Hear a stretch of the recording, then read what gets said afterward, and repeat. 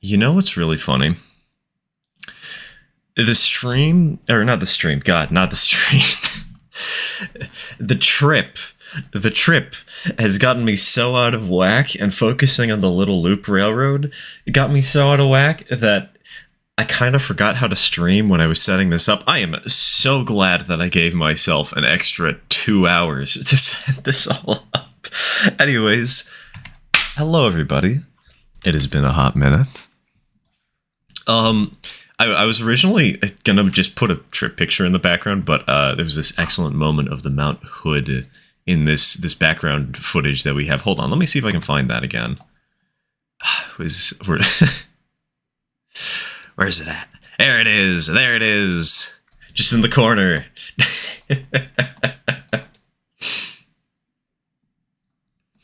I don't know, I really like this part of the shot. We got a really good picture of the hood, but you'll be seeing that tomorrow. I did do, as some people requested, I did do a little bit of a trip vlog, and you'll be seeing that tomorrow. Today, we got to get back to running trains rather than riding them.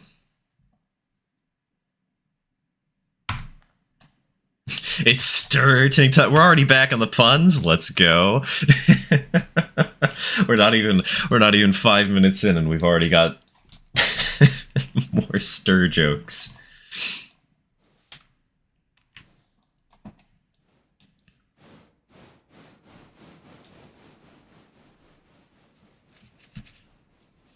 Little Loop was a nice series. The View speaking. Yeah, The View, it was really funny because my father and I, we were on the train. We were going from Oregon.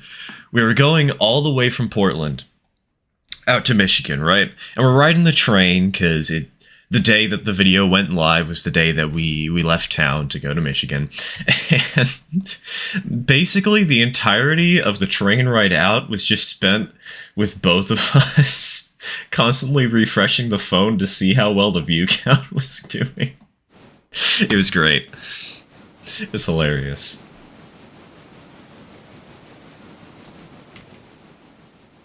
Wait a minute. Wait, did I... has the interchange not been serviced? Oh god, wait. We're gonna have to sleep through the night, aren't we? I forgot to even... I am professional YouTuber. What are you talking about? Little Loop is what brought me here. Well, welcome. This is your first stream, then, I take it.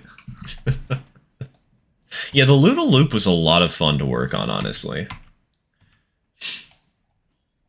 And I do have more plans. I do have a couple more videos that we're going to be working on in same editing style. And we got some Halloween things we're going to be doing. I have so many projects to work on. The only problem with the Little Loop Railroad is that it's kind of made me realize that scratch building is so much easier than I thought it was. So, like... I might have a couple of projects that are extremely ambitious, but a lot of fun. So many projects, so little time. Exactly! So, one great example of this RPG is, I can give you all a little bit of a spoiler. I have recently picked up a locomotive in a different gauge than ON30, and I'm really excited to start work on it, but I can't because it's not Halloween themed, and I really need to focus on the Halloween projects right now. So all we've been able to do is spray paint the 3D print, and that's it. There's so little time, but so many ideas.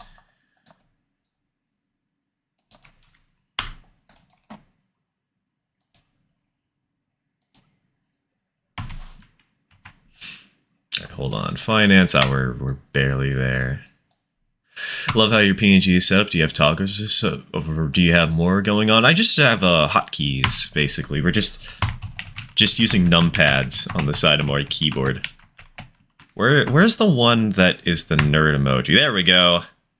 There's the good one. Gets even worse owning two 3D printers and loving G scale. Oh god. I've seen some 3D printed stuff in G though. Like it's actually really good in G scale, especially filament, because the detail in G is so large that you can kind of just ignore the filament, you know?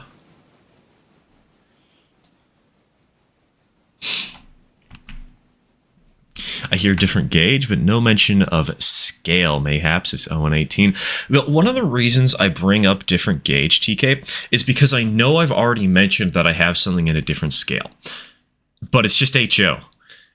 Like, it's the same gauge. So I thought it'd be more interesting and more exciting to bring up the fact that it's actually a different gauge, you know? Secretly, I've been preparing something in S. Is it for me, just me, or has chat on stream changed? I did change it before we started today's stream. Yes. Very astute, very observant. I tried to make the contrast a little bit better so that it's easier to read. I do think it looks kind of funkier now, but I went ahead and added a gray outline. I actually found that a black one didn't contrast quite enough. I also upped the size. Instead of being font size 30, it is now font size 35. It's a very small difference, but it does make a very nice difference. That's a lot of Dillsboro cars. Oh, Nina.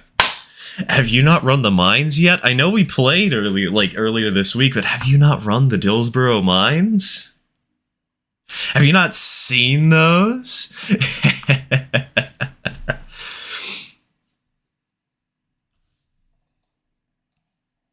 Casually scratch builds an SN3 you into. Oh god. Yeah, let me just figure out how to get the drivers the right size and get the right cylinders and all that jazz. That'll totally be easy.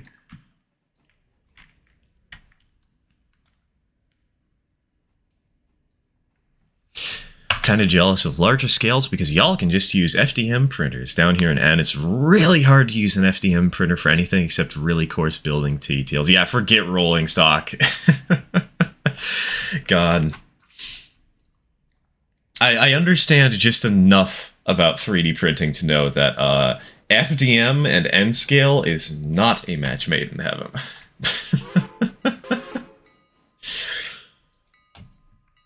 I do need to do some more N scale though, actually. Now that you mention it, one thing God, there are so many projects I need to do. Okay, let's talk about another quick one. I actually have an N-scale micro layout that I built like 3 years ago, but I never actually painted. So we just have this 18 by 30 inch layout that's really cute, and we have the buildings for it. We have everything we need, except for the actual decoration. So maybe that's a project I should focus on in the future. Wait, hold on. Where is the split?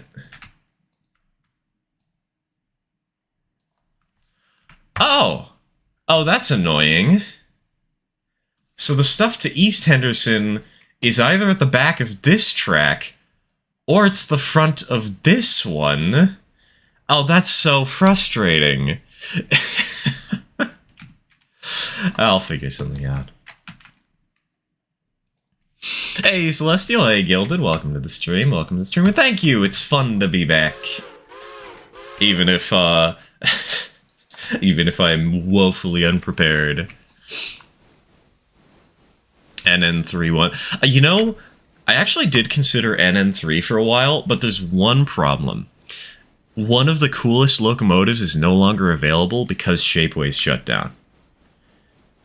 Somebody had like this Z-scale Rokuhan Shorty line chassis that they were able to convert into a what's the one engine called? The Southern Pacific diesel that they had designed to be convertible to standard gauge or whatever. I don't remember the name.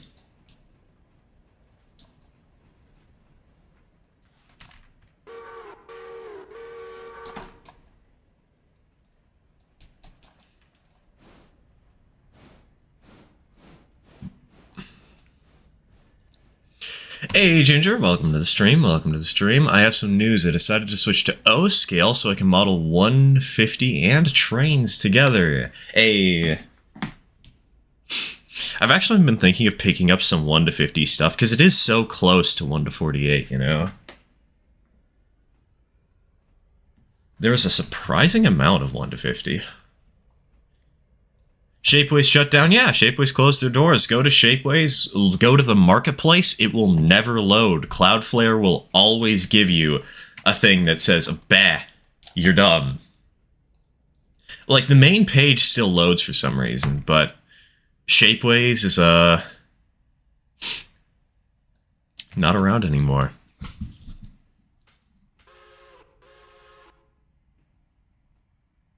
In the season 2 premiere of an anime I watched, there's Starbucks in it. Hey, Starbucks! Yeah, I got a product placement. I'm such a large YouTuber now that I was totally able to sneak in the couple $1,000s needed to buy just a product placement in that one anime.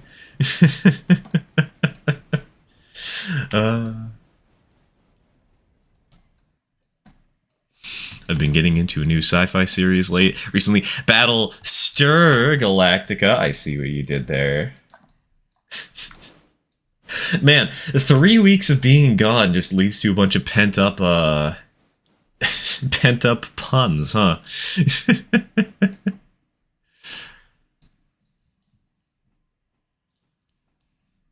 Was it a GE50T? I think it was a 35-tonner, actually. I'm not entirely sure. This is something you can look up, though. I think it was called, like, Little Bear? Little Giant? Heyo, Katie. Heyo, Irish guy. Welcome to the stream. Welcome to the stream.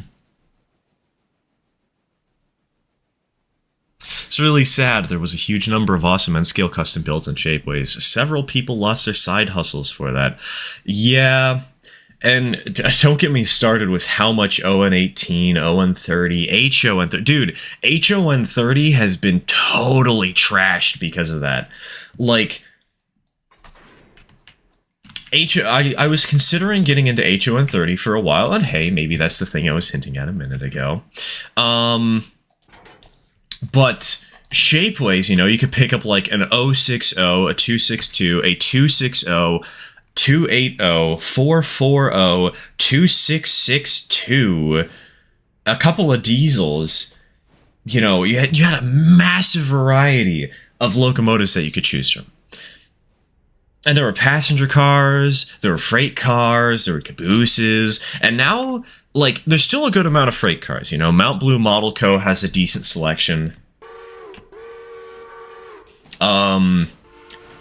Railway Recollections has a decent amount of passenger cars. They recently actually came out with a 30-footer passenger car lineup, which I'm really happy to see. But when it comes down to locomotives, you're either getting JT's trains, which, don't get me wrong, I think his prints are good, but I'm just not a huge fan of tank engines, you know? It's not my style, and it's basically only tank engines or diesels for HO130. Or you get 1460 from, what's the one company? Railway Recollections. I remember hearing about Shapeways, but what happened with it? I think they went bankrupt? I'm not sure why. But they kind of closed their doors unceremoniously, from what it seems.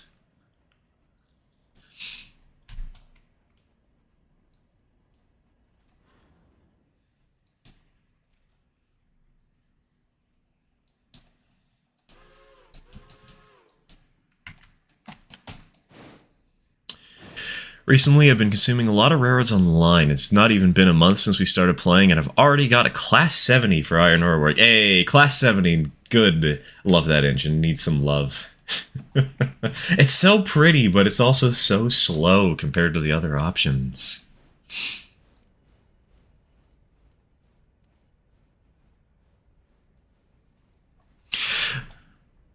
Finally, a good Sunday evening in my, new apartment. Congrats, congrats. Don't want to move places so fast. Oh, God. How quick did you try and do it? Like, 3 days? Thoughts on Heist? I don't really watch his content anymore. And that's not really because I have any issues with him. It's more so because as a train YouTuber myself, I don't want to consume too much train content. I actually, when I first got into YouTube, or not when I first got into YouTube, when I was first getting into the train sector of YouTube, I was watching people like Heist and a bunch of other train YouTubers, like, what else is there? Train of Thought, History in the Dark, and I'd usually have them as background audio when I was playing games, but because it's sort of become a job for me in a weird way, it's become more than just a hobby, I find I burn out way quicker if I watch other YouTubers, so I don't really have much of an opinion on Heist because I just haven't seen his content in like a year or two.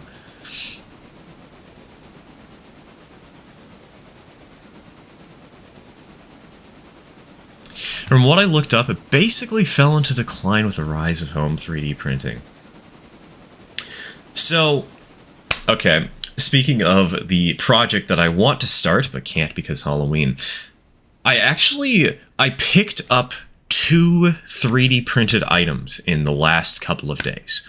One of them was a resin print, and one of them was a shapeways print. I got it off of eBay. The person who was selling it had their own prints that were a little newer, but so they were selling the shapeways ones at a slight discount. They just had a small backlog. And honestly, I think the resin print is just better than what shapeways had.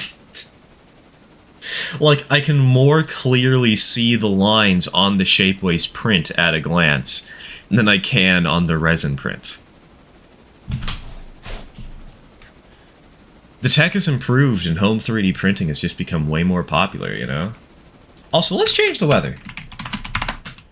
Well, let's get some spooky vibes. It's Halloween. It's spooky month. We gotta have some fog here. Come on.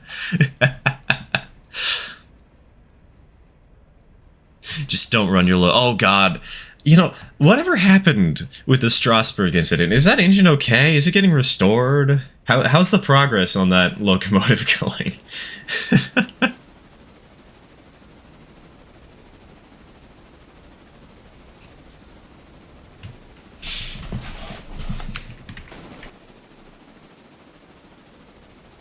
Hey, this will make for a good picture.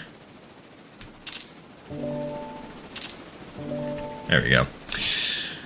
Couple of screenshots for future stream thumbnails. 470. Oh, it's already running a week late. Man, I guess that goes to show how little I know about railroad news sometimes. Wow.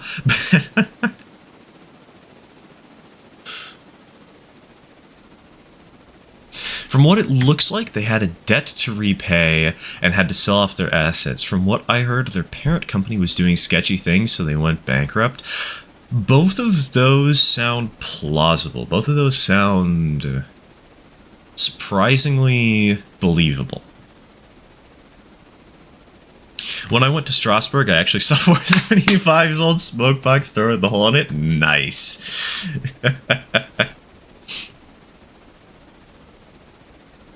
I could get something printed in tungsten proof. That is true. That was one of the nice things about Shapeways. You could literally get something 3D printed in brass. I mean, come on. That's sick. That's awesome.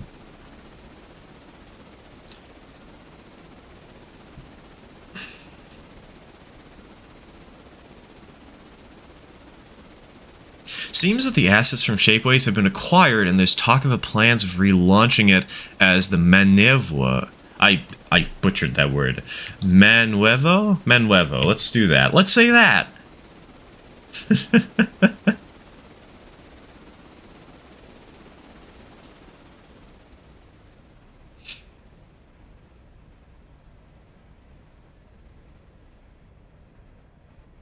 475 is 475, not 470 fine. 475 is fine. It just suffered a bit of damage on the smokebox door, but it could have been worse, as if it had been a bit faster, the engine's boiler would have been punctured, leading to a kaboom right next to a train of tourists. Hey, that would have made the news. International headlines: Gettysburg 2, because Gettysburg 1 wasn't bad enough.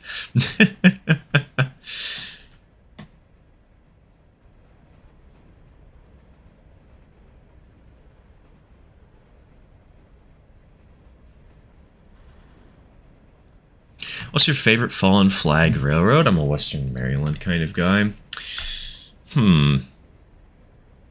I think... What is my favorite? I really like the Great Northern. I love the paint job. I love the terrain that it goes through. I love the electrics that they had. But I'm always inclined to find local stuff, but I also don't know what exactly qualifies as a fallen flag.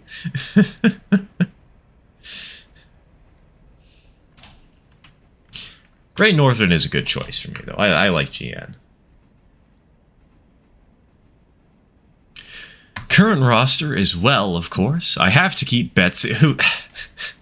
The only person sacrilegious enough to delete Betsy is yours truly. I do it a surprising amount of the time. I'll just destroy Betsy and buy a new engine. Eureka for logs, 2 Class 48s for cordwood, Mogul for beams, and Class 70. Don't question what happened to number 5. Number 5 is at the bottom of a pit being used as infill. Personally, SPNS. SPNS is a good one. I mean, I'm a little bit biased. One of the 3 towns in that that little combination there is my hometown, but...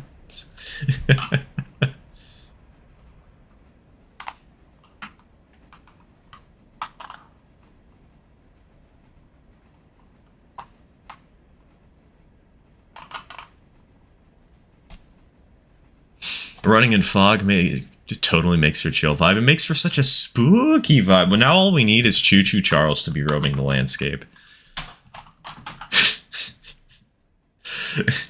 Guys, he's in Nantahala. Don't come to Nantahala.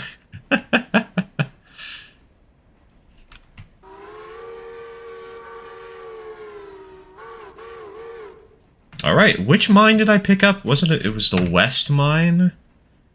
Okay, okay. So that means we're going to be shoving. Also, I need to set some switches.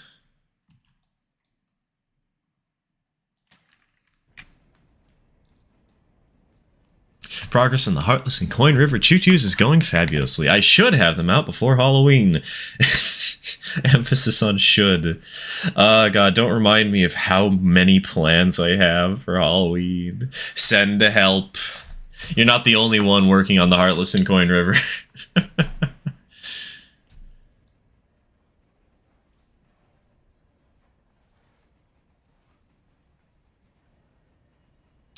I love the Great Northern. I volunteer at the Minnesota Transportation Museum, which is on top of the St. Paul and Pacific's first roundhouse. The property predates the Great Northern. Dude, GN just had such a classy paint job. It's really funny to me, though, because over the years I've picked up in N-Scale a bunch of random engines, and, like, a surprising amount of locomotives are Great Northern or Great Northern adjacent. I think I have 2 Great Northern diesels. I have a Burlington Northern diesel, I have a BNSF diesel, and I have a Great Northern steamer.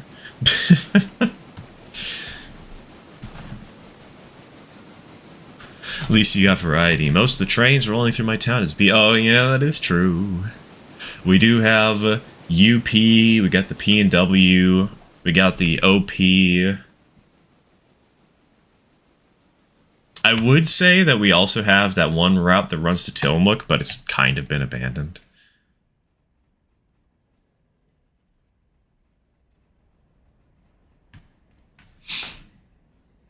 I'm really surprised how much there's thrown through. There's a good amount. I mean, there's definitely not as much as other scales. You know, there's only like 15 steam engines that Bachmann made, but there is a good amount of ON30 stuff to grab and to play with.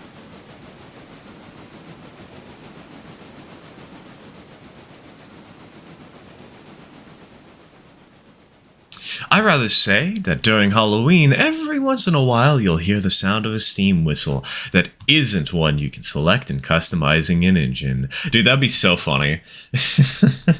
Just occasionally there's an echo and it gets slowly louder, like a slow heartbeat effect. There's a Slenderman static.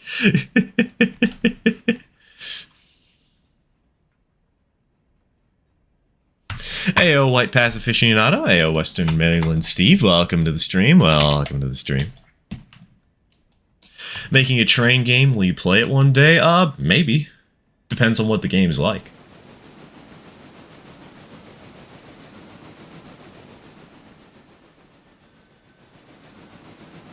It's hard to really commit without knowing more, you know? Why isn't there an Eastern Pacific?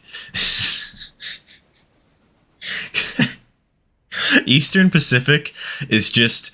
It's under the ocean. It's in the Bermuda Triangle. That's where it is.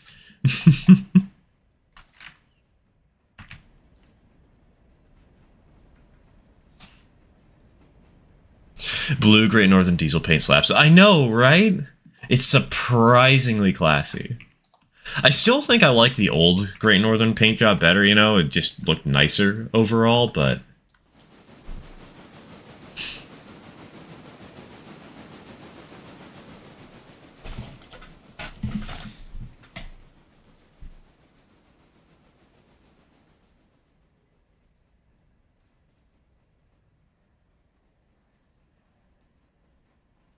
There's a giant cement plant near my town, so about 25... God, I'm messing up my words. 25% of trains that come through are cement trains with like 6 to 7 locomotives on the head. Ooh. And 3 to 4... Wait, 6 to 7 locomotives? Hold on, what? Holy cow. That's a lot.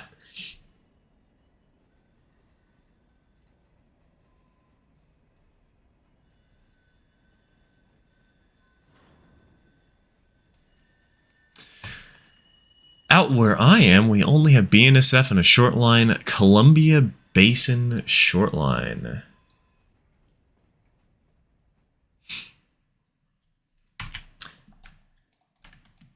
Quick, everybody look that up, figure out where Ginger lives. I'd assume that's somewhere in Washington then. I've never actually heard of the Columbian Basin, but I feel like I should, you know? For how much I know the Columbia River, for how many times I've ridden up along it.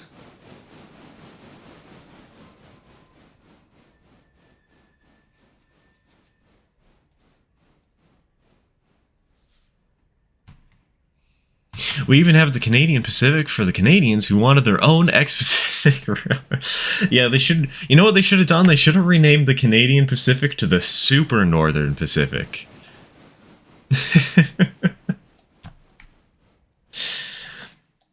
And then we'll have a railroad that goes to the North Pole. It's just the Super Duper Northern Pacific. There we go.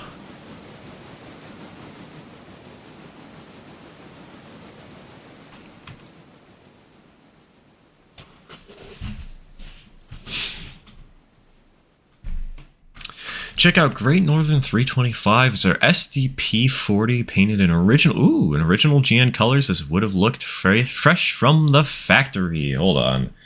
Where's my phone? Because I can't open Google while I'm streaming or else the game will lag even harder than it already does. Hold on.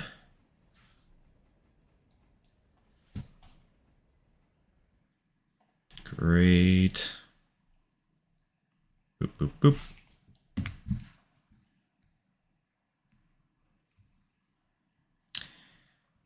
boop. It's giving me... Looking that up is giving me a Malay. I don't think that's the engine you're talking about.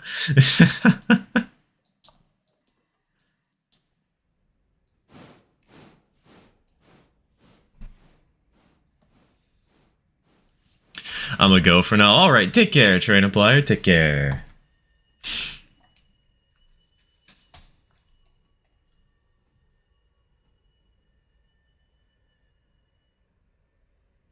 Roster of said railroad. Oh, I totally missed the message. Chat is scrolling fast enough. Use the Bachmann Spectrum 440. Okay, question. Which Bachmann Spectrum 440? I know there's the one that's old timey, and I know that's not the one you're talking about. But aren't there like two versions of the more modern 4.4? Is that the 4.60s? I know there's one of the two that's that way. Also, the 2.60 is the one in game.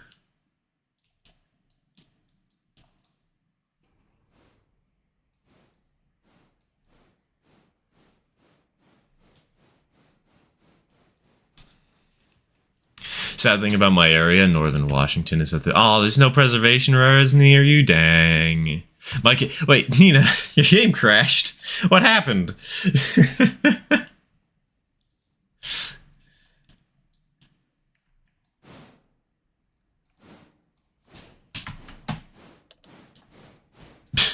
Well, Nina's back. Straight from being dead to being not dead. Let's go. The the Nina is dead.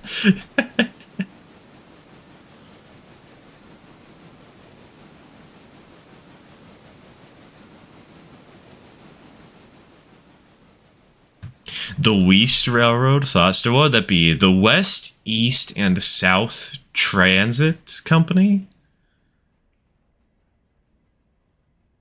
My high school is right next to a quarry, and F and W switch it out. And in a while, I will see a slug, and it's funny to see it. Slugs. I mean, I don't think I've ever actually seen a slug in person, but I just love them. They're so goofy.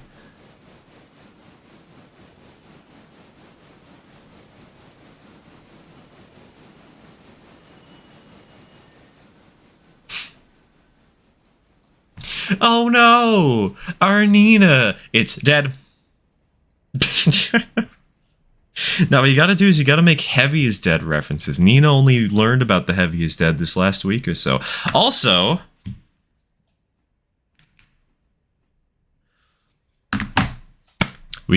hold on. I'm gonna send this in Discord. I need to... Where's this at?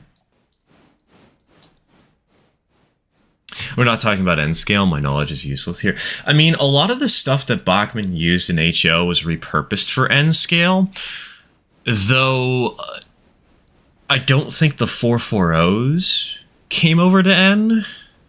I know I actually have one of those old-fashioned 440s in N scale. It's actually in my room right now. I can go grab it. I can hold it up and take a photo of it with the stream in the background. Sorry, I haven't watched a stream in a while. My family dog passed. Oh, I'm sorry to hear that.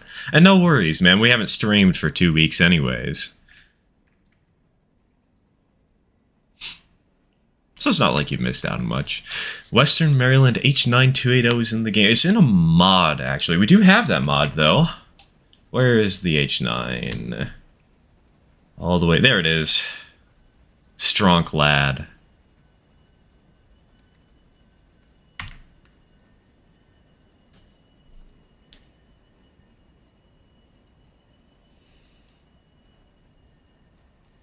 Closest one to me is 2 hours away, and they only use their 060. They're only working steam locomotive twice a year and not every year. Hell, they use the diesel for the 060 100. Wait, really? Wow, what cheapskates. Also, I just realized I did this in a very stupid way. I kind of need to redo this entirely. Actually, wait, do I? Maybe I don't. Aha, I don't. Never mind. I played this in the most brilliant way possible.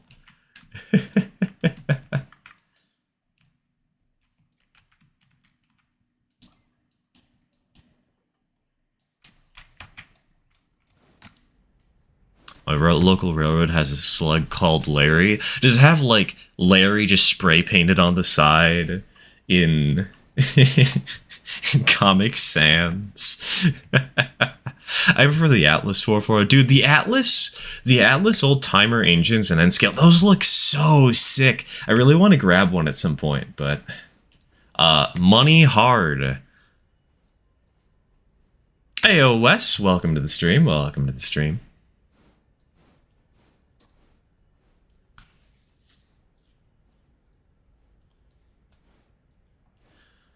But yeah, Bachmann Spectrum, Baldwin Modern 440, 260, Low Driver 460, 280, ooh, 3-truck Shay, Russian Decapod, and the new tooling for the USREO 60.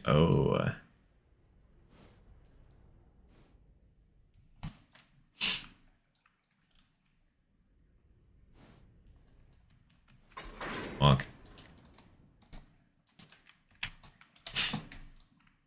Man, hearing about all these locomotives you have gilded is reminding me that I have like 13 engine projects that I've kind of just set aside. I have those 280s, I have the 460. Dude, I haven't even shown you guys the train I made for my father's birthday, and that was in February. What am I doing?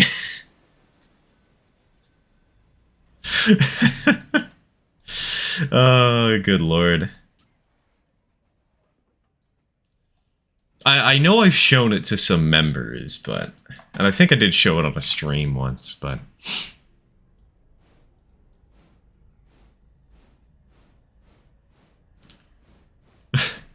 I need so many Dakotas right now. Wes, welcome to the club. I think I need about... Okay, I actually don't need all that many. I only need 3. I want like 7, but I only need 3.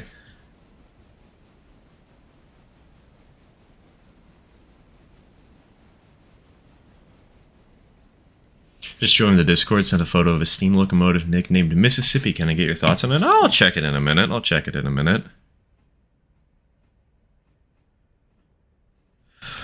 Also, this has made me realize something.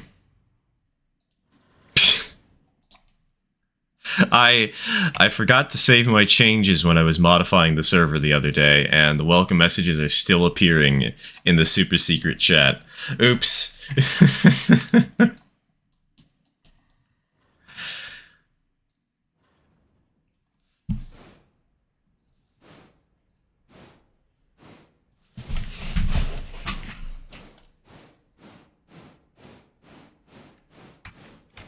My local short line has a Slug 2, which is always coupled to a gray Jeep with an Alico Century cab. They call that thing the, oh my god, the Centaur Jeep. No, they should call it the Centaur. They should call it the Centaur. I'm going to start a petition. I am going to go to their town and I'm going to make them change the name.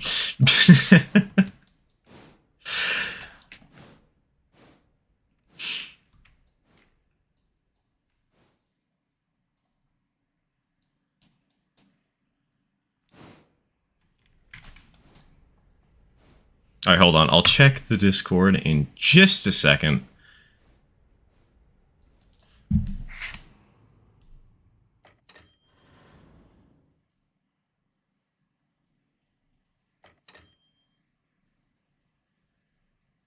Oh my god! Oh, that is a beautiful locomotive. Oh, the smokestack. Why is that so tall? And the whistle just mounted. Wait, where's the whistle? Why is the whistle mounted up there? How do they get steam to it? Oh, this is authentic early rareting jank.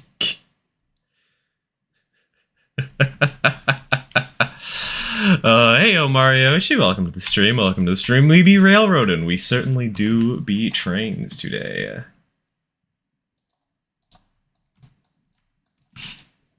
Now we're currently in the middle. It's October. We gotta have some good old spooky vibes, right? Right.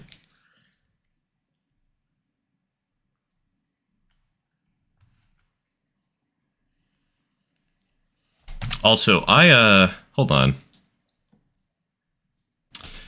Said I was going to show you guys something, and then I never got around to showing you guys that something.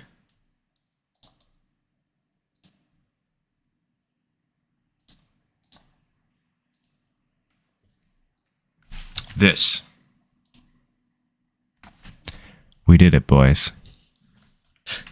It's actually really been funny for the past week, because, like, we've been stuck at 5,993 subscribers for like 4 days straight. It's just like we'd have 2 people subscribe and then 2 people would unsubscribe because, you know, like I have used to do a lot of other different kinds of things on the channel, and so some people who haven't checked the channel in a while were unsubscribing because they weren't really following me for trains. But we did it, boys.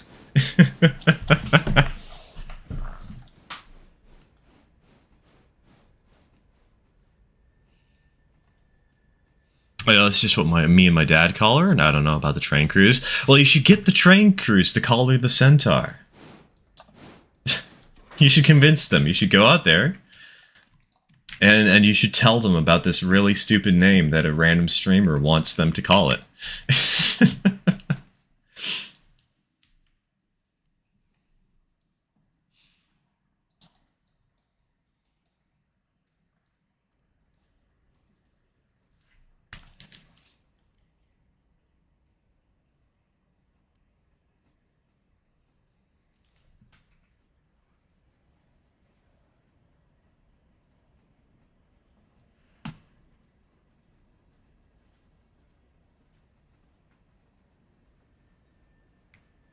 Time to unsubscribe! That's right, dislike the stream.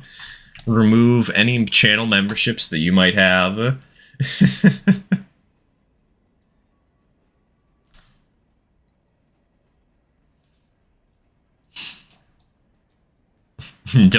Just remove everything. Don't get early access to the videos. Never, no.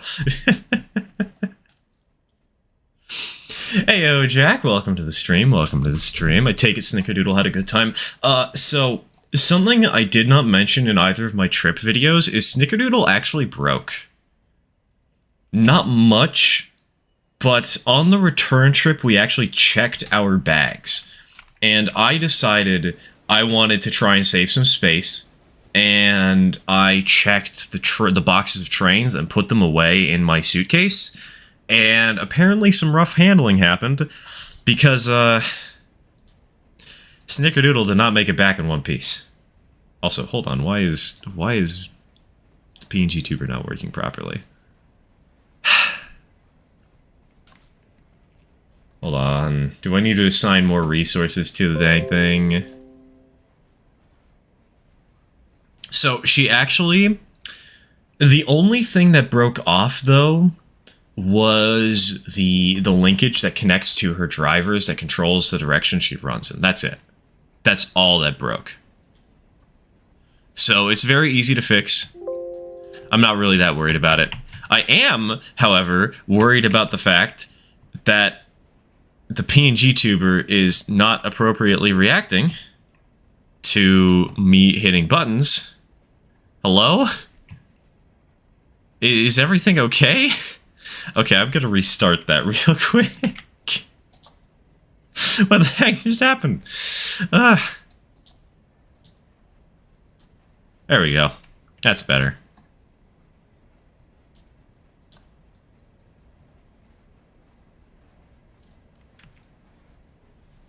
That's a better plot twist now. Modern Disney. It's sad that that's so true, though. I don't like that fact.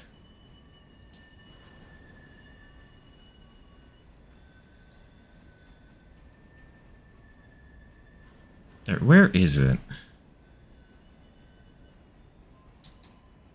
Alright, set priority, real time. Change priority. Hopefully that helps.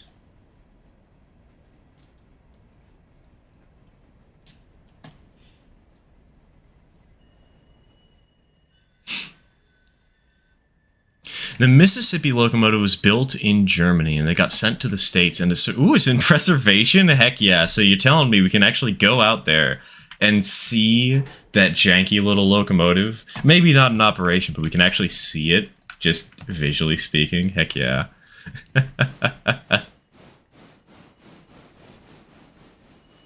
My old car, Acela, died about a week ago, and I got a new car recently, a blue Nissan Rogue. I'm trying to think of a name for her. Any ideas? I like Acela 2 and Hiawatha. Avelia is a good one. I like Avelia. sticks to the theme, and and just at a glance, it sounds like a a generic sort of name. That's a good one. Go with that.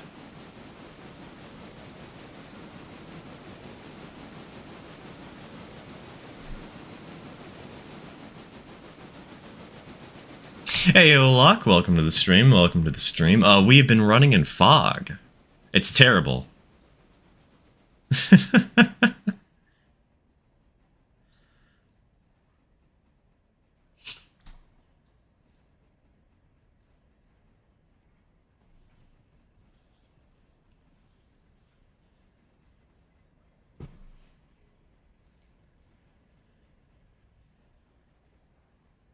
Oh, but the engine didn't keep its shrouding. It didn't keep the cab. This is so sad.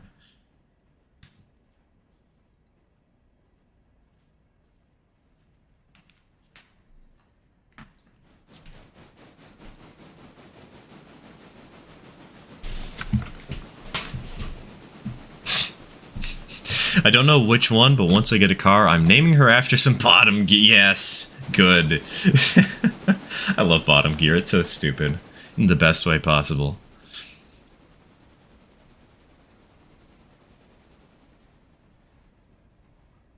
Have you seen the Rares Online beta update yet? I have, but I haven't really explored it a ton. I like the menu changes. I like the UI changes. Those have been clean. Those have been really nice. But, like, wasn't there going to be an 060 or something?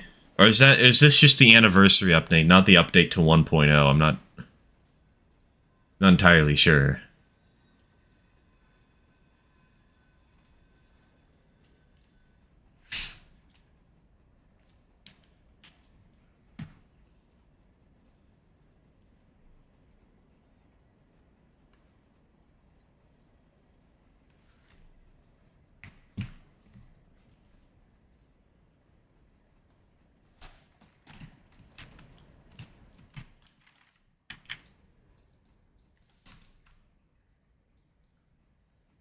It's coming soon, TM. The 060 is the DLC thing. Yeah, but isn't it like if you got the game in early access, you would also get the 060 for free or something with that?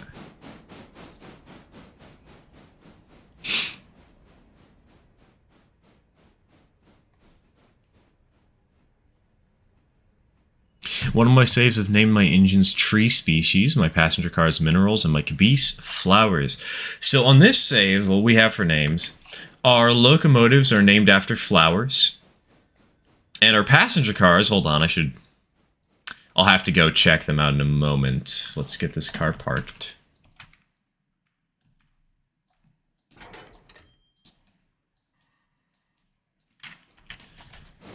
Where, oh, where is the passenger train? Aha! She's being turned. The passenger cars are really funny because we named them after songs that I play at the starts of streams. So we have like Red Horizon, Lightmare, Arcadia, or Arcadia, I guess is the more proper way to pronounce that, Exosphere, Wave Light, and of course, my favorite, No One's Around to Help. Love this little sucker. It's so stupid, but it's so good.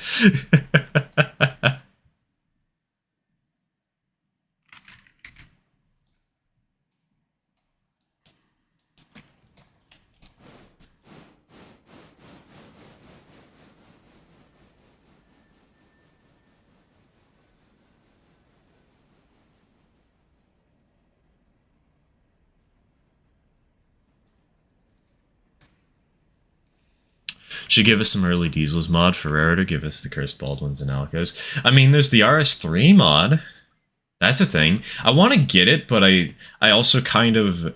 One of the problems of having it so that certain tiered channel members and channel supporters can actually join the streams is that we have to make the mod list, like, approachable to some degree.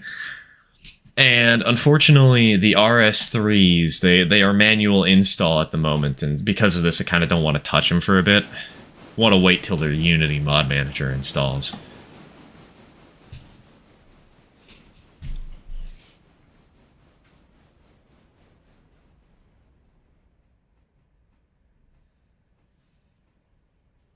Latest version of the Railroader beta. Ooh, made it so RDCs could be possible. Hell yeah.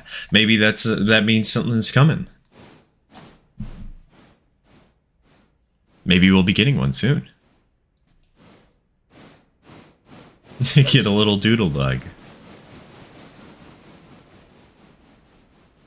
There are currently some bugs. While playing on someone's server, the game kicked me out of third person while focused on a car and I couldn't... Oh, oof. Yikes. I haven't played it enough to experience that.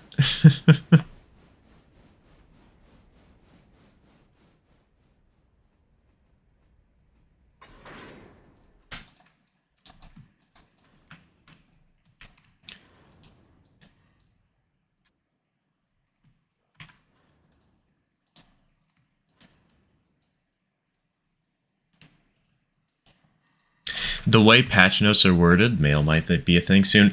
So, I think mail is going to be a thing soon. The reason I believe so is because, you know, in the preview where they showed off that literal... Or what was it? Where was it? They had that GIF where they showed a bunch of images of, like, black and white photos for the catalog. Remember that? Dude, they had a baggage car there. Like, why would they have a baggage car there, right? If it's going to be, like, all the things they were showing were things you can get in the main game, except for the baggage car. Okay, maybe some of the freight cars too, but...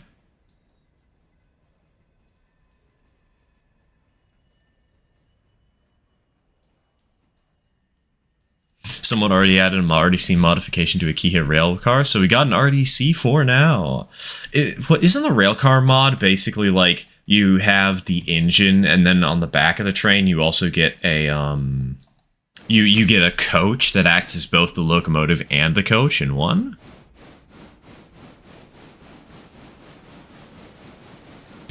Still ignoring sandbox people exist. Of course I am.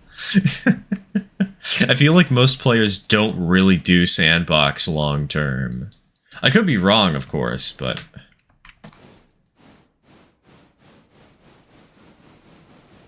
Sandbox? Sandbox players don't have rights? What are you talking about?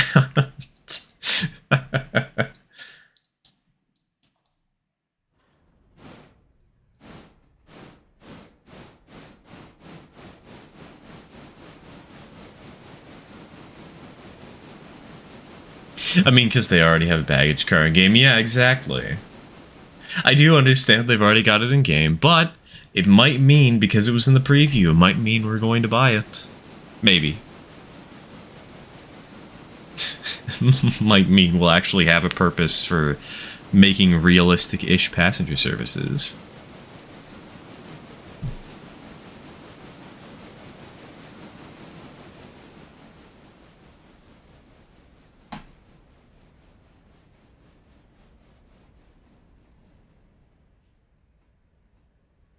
I'm already paralyzed with planning on how to adjust my trains for Red Marble. Dude, one of these days we gotta have Red Marble on stream.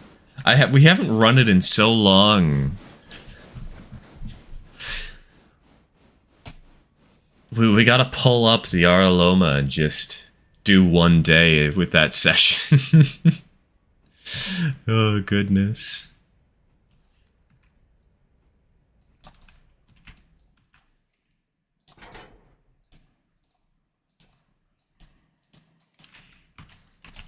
Welcome aboard the Big Red Express. Ignore the Big Red Star. We are not communists. Not with that attitude. It's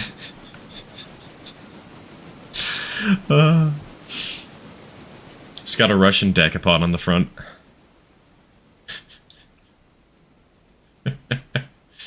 Alright, hold on. How am I going to be maneuvering this?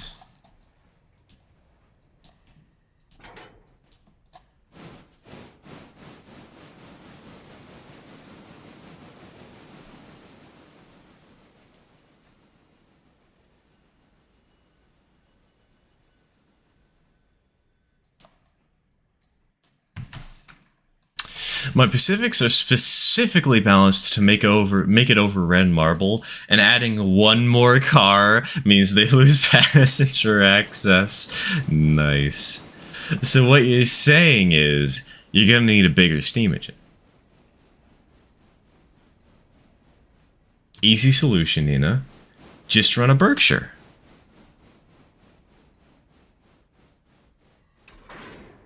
Currently making fried mashed potato balls with Mexican-style cheese.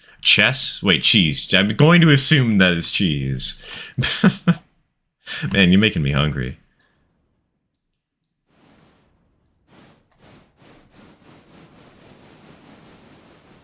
But Berks haul less cars over red marble. Shh. Shh. Don't let people know. Let them think the Berkshire is good. And let them realize that it's not once they hit the grade. Let it be a moment of truth for the newcomers.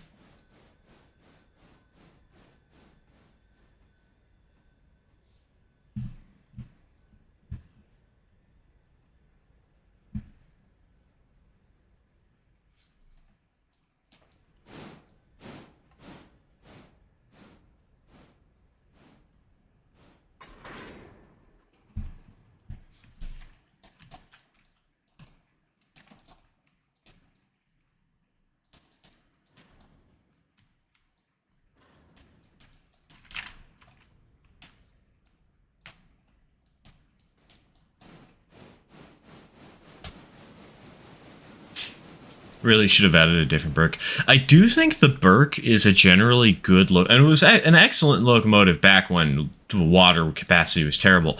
But I do actually think the Burke is still a pretty good locomotive as long as you're running it on flatter ground, right? Like Bryson to Silva, it is the perfect locomotive for the route. And maybe even Bryson to Nantahala to some degree. Maybe not Bryson to Aloka Junction, but yeah, east of Nantahala, exactly. East of Nantahala, it's king. And west of Nantahala, it is trash. Worst part of all that is since I was focused on a car and the engine was moving, I couldn't stop the train that was headed for some buffers, and you can guess what happened next. Yeah, the buffer broke. They mowed down the buffer, and they killed it. It was murdered.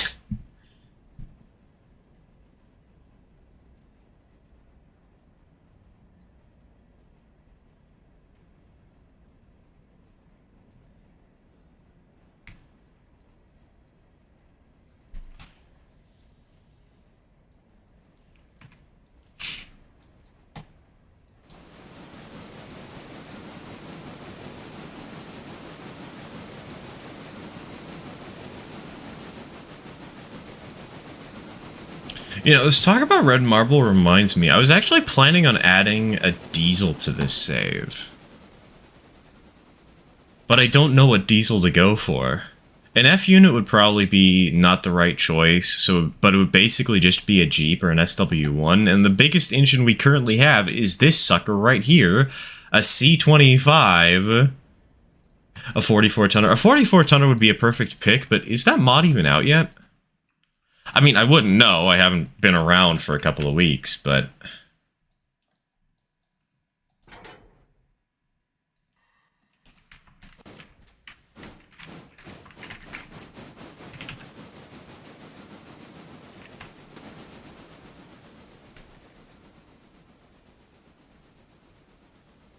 Alco's Century.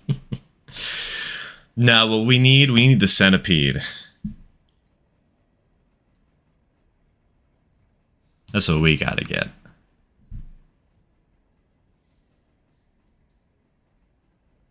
The Centennial. Yes. Perfect.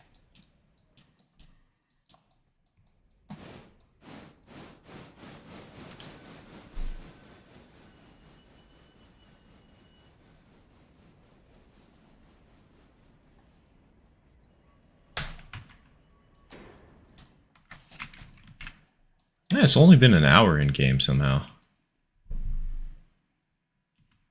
I mean, it makes sense. We have been only streaming for an hour, but...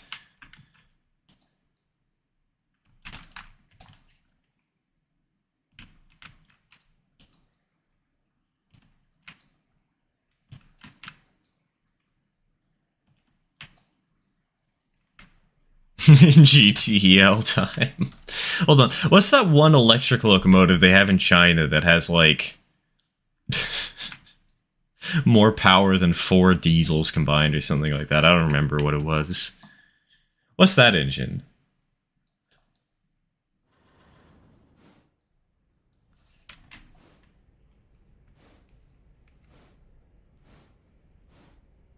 Wait a minute.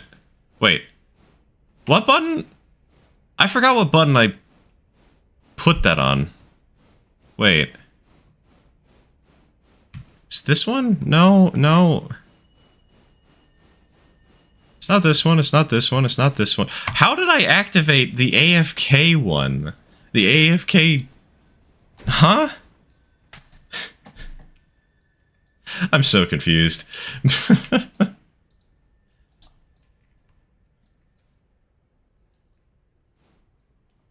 Oh, wait, right, it's this button. So I'm checking that right. I might need to change that. That may have been a mistake.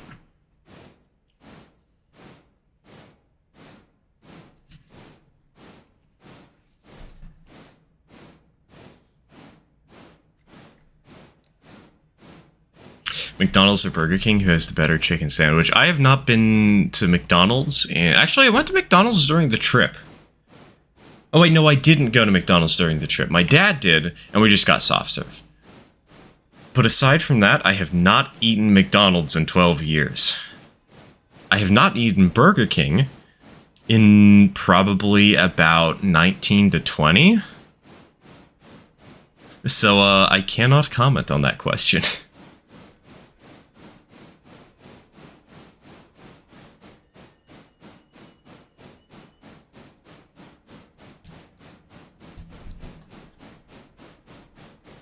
Will admit the Texas type will be nice with its 106,000 pounds of tractive. Are you really? Why are we only considering tractive effort in a locomotive and not how it looks and whether or not it's actually fun to run on the railroad? It's the same issue as with the Uinta in ye old past.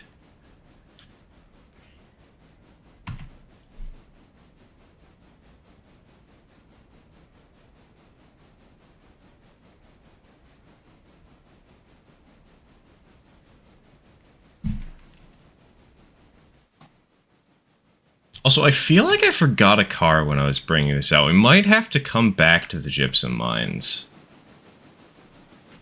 Oh well, not that I'm complaining. I'm ready for more superpower. Red marble double heading with those suckers.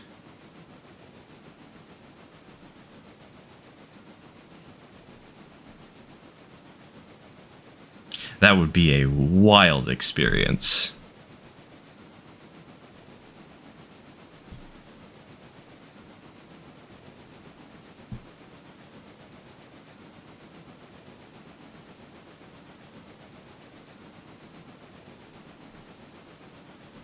I forgot to throw the switch to actually send us down the track we need to go. Oops! I'm a competent train YouTuber.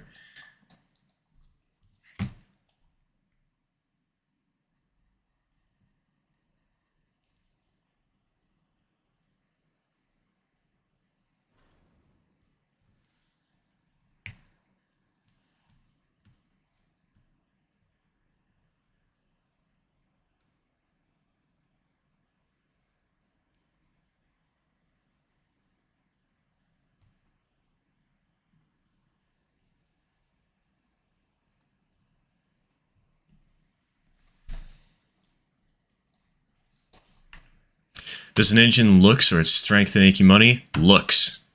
I'm a streamer, baby. What are you talking about? Besides, I've also kind of reached a point in life where I've played enough games where I realize that min-maxing is just not the fun way to play.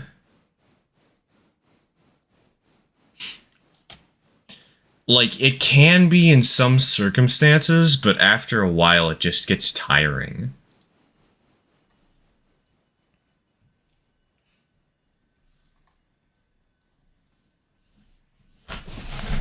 I'd rather see the Tennessee Central's 482 Mountain game myself. Lightest mountain type ever built and a good amount of power for handling your freight and passenger trains. A mountain could be a fun type to have. It'd fit in with the sort of scope of some of the later game engines, I'd assume.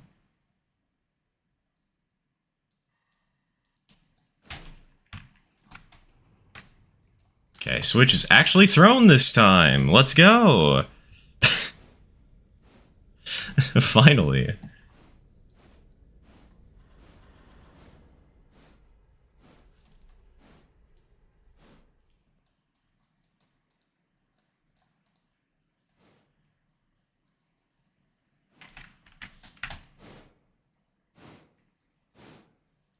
Hey, Nina, what job did you pick up? What freight train are you grabbing today?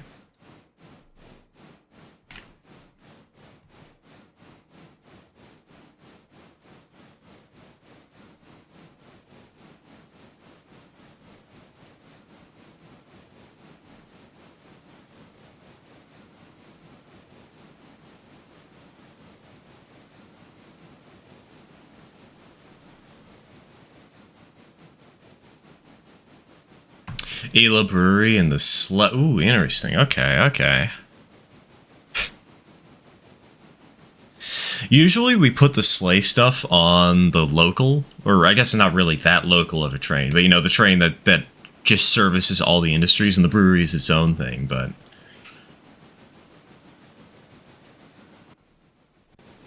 It's gonna be really funny, because you're gonna go all the way out to the brewery with like 20 to 30 cars, and you're gonna get there and there's only gonna be 5 cars to bring back. That train, how heavy is that train, by the way?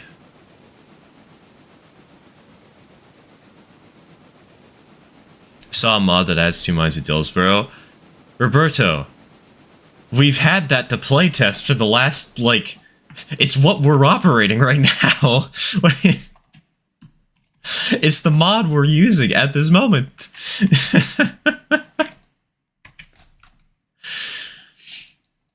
It's a mod that we've been playtesting on stream for like the last month. 25. Oh my god. Can Astra even do that on this trip? Or is that too heavy? I'm not actually... I don't actually know the grades on the route here. Is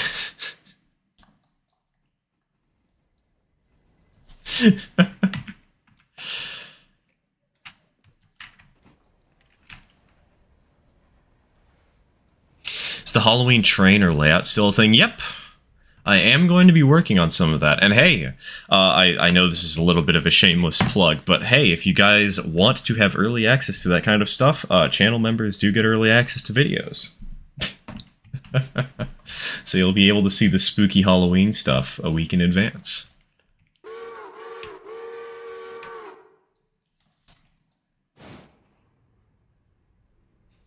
Downhill it can't actually get it back into the yard right now.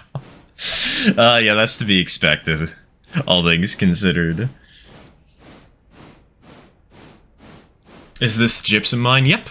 It's the West and East Henderson gypsum mines. I mean, I guess I can't really show that anymore because I don't have the way bills because I'm leaving them, but... Oh, hold on. I should hold shy. The passenger train is currently in Dillsboro. I should wait for that to pass. It's on the siding in Dills. I was gonna turn around my engine and top her up, but I guess I can just run tender forwards for a little bit. Yeah, you know, whatever. I'll speed run.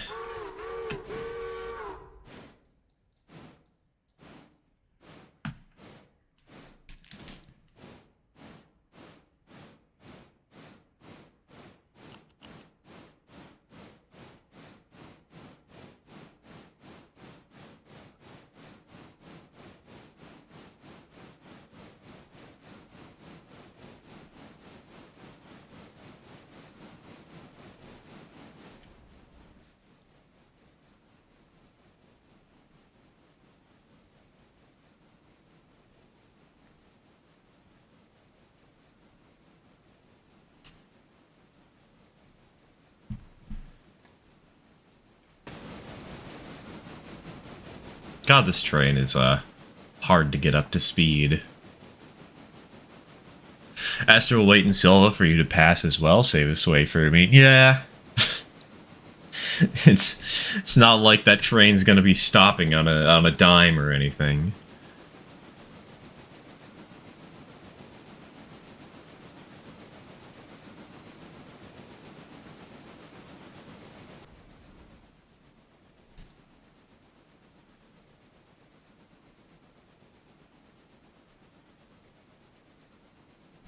I've been enjoying the new custom paint options for the GP38. I should really try the GP38 mod someday.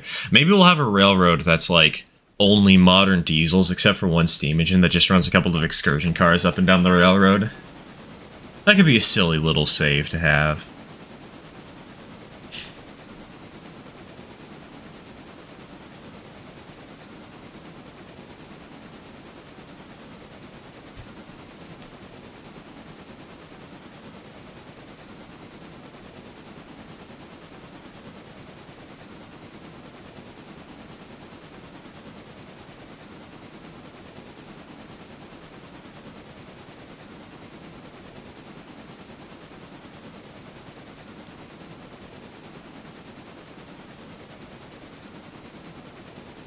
Do we want to bring her up to Dillsboro to service the mines, or keep her at her current spot at Bryson, and instead either get my 2 Dillsboro assigned RS3s, or maybe get a P18 for the hell of it?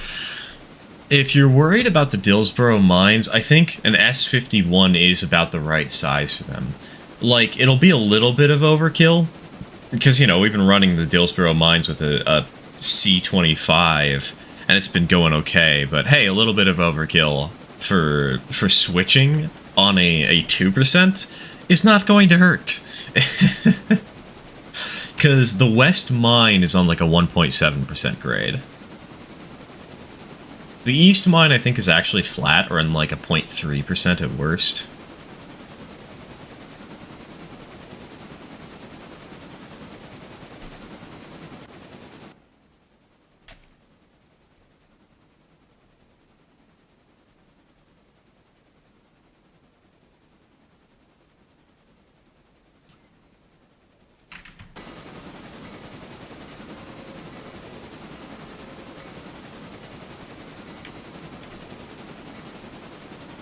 I already have a diesel-only railroad, the Swain County Railroad, although I may add a spin-off company called the Alarka Scenic Railway.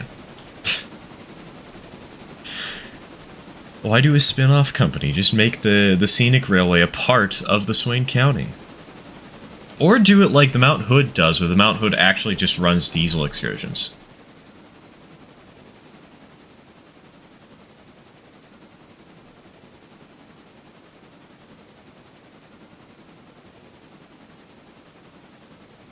Currently painting the helmet for my Halloween costume. Going as the Black Knight from Monty Python and the Holy Grail with one of his arms cut off.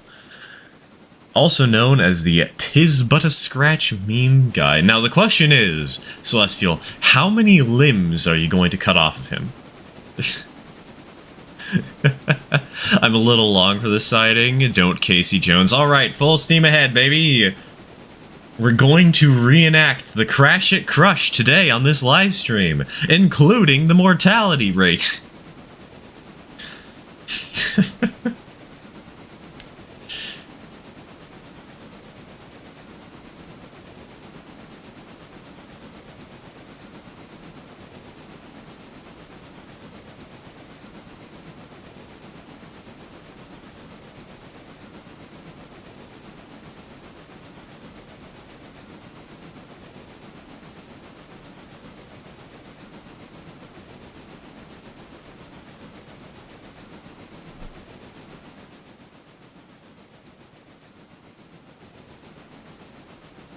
Unfortunately, just one. I mean, it'd be a little bit concerning if you were trying to walk around with all 4 of them gone. I mean, imagine, you know, like a true reenactment of that scene.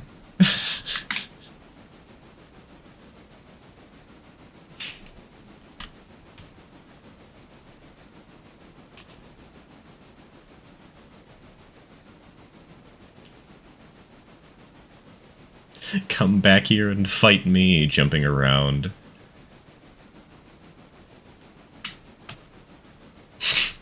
Actually, you know what? That would be an excellent way to make a VeggieTales cosplay work. Think about it. God. This is a very cursed statement to think about. Just somebody kneeling on the ground as like in a Bob the Tomato beanbag suit, kneeling and just jumping around, bashing their legs into the concrete, getting trick-or-treat stuff, just getting candy.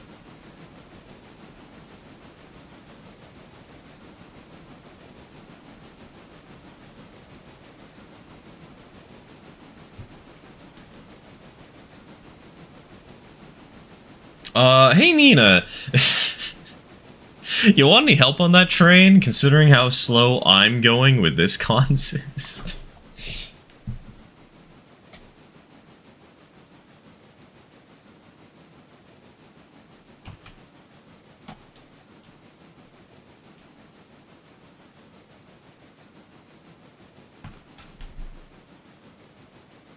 How steep is this grade right now?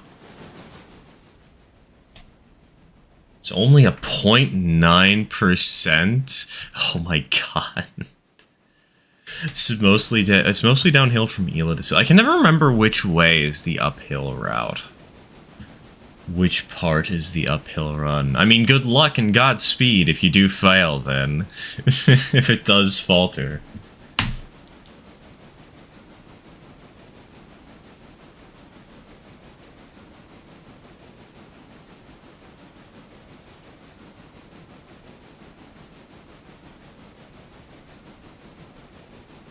If I do fail, it'll be tremendously amusing. That is very true.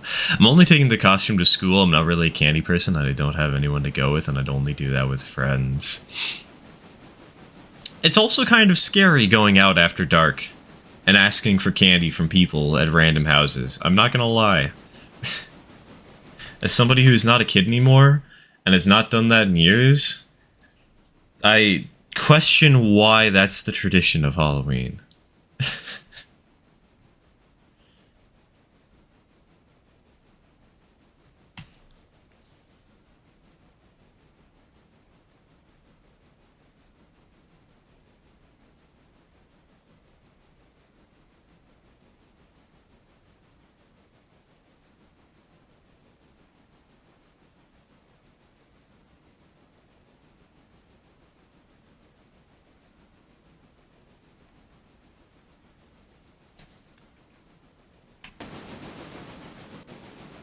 I used to love trick-or-treating. I would love to be out and hand out candy, but I tend to work at haunted houses on Halloween, like this year.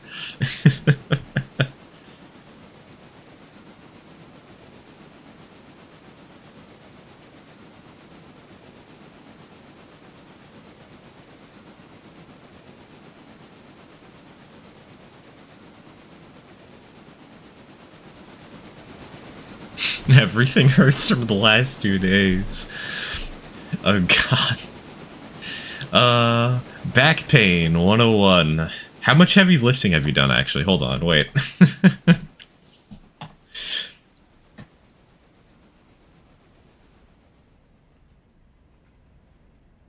This is an important question. It is very vital to know the answer.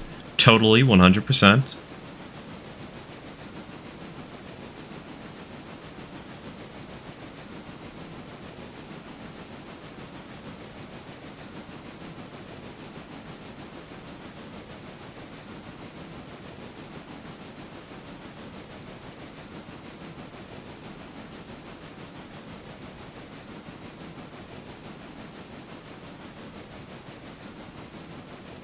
This year I got a cart. That just means I got to lift all the heavy speakers and amps onto a cart. Hey, less time, less stress.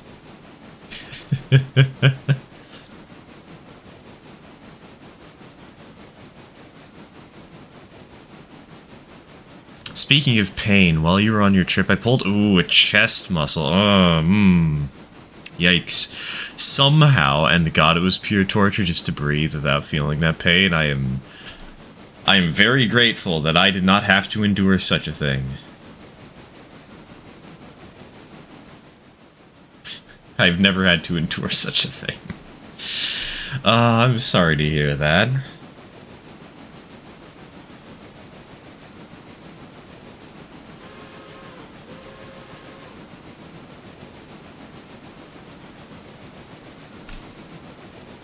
Also, we're absolutely Casey Jonesing this. I don't know why I'm Casey Jonesing this, but especially considering Nina's warning, but it's totally gonna work. It'll be fine.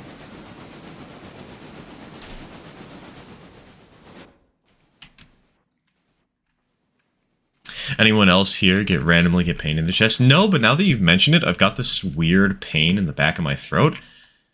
It's not very pleasant. 0 out of 10, would not recommend.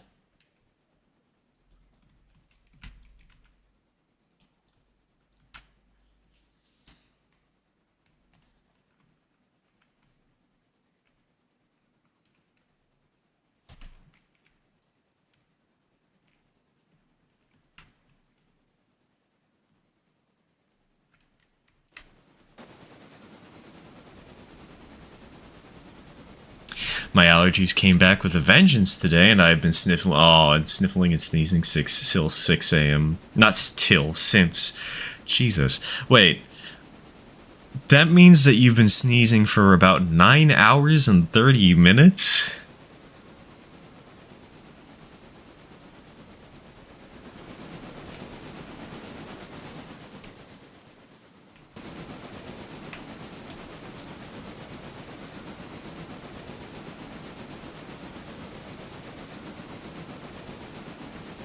I'm in marching band, and we have a football game on Halloween. A big sad, but hopefully my band director will allow us to wear a costume. Dude, that'd be so fun. Rather than wearing the school uniform, you just get to going as Seuss from Gravity Falls. Yes.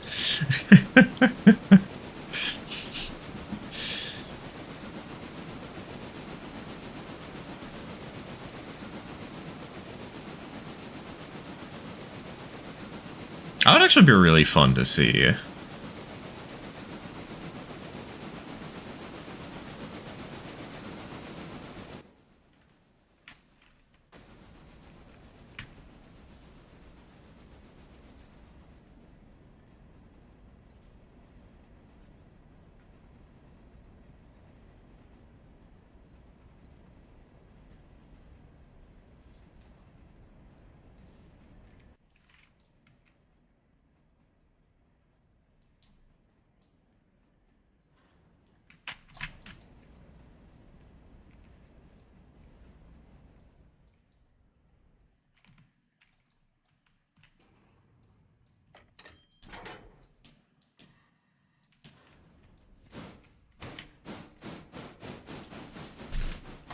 For Halloween of this year, I've made a Trains music video of Hank Snow's Ghost Trains. Ooh.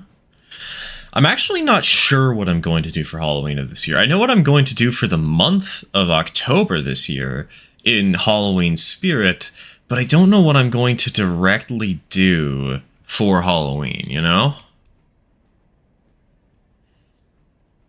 Actually, I have some plans. I have some ideas.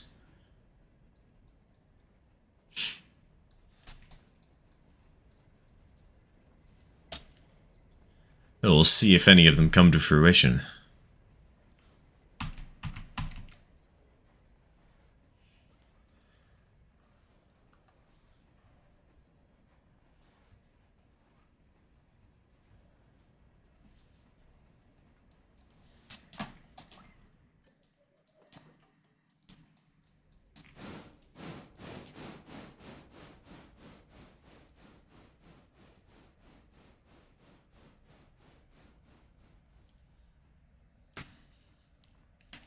Like, too, the last year's video took the whole month to make. Yeah, this year's video took 2 days. Hey, it's learning how to edit your videos. It's learning how to pace yourself.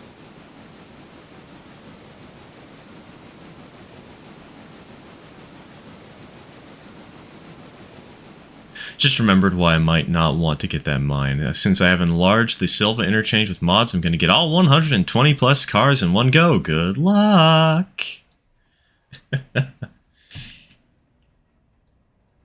Enjoy the lag. Also, you know what? I'm going to put this engine away. I'm going to pull out the 440 for a little bit.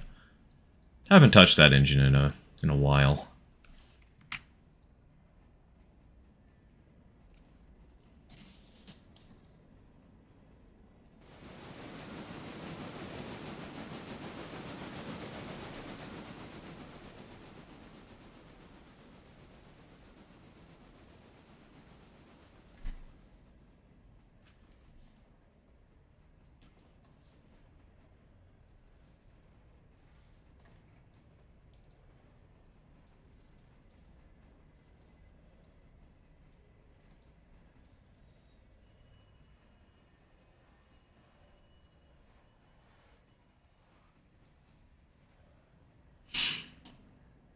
I'm not going to be able to sort all of that into the order I usually sort my cars, not just because of lag, but my brain might not be able to handle all that many cars at once. But it's for money. Didn't you say that more money is better? It's all in the pursuit of cold hard cash. You'll be fine.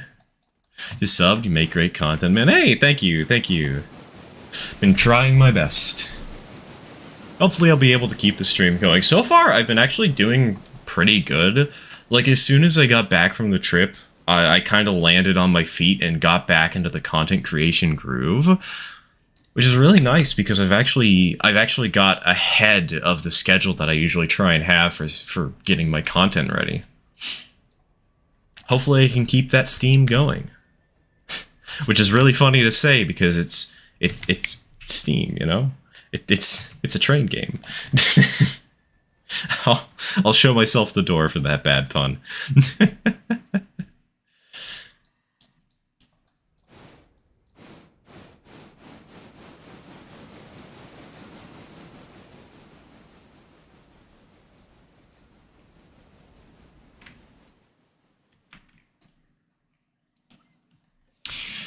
It wasn't because I was still new to editing, it was because the video last year was a longer video than a music video, and it had to get brought back after some of my voice lines got deleted. Still, though, you've probably learned a lot in that time, right?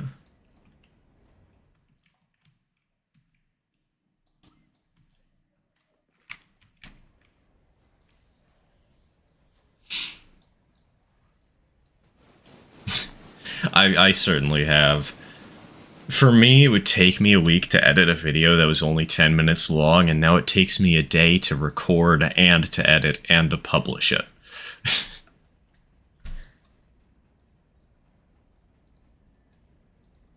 It's actually really funny looking back at last year, because it took me so long to edit videos back then because I really didn't have my groove down, and now I've got 5 in a month after 5 in 2 weeks.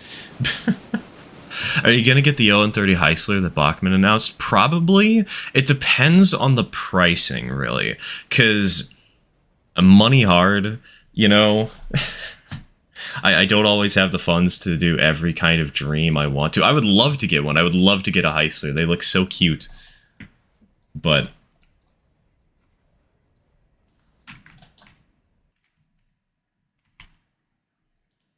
just might not be capable, you know?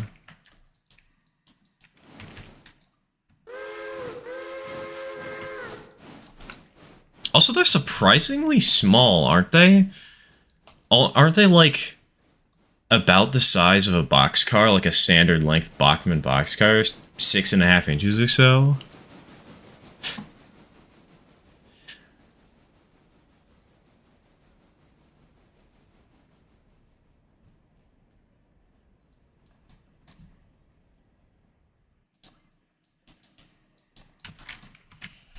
I probably wouldn't label it for the Willamette and Port Carney, though. I'd probably label it for, like, some random lumber company.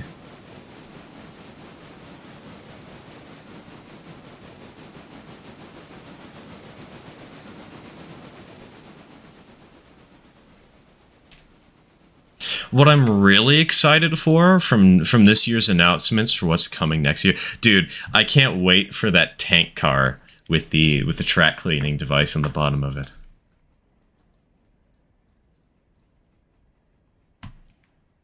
They're based on the ones built by Stearns Manufacturing. Wait, you actually know the prototype? Wait a minute. I've been looking for the prototype for such a long time. I want to learn more about the engine. Please, do tell. I need to know more.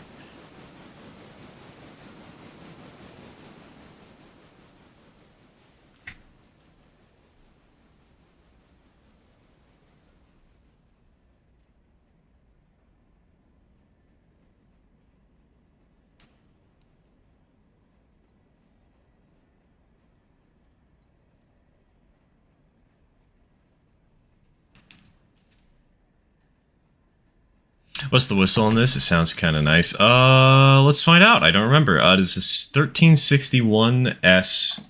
Oh, wait, it's probably just 1361s, not 1361S. PRR 3 chime.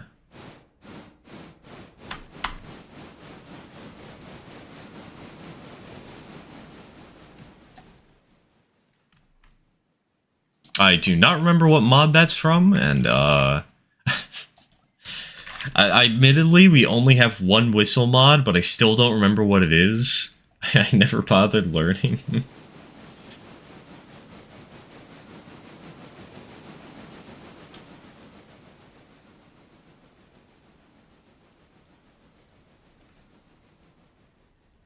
In short, the inventor of the Heisler made an agreement with the logging equipment manufacturer Stearns to produce his locomotive. Yeah, I remember hearing Stearns Heisler as a term before. They're built between 1894 to 1904 with a total of 84 constructed. I'm curious what the specs were for the prototype, though. From what I've been able to learn, I think it's a 14-tonner, the ON30 engine.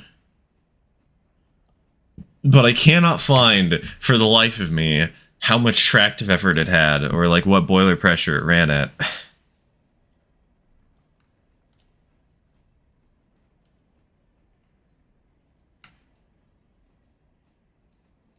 Could make for a really nice little engine to have as like a... Just make a little diorama with a heavy industrial, like a logging area or something, and you just have to hide... Not a logging area, sorry, like a company, a crate company. Or like a brewery or something, and you just have that thing as the switcher. There were only like 80 Heislers. No, heavens no. That was just the Stearns Heislers. Stearns Heislers were a subset of Heisler.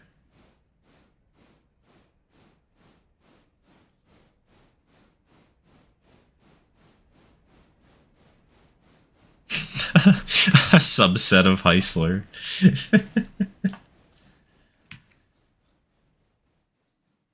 It's a lesser Heisler, that's all it is.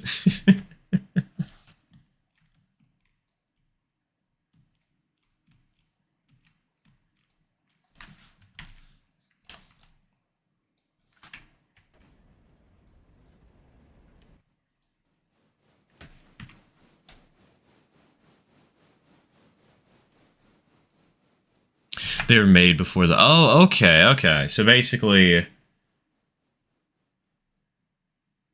It's like the early access Heislers.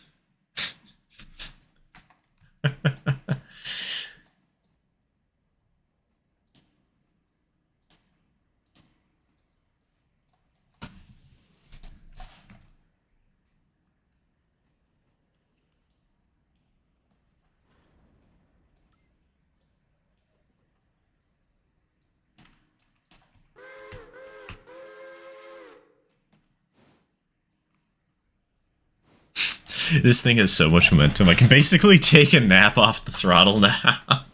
With the throttle off. Yeah, sit back, relax, and turn on the radio. Would you like am or fim?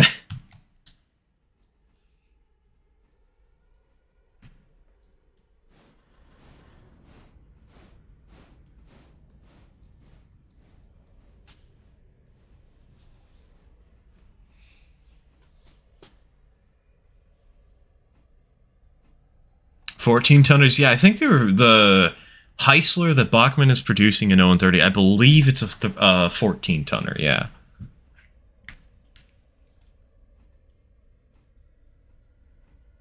How heavy were they in kilograms? I don't know. I don't actually know any specifications about the engine. I just know that it existed.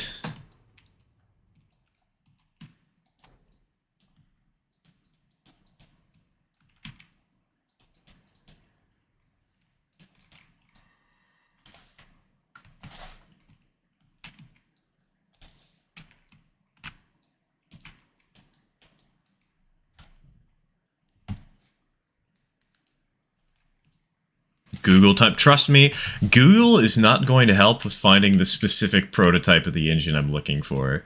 I've tried. I wish I could find it, but no. The internet has not been of enough help.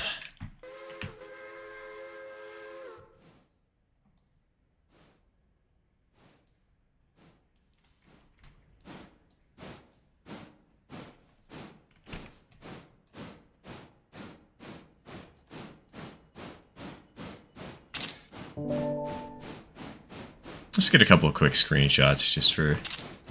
There we go. The heights are between the lightest at 14 tons to the biggest at 60. Wow.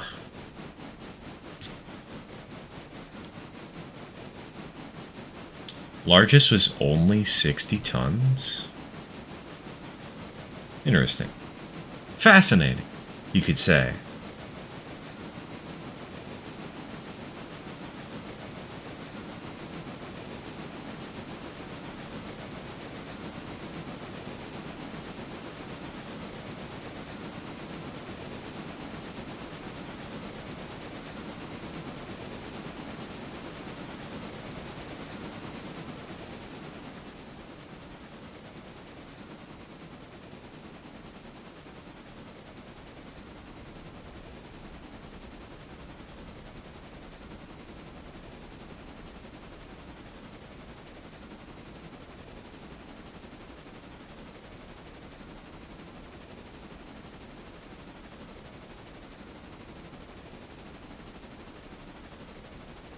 Upwards to 60 tons? After all, the customer is always right. What's the quote? It's like in matters of taste, but not in matters of XYZ.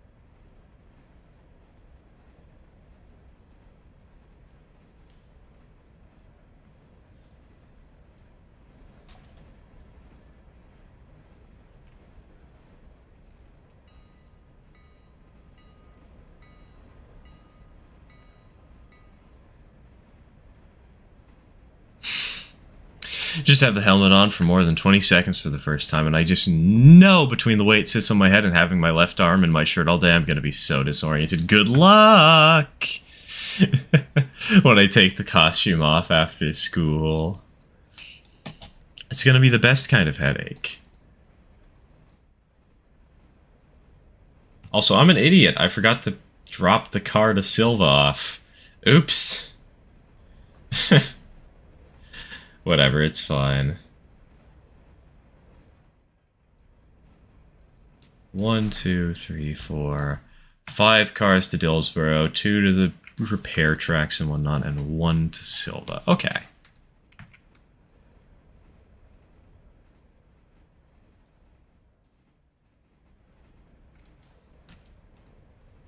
Big train energy today. You know, it's funny you say that because this is probably the shortest train we've run on this save in a while.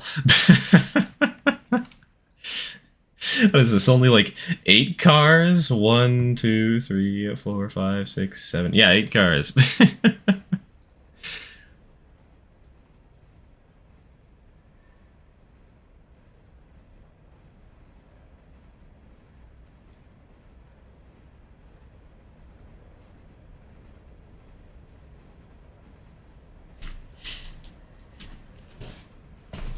It's more like when you've been holding a heavy object for a few minutes, and when you put it down, you're oh yes, the weird tingly feeling. No, that's blood loss I'm thinking of. Like the feeling that it's lighter than it's supposed to be, right? Oh, hey Taz, welcome to the stream. Welcome to the stream. Welcome to us clowning around in very spooky fog.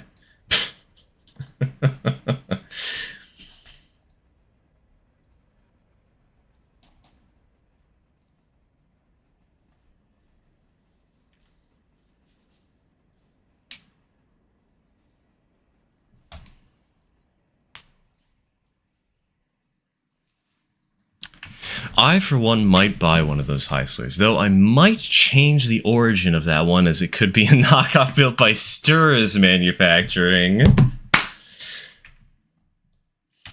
I'm gonna, one of these days, we'll just have, like, channel merch that's just... that's just decaling. That allows you to change with the company that built your locomotives. Oh, it's such a stupid idea. I love it. It'll be like channel stickers or something.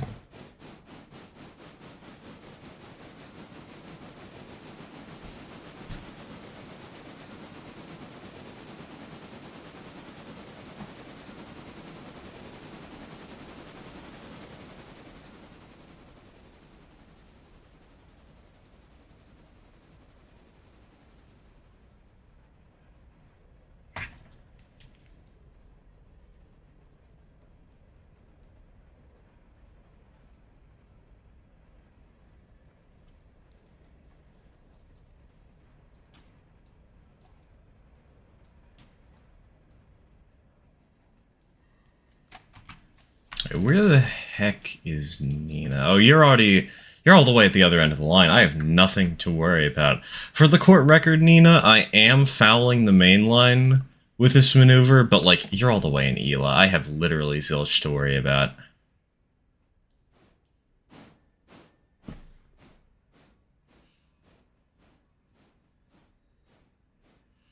I'm back. I just got done moving all my stuff into your new bedroom.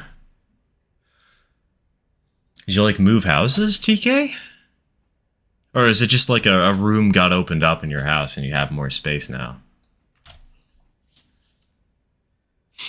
Finally have 2 separate rooms for my trains and myself. Let's go.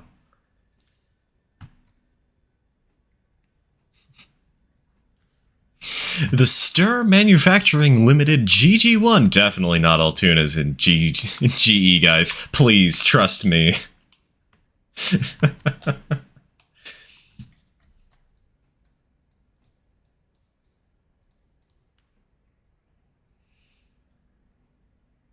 We totally did not steal this from the Pennsylvania Railroad and then repaint it with some graffiti.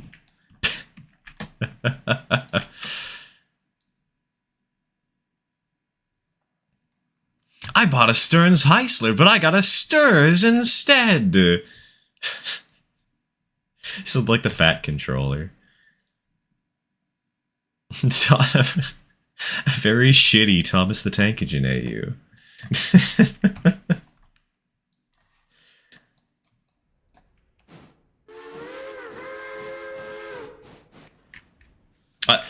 Did I not line the table correctly?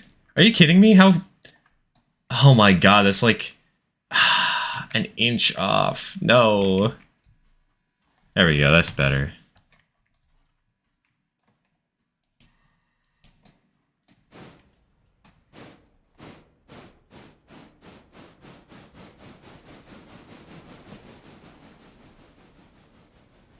A room got opened up in our house. Plus, we built a wall to separate it from my train room. Heck yeah.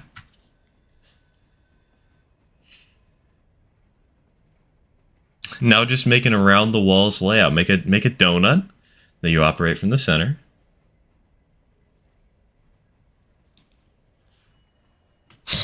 I used the audio from I wanted an Atlantic for my join audio on a friend's server.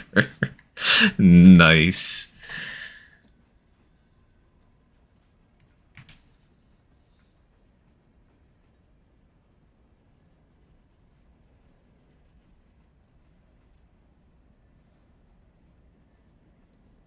I now have a 60. Ooh, a 16 by 18 train room AO.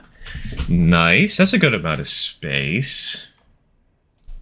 But it may eventually become a store. Wait, what?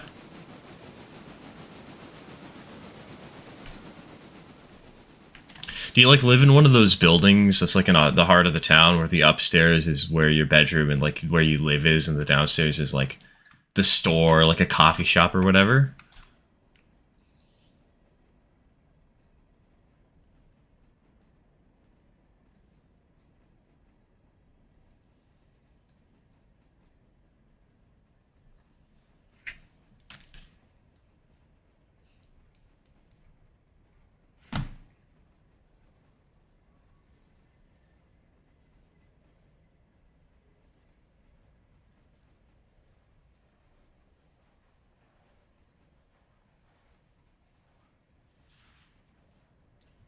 British steam locomotives couldn't pull anything. Dude, I find it so funny that the biggest British steam locomotive, the 9F or whatever, I guess some Garrett's probably slightly stronger than the 9F, but you know, the last big British steam engine was the same strength as a switcher in the US. The USRA 060 was only like very minimally smaller. Despite the fact that the big British engines were 210Os. That still is so funny to me.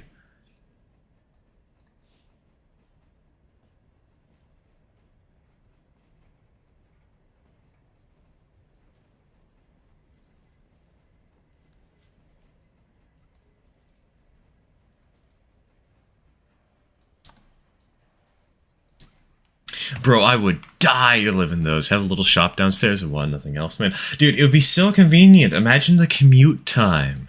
It's literally like 20 seconds. Just get out of bed, put on your pants, walk down the stairs, and hope nobody notices.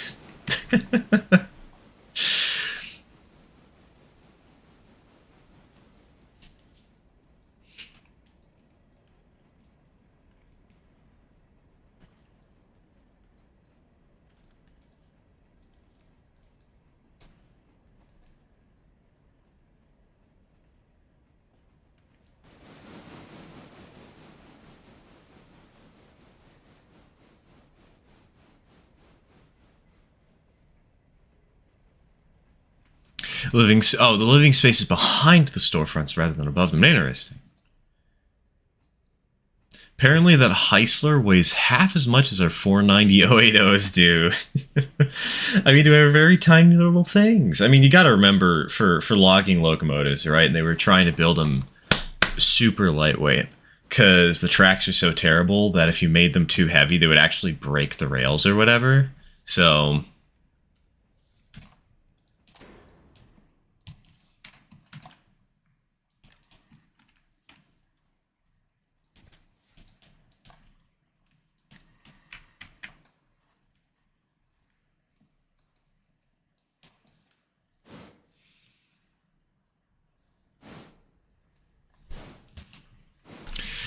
Granted, the reason is because 1. Steep grades were rare in England, 2. Rolling stock ran on 2 axles instead of bogies, and 3. Many of the routes were mostly flat. That is very true, which is always still hilarious to me that we're looking at red marble, 4.5%. Oh my god, that's so much, that's so terrifying! And then out in England, the steepest grades they had on the main line was like a 2%. It's really funny comparing the two, and it makes sense why it's that way, at different loads for different countries, but it's still just so funny to me.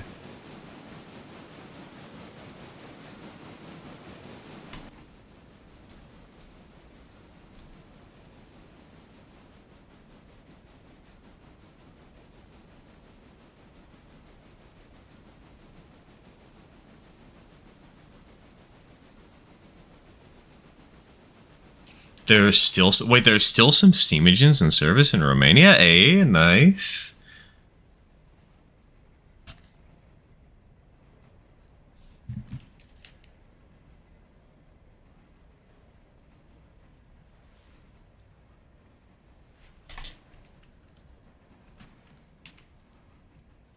That's always fun to see.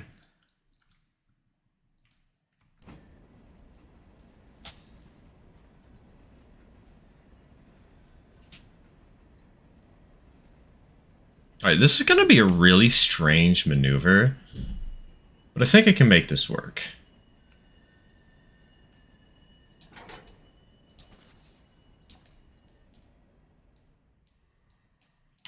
Because we have to move things around so the two cars going to the Dillsborough repair track and the coaling tower are on the back, really easy to access.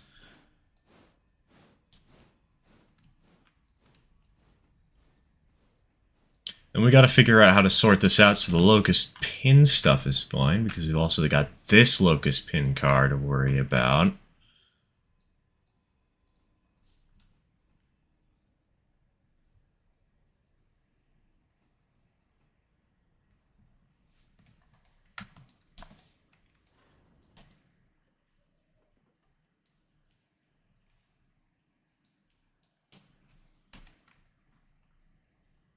Baldwin sent one single Shay order to the British for a narrow gauge railroad, and they found out the Shay broke the gauge. What?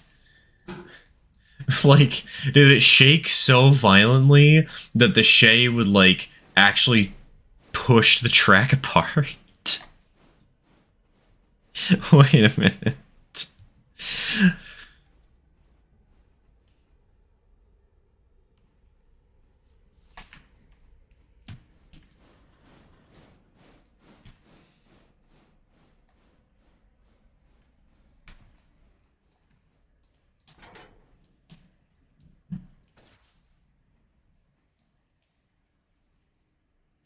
The British Shay also had cylinders slanted inward towards the boiler for some strange reason.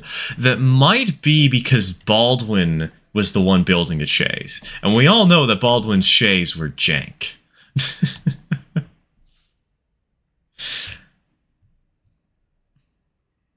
Mom, can we buy Shay? We have Shay at home.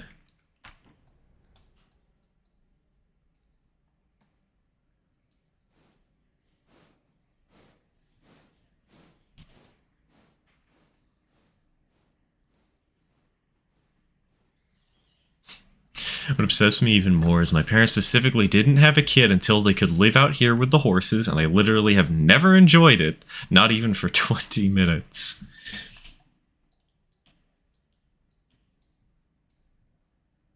So you haven't enjoyed it for as long as it takes for you to get back to your town? Like the actual local place? The local hub?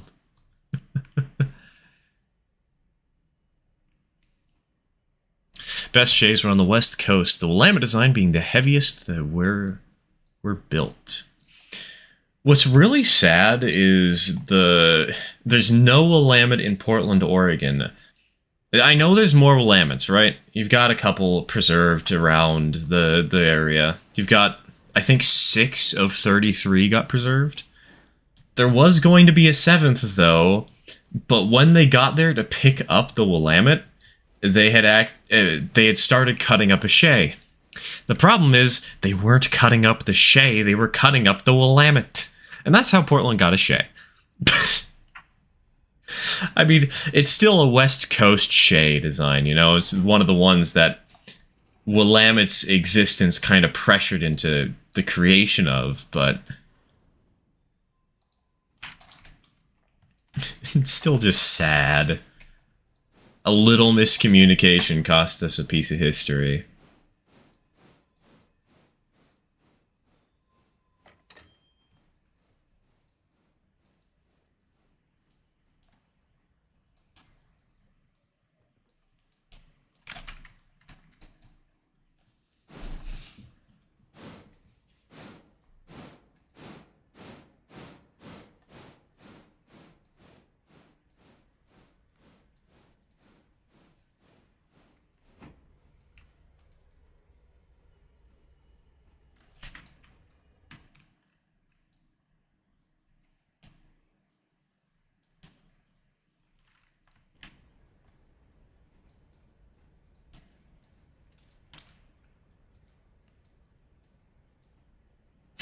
Baldwin Shays, where the cylinders are under the friggin' firebox because who needs maintenance when you have power?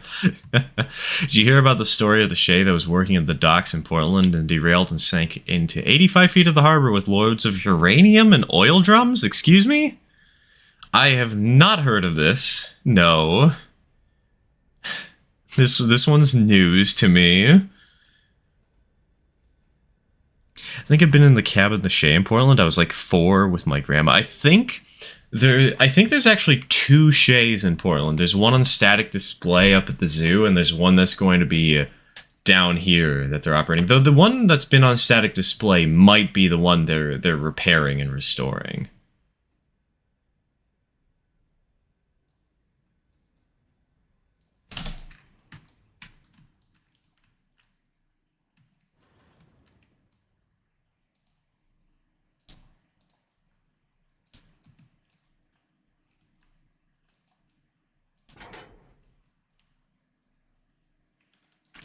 Something similar happened to an engine of Toby's class. It was sent somewhere for preservation and it got cut up by mistake. No. No. Ah, history, where we can only look back with hindsight and realize how screwed up certain parts of it were.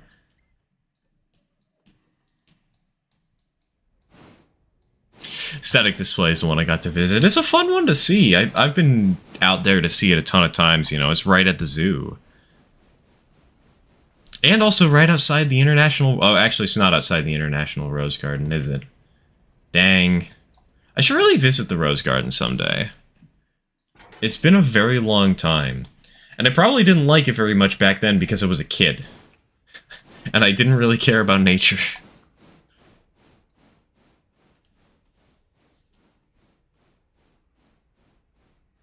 Miscommunication was also the reason that EM-1 didn't survive. It's also kind of the reason a New York Central Hudson didn't survive, because what was it? The guy who was scrapping everything thought that people were taking parts off of it simply because they didn't respect the locomotive.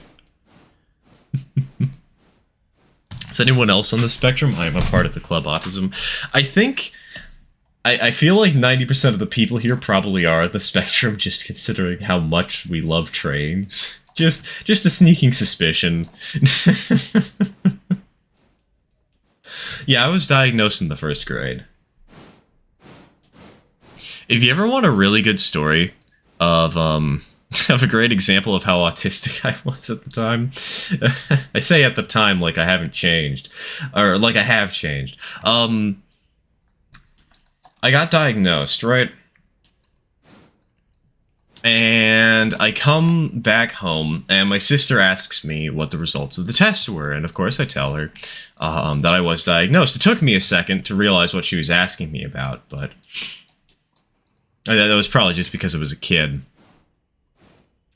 And she said, "Oh, hey, welcome to the club," because, you know, she was also diagnosed with autism. When she was in, like, I think kindergarten or the 1st grade. A little earlier than I had been. So we knew it already. And the thing is, I took that literally. And you know what club I had been exposed to by that point? You know the only example of what a club was to me? The Lego Club. So, about 2 years later, in the 3rd grade, I asked my sister, "Hey, so if I'm a part of this autism club thing, where's my magazine? I want to know the cool things I can buy for merchandise and stuff." And my mom just started cracking up in the other room when she realized what the heck I was talking about.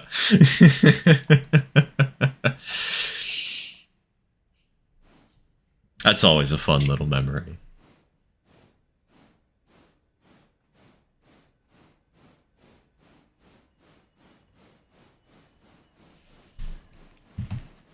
Just joined the stream and her diagnosed with autism.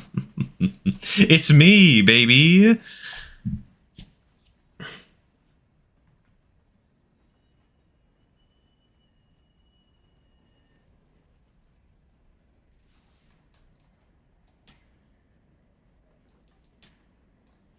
Been living with it for 25 years. I've been living with it for my whole life.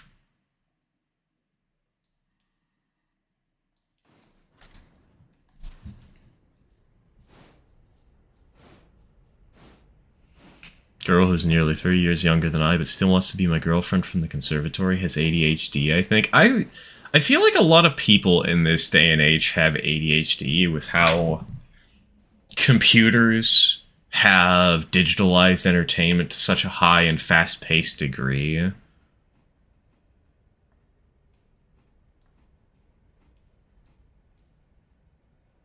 I probably haven't. I have not been formally diagnosed, though, but I definitely have some habits. Very, very strong and notable habits.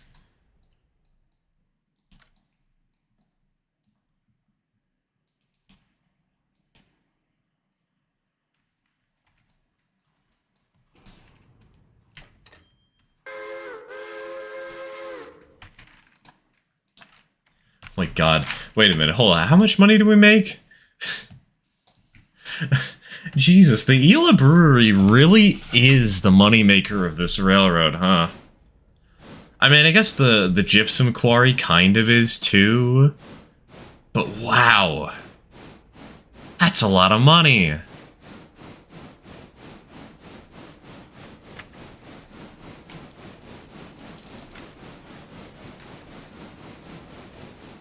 Hey, someone actually remembers when the Lego Club was a thing. I've got old Lego magazines from the 90s that all advertised the Lego Club. Yeah, I was a part of that back when I was like 7 to 8 years old. It's kind of fun getting those magazines and just flipping through them, seeing what cool things they had.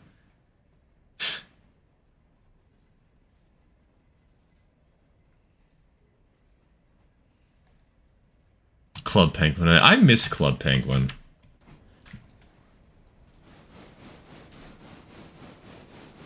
It was so much fun back in the day. I wanna go play that pizza minigame. I wanna go play the Bean Tossers minigame now. Great. Hey, hello Train Kits. Welcome to the stream. Welcome to the stream. My autism is trains and history. My autism is trains, Splatoon, and a little bit of writing.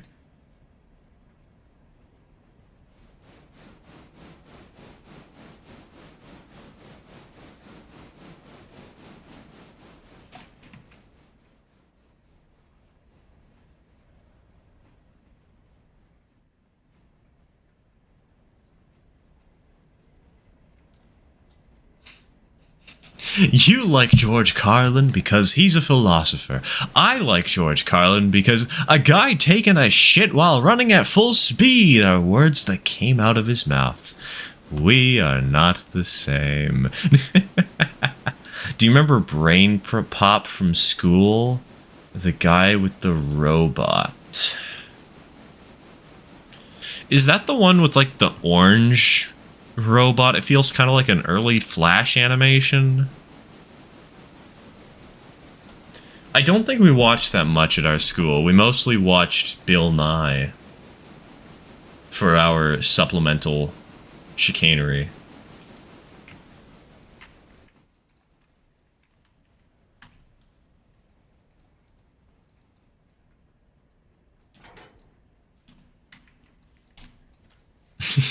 Which reminds me, I recently found an audio file deep within the bowels of my computer, and I'm going to force you all to listen to it. Hold on, if I can actually find the dang thing.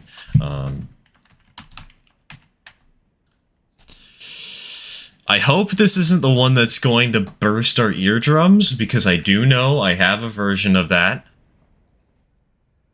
But, let's pray? There we go.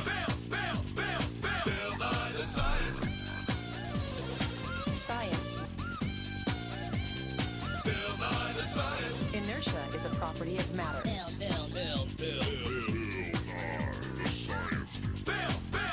T minus 7 seconds.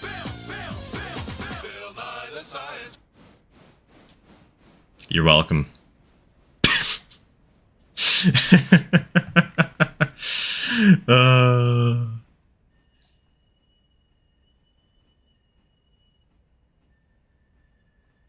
Purchased a car, drove a car to film train while someone stole my car, returned to where my car was, and now I have no car and I'm out. Oh god, wait. Really? That sucks.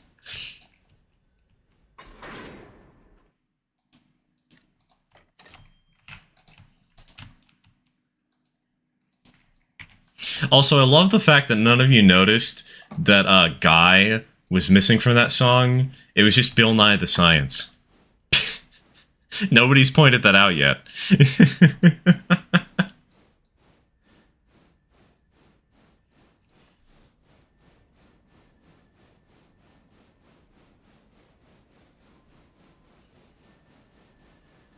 Remember when SpongeBob was good? I actually don't. I never watched SpongeBob. Somehow.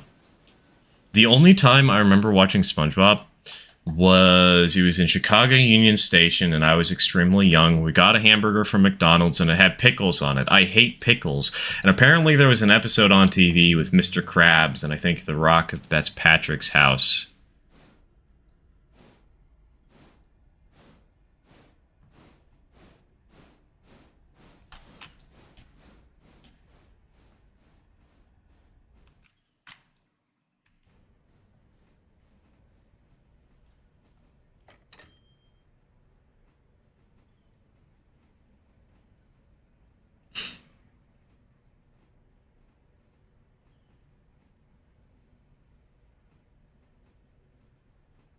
I noticed, but I thought it was just a weird audio bug. Oh no, I edited that in myself.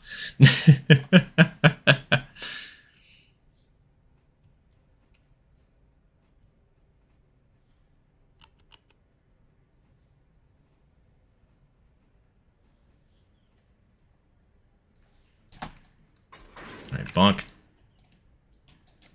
Bonk. Bonk. Bonk. Bonk.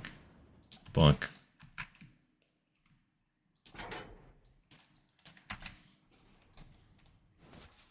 What is the mod that connects the Dillsboro track where the tanker and box caves go? I need to remove that, actually. I don't like it. But is Dillsboro populated? It's also what adds in these buildings on the sides.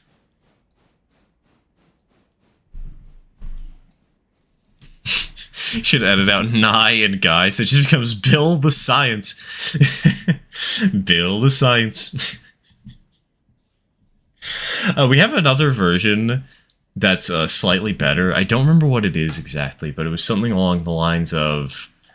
When they say inertia is a property of matter, it gets replaced with inertia is a property of science. It's so stupid, I love it.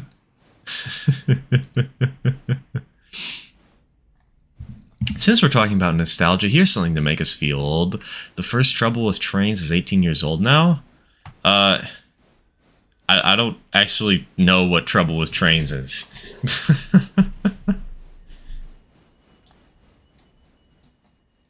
I noticed, but I thought, oh, he removed it because copyright strike. I don't think I'll get copyright struck just for playing the Bill Nye theme song.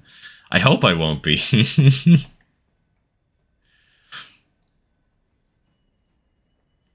That would be very annoying.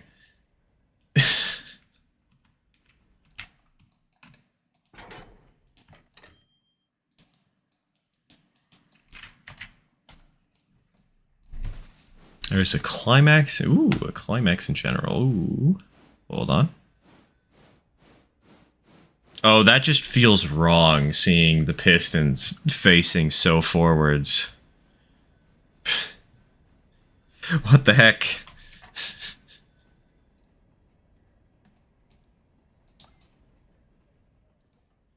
What on earth? I don't remember anything dumb from my primary school QST grade. You know what I remember from primary school? I guess here in America it's called, you know, elementary. But you know what I remember? I very clearly remember my father was a children's librarian. And you'll never guess who showed up to my school on occasion to read books in the library.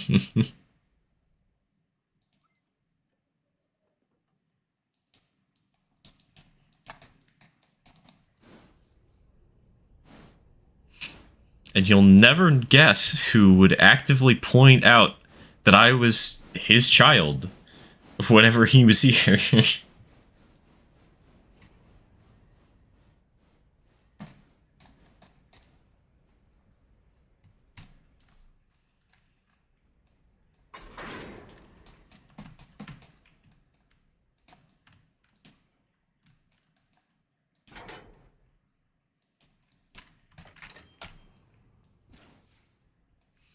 Hey, OT14, welcome to the stream. Welcome to the stream. Why don't we have geared engines in Router? I think the way that the game is currently set up, geared engines just wouldn't function appropriately. Like, they would not look good at all. Basically, the best way that you can make a geared engine is using the same mechanics of how a diesel operates. And then you have to figure out how to actually, like, animate the gearing. You have to figure out how to animate the pistons. It is a lot harder than building a regular steam engine. There's one shade that's not animated. Yes, there is.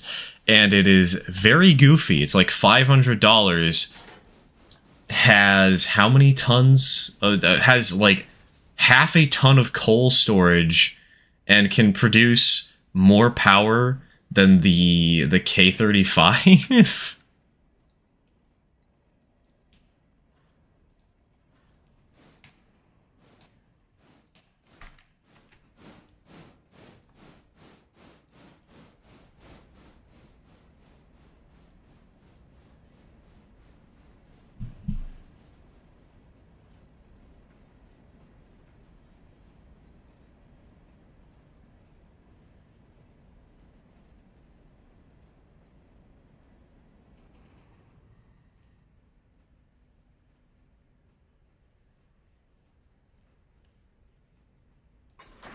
Bonk.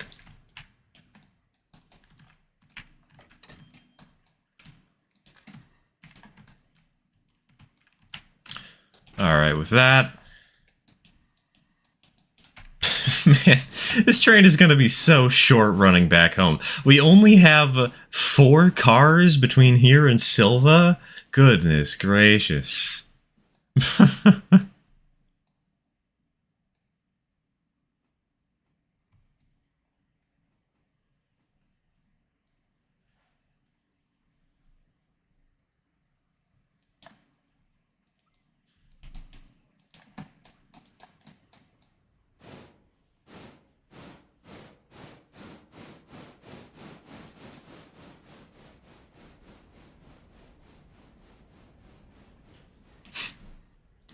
There's blueprints for a New York Central Super Challenger 4664 with streamlining for fast freight that supposedly Alco had already built 2 cabs for, and that's all we know about it.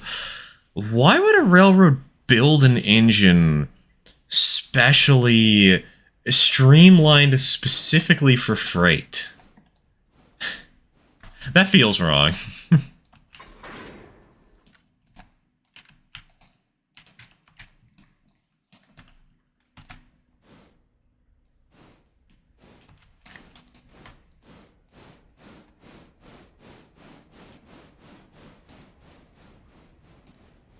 Canadian Pacific Selkirks. I don't think the Canadian Pacific streamlining really counts as streamlining to me.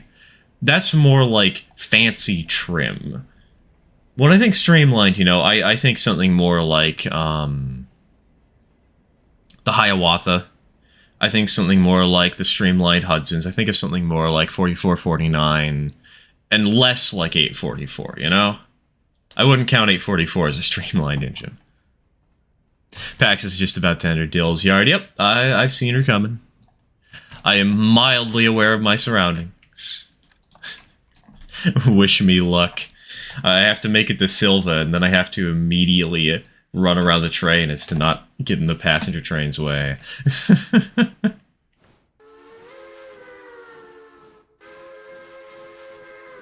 A44 is Union Pacific. I know, that I'm using it as a sort of example, though, because some people would call that streamlined. I wouldn't.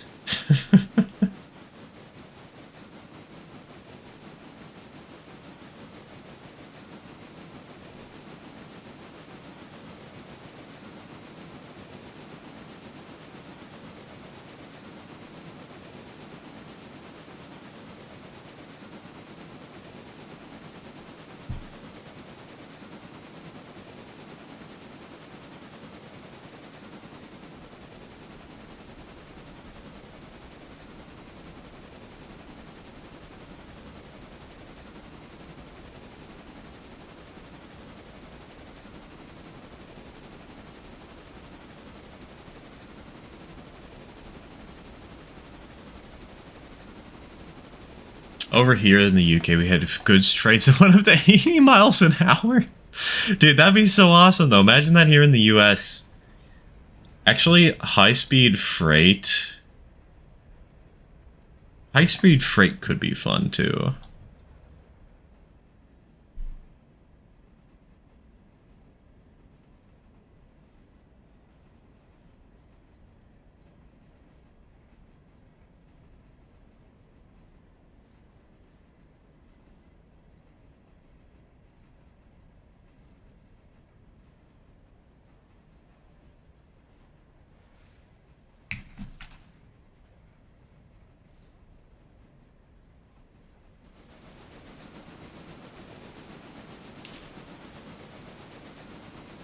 How's Durian doing? She's doing good. She's doing good. She was very happy to see us come home.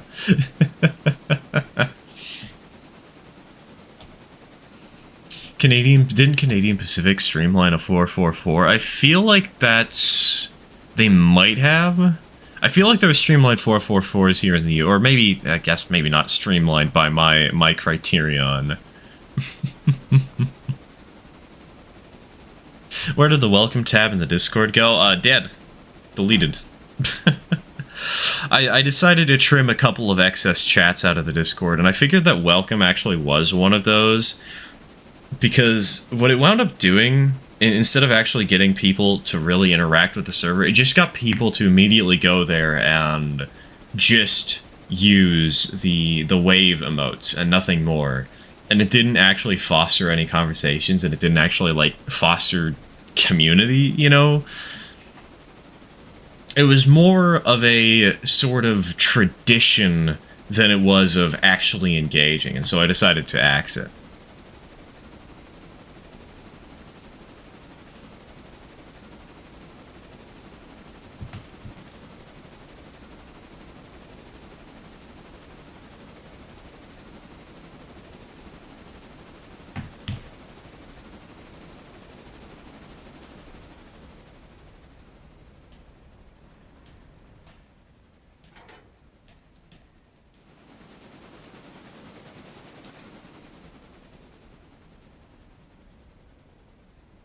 Look in Discord off topic. What, did you post a photo of the Selkirks? Because it really doesn't feel streamlined to me. I don't know what about it, but that does not look streamlined. I can understand why some people would say it is, but to me, that just... I don't know, it isn't. Something about it feels wrong.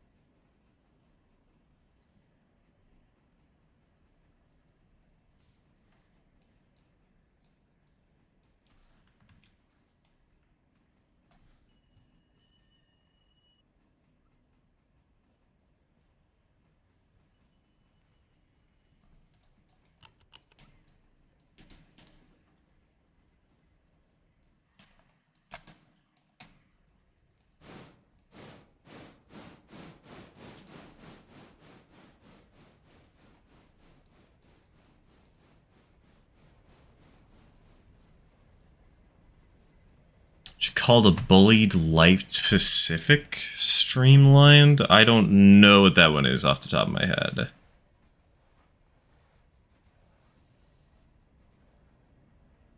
To Google we go!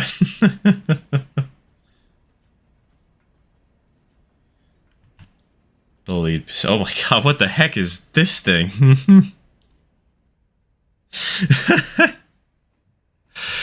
I would call that jank. I think it's technically streamlined, but what is that front? Why does it look like they gave it a hat? The fun fact, the Santa Fe proposed a 6444 streamlined cab-forward steam locomotive for the Super Chief. Didn't it have a diesel? Like a sort of F unit-esque cab.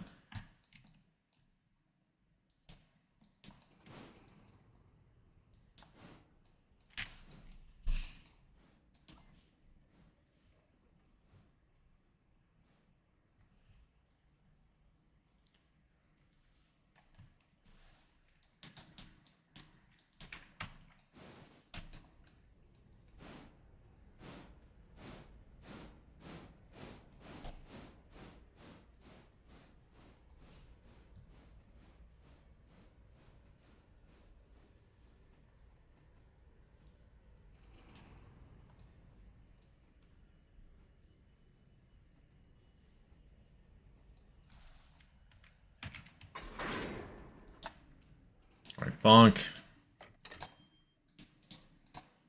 Bonk. Passenger train is coming to town, so I have to get that out of the way.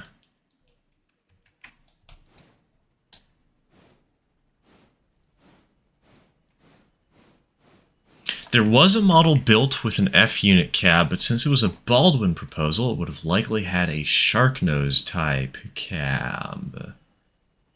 That would actually be kind of cool to see, though.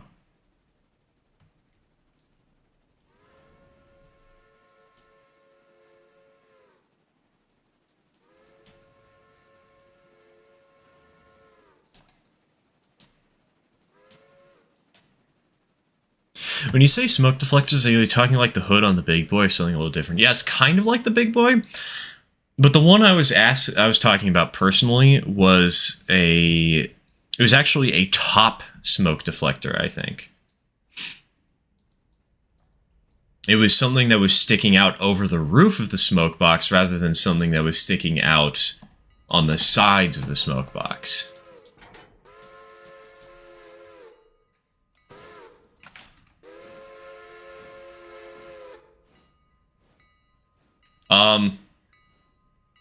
Why is this passenger train not stopping? Why is it getting so close? No. No. Full brake. What are you doing, passenger train? What the heck? Why was that getting so close to the popper? It's fouling the switch. What on earth?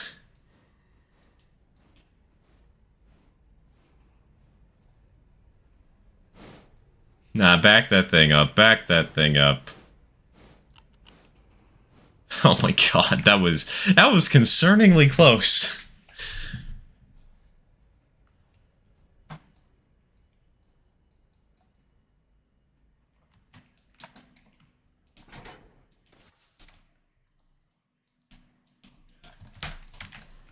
Santa Fe's loved wacky articulateds. It's the Force 462, the hinged boiler 2662, the tiny boiler 21010, etc. I don't know why. Check general. We got some French and British locomotives for your reaction. I'll check it in a bit. I don't always check it on stream because, you know, I kind of want to be streaming. I don't want to just be checking Discord all the time.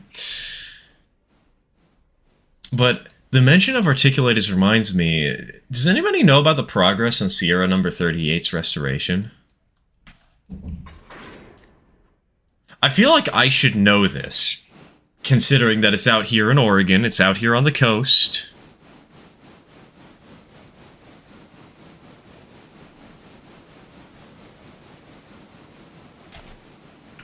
I've previously damaged a switcher by having it ram into a car that was fouling a switch. What I find really funny about that is that the switcher is that the car that is fouling the switch is perfectly fine, but the engine is not.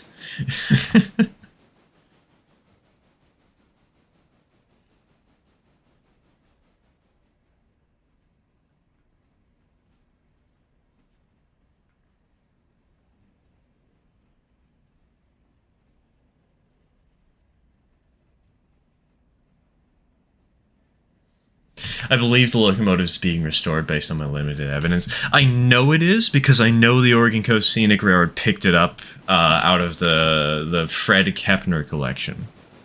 I don't know how far along with restoration it's gone, you know?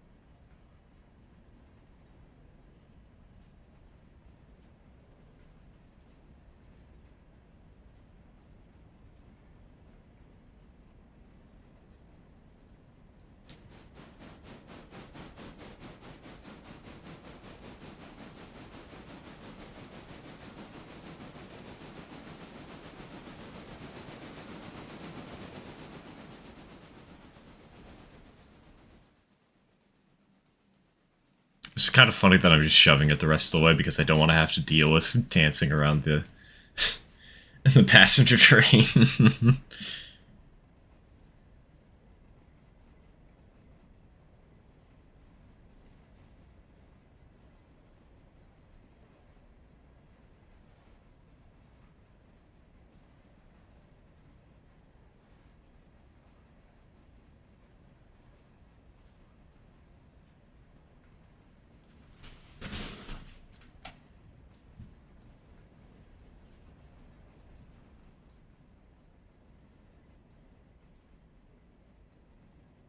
This is a steel-framed caboose, right? Yeah, exactly.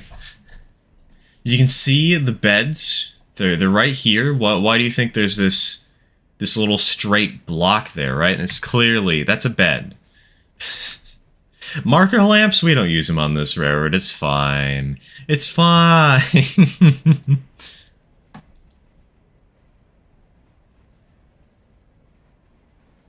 Out of signalized territory means away from prying eyes. I mean, that is true. We are out of territory that would be signalized if we had signaling systems. And we're only going like a mile, right?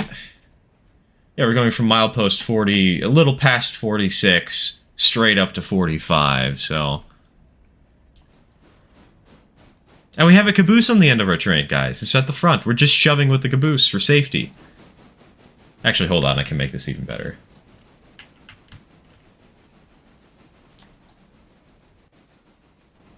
There we go. Now it's more realistic.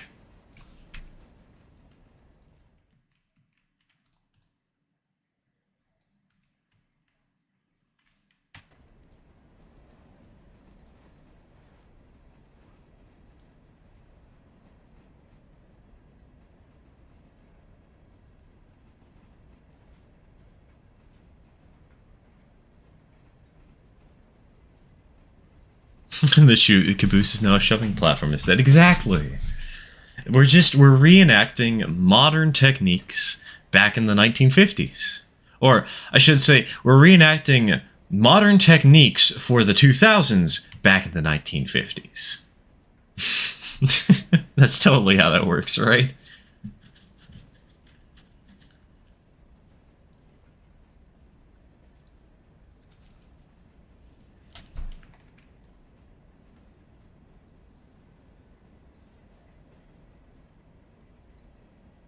Wouldn't it be pre-enacting? That's actually a really good one. I like that. That's a new time traveler term. Pre-enacting.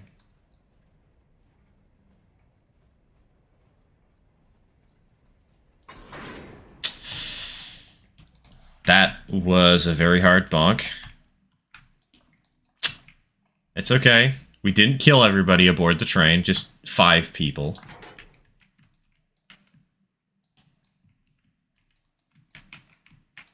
Oh, wait, we didn't actually shove this far enough? Okay, hold on. That won't do. We can't have a single car sitting on the sidelines.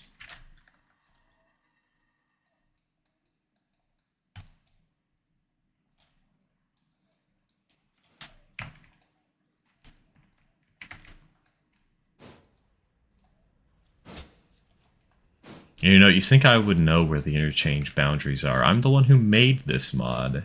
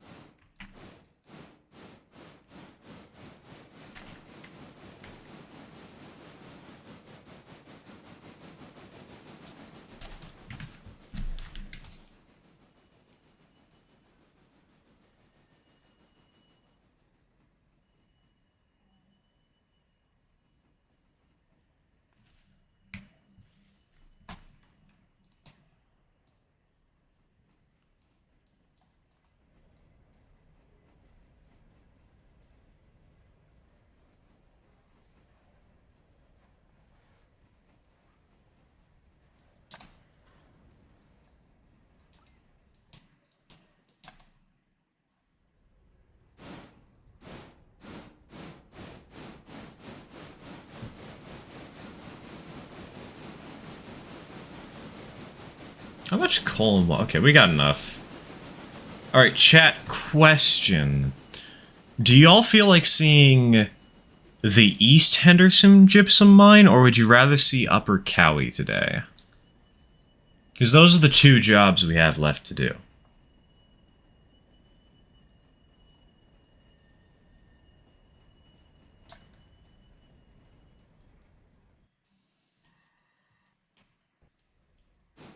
Actually, hold on. I should make this a vote, shouldn't I?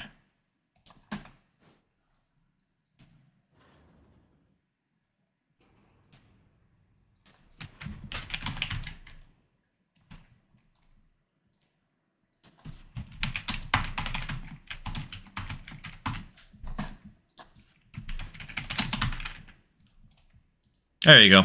Poll began. Depends which will make you suffer more. Neither! Haha!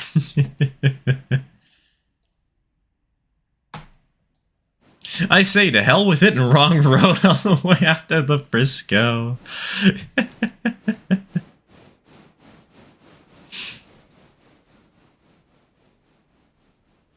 Going to head off here shortly. Alright, take care, Nina. Take care. Gotta go do more heavy lifting.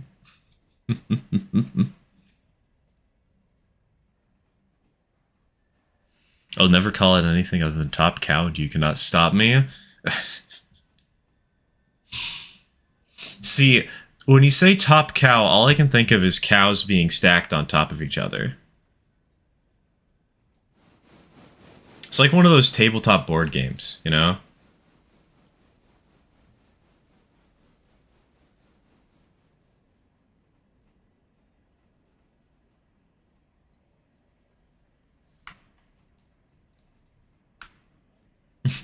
Thankfully not today. That's next week in the... Oh god, and the rest of this month. I am so sorry for your back.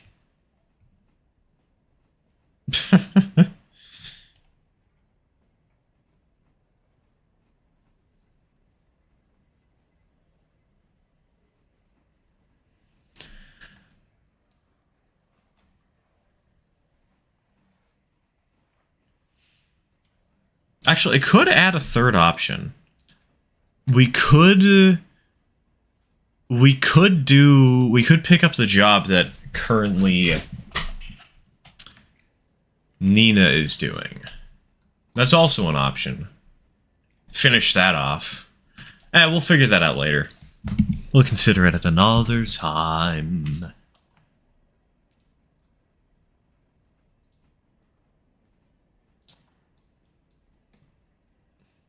Also, is this sunset or a nuclear bomb? What's to say it isn't both? Florida's gonna get hit with another hurricane. I've seen the news, dude. That's...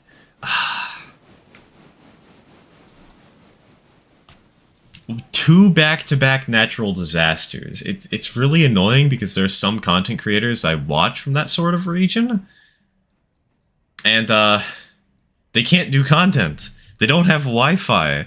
They don't have power. And they play games online, you know? You can't do single player. And you also can't record without power. So... I know that's a little bit of like a first world problem, all things considered, but...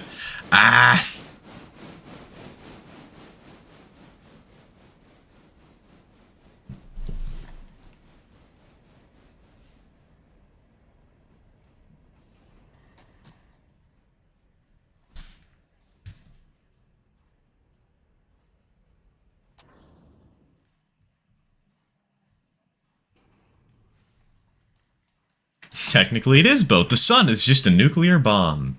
Well, it's a nuclear bomb that no human being built. That's the catch. That's the snag.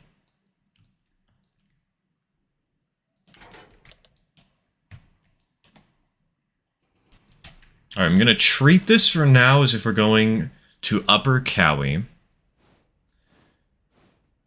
Just for now, we'll keep the engine and the caboose back here. But what's gonna happen is I'm actually going to grab engine 103, and I'm going to get her to turn around the passenger service, and then we'll come back, we'll end the poll, and we'll do whatever y'all wanted.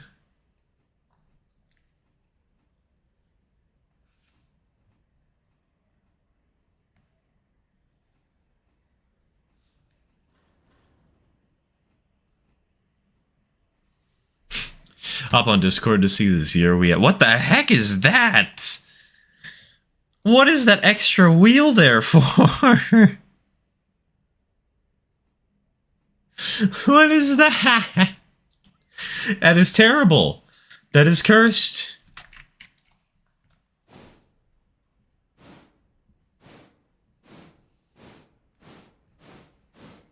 Why are the drivers so big? Why is there that? Why? Just why? Weight distribution? Why not put the wheel behind the drivers? Oh, goodness gracious. That is... That is a thing. I can confirm that that exists. At least a photo of it does. And that is all that I will confirm because I do not need to know more about this cursed, terrible thing.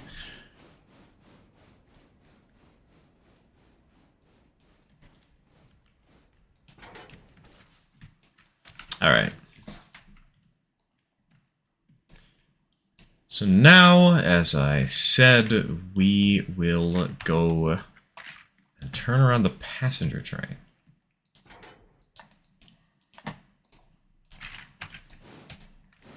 And once that's done, we will close the poll.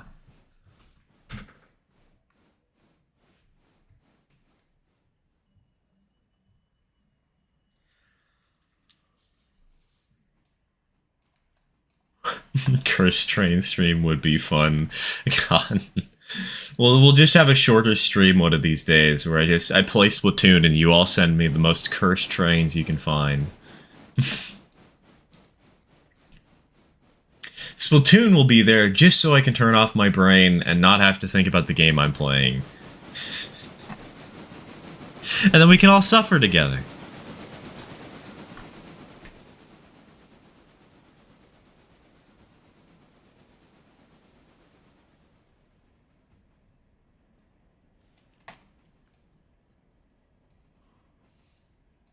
Was it a pic of that weird tank engine with that extra wheel between the drivers? Yes. Let me make it worse for you. Wait. It's an inside pistons locomotive? And the... Oh my god, no.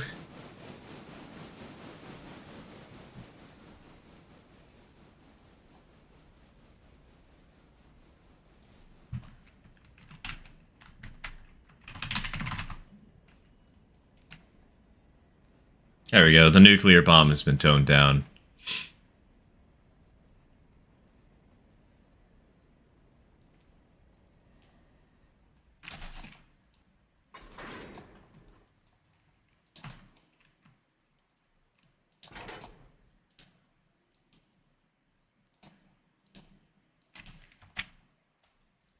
I would have a field day with that.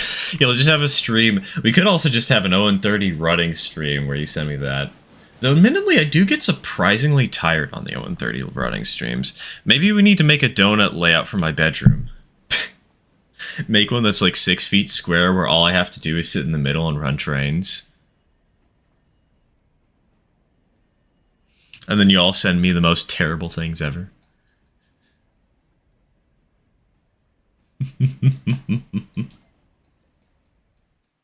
I saw you turn on the raid and then go AFK on your tuber, and I thought I had broken. Oh, I need to change that still. Oh god, because the tuber, it's not supposed to go AFK when I want to change the weather.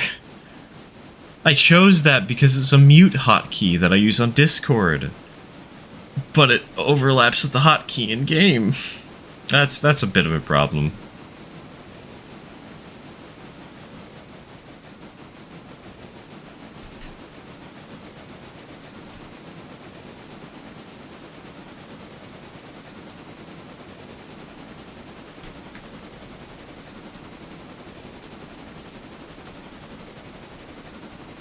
Goes AFK to commune with the gods about weather. Yeah, hey, you know, this doesn't look very pristine for my Instagram shots. Could you, like, not? I don't want a thunderstorm today.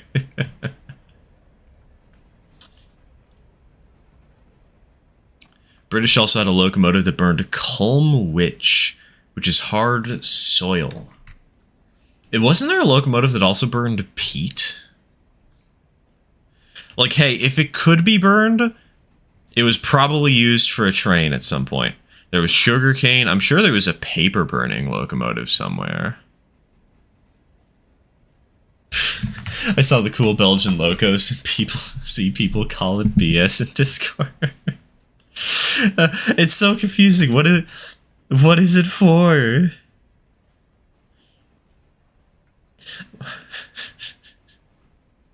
Why is there the extra axle there?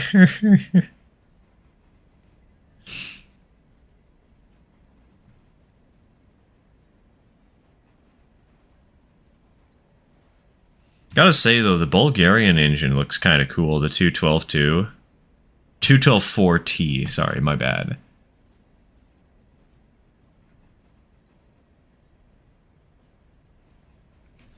The engine that burned peat was also made by Bullied, who made the Leader and the Pacific that I showed off earlier. Ooh. I know the sugarcane burning locomotives, those were in, like... That was in Java, I believe. There was a narrow gauge railroad that was like 30-inch or 2-foot. And they had a bunch of tank engines with tenders.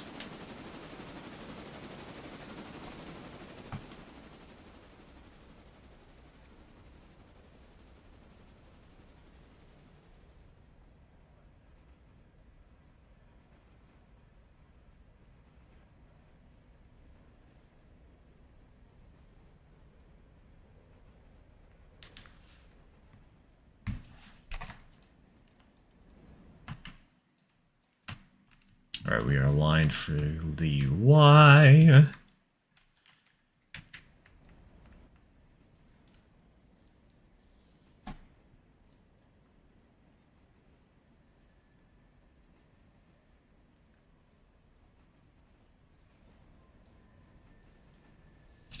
Fired the engines on bagasse, which is farming soil. It burns so fast you need 3 firemen to keep up with the fire.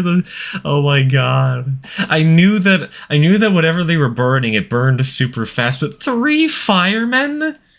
Holy cow! Steaders don't even carry water. I can't blame them. There's a reason that you got the water tanks on the engine. That'll probably survive. They'll probably do just fine, you know. But they needed 3 firemen? What the heck?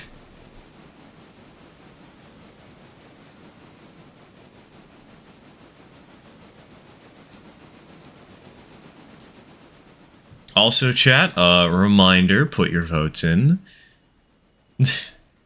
Once this engine makes it to the back of the passenger train, we will be leaving town. Probably to Upper Cowie, considering the current state of the poll. But hey, maybe if literally half the chat wants to go to East Henderson and beats out Upper Cowie, we'll go there.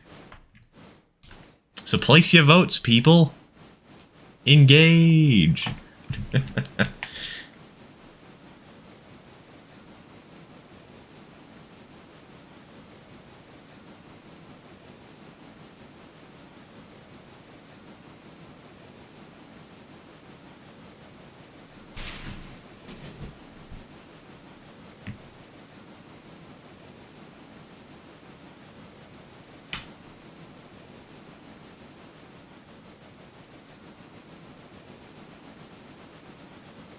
You can see it in a documentary about the engines, and it just atomizes as soon as it enters the firebox. Wow. I think I know the documentary you're talking about. I haven't actually seen that part for some reason.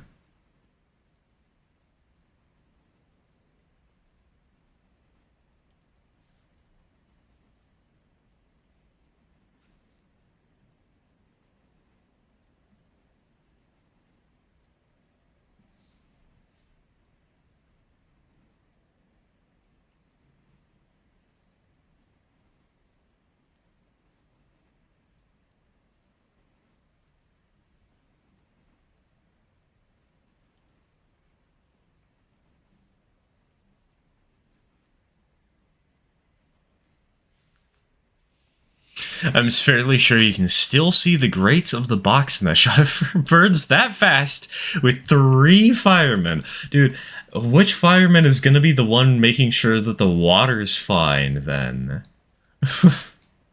that the engine doesn't explode. That you got the right temperature in the boiler.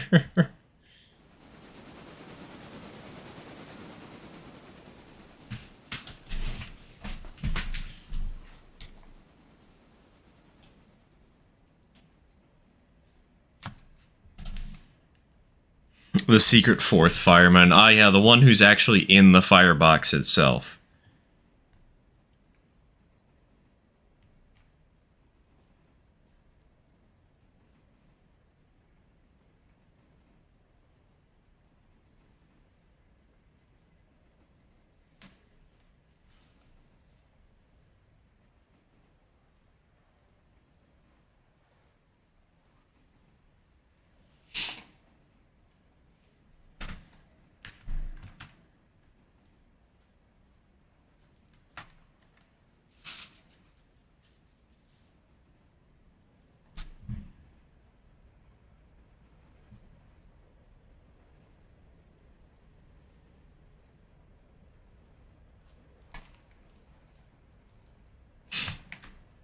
Is in the cab pushing water into the tank, from the tank into the boiler with a straw. Yeah, he slurps it in and then he spits it out.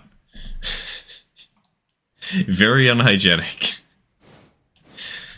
but very effective. He gets good pay.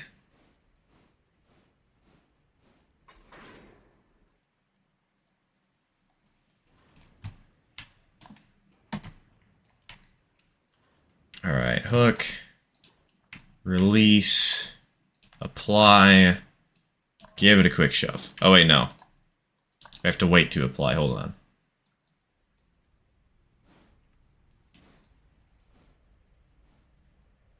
All right, now we can apply.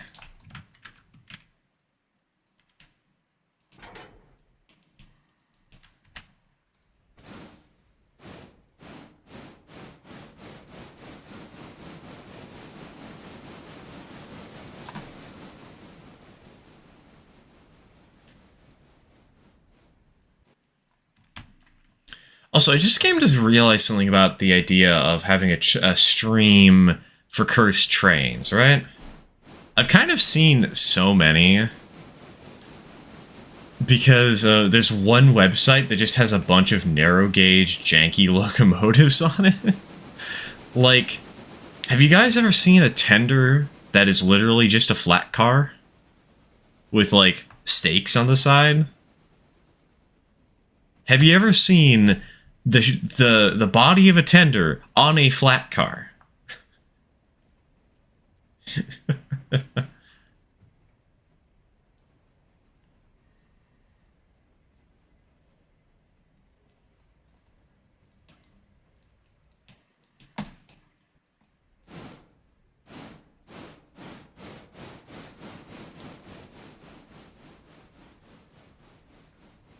But please show. I'll show it after the stream. I'll show it after the stream.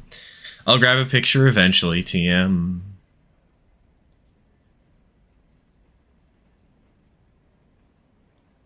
I'm a little too focused on the game to tab out and find that right now. I'm also focused on the poll a little bit, because I gotta close it here in a second.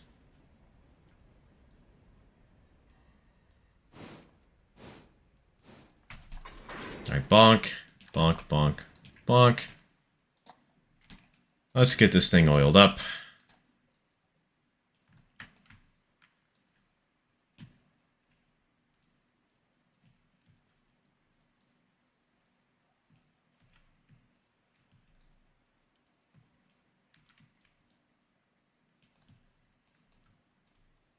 Any passengers waiting? No passengers waiting! Let's go. What that means is AI road, full send. And with that, we close the poll. And that tells us what locomotive, well, not what locomotive, but what train we'll be running today.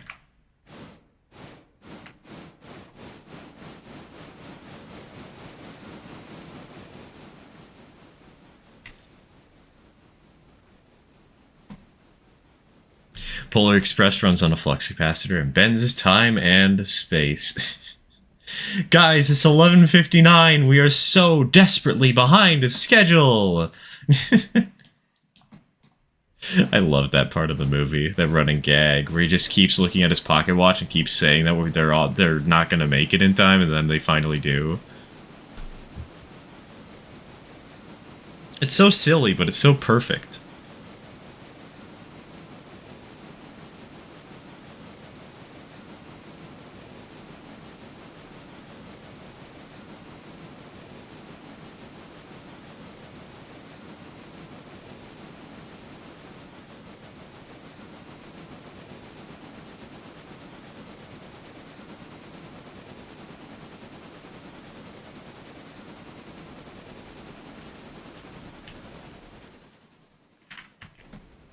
Also has a differential. What's the differential? I actually don't know this one.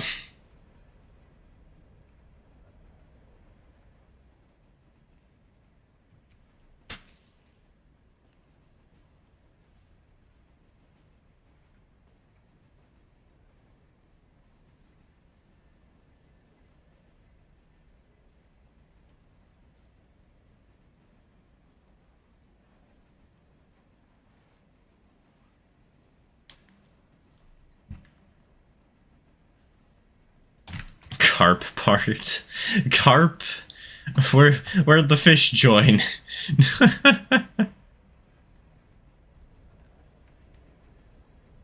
Also, I might be stupid.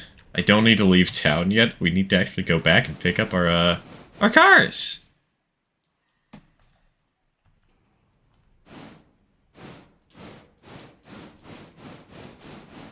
Some ort? Man, what? What's with the typos all of a sudden?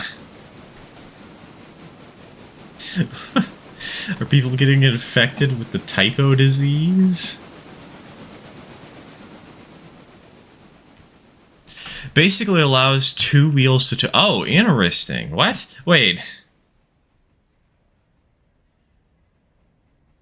So it does actually seem kind of useful when you're trying to turn around corners. But why would you do that on a locomotive where you need your drivers to create power? What?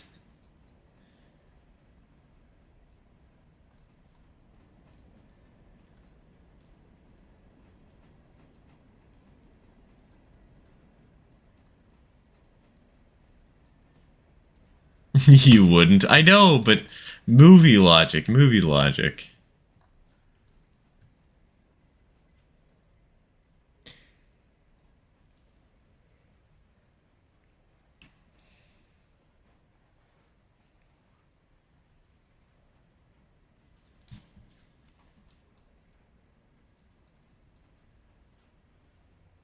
This vaguely reminds me of something I'm going to have to send you guys in the Discord later. You're all gonna have to hear this terrible, terrible thing.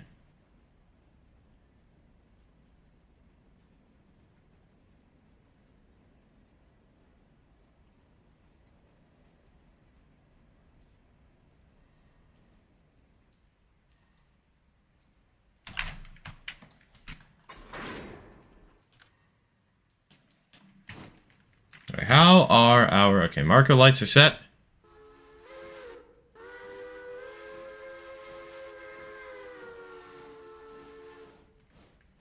Let's roll.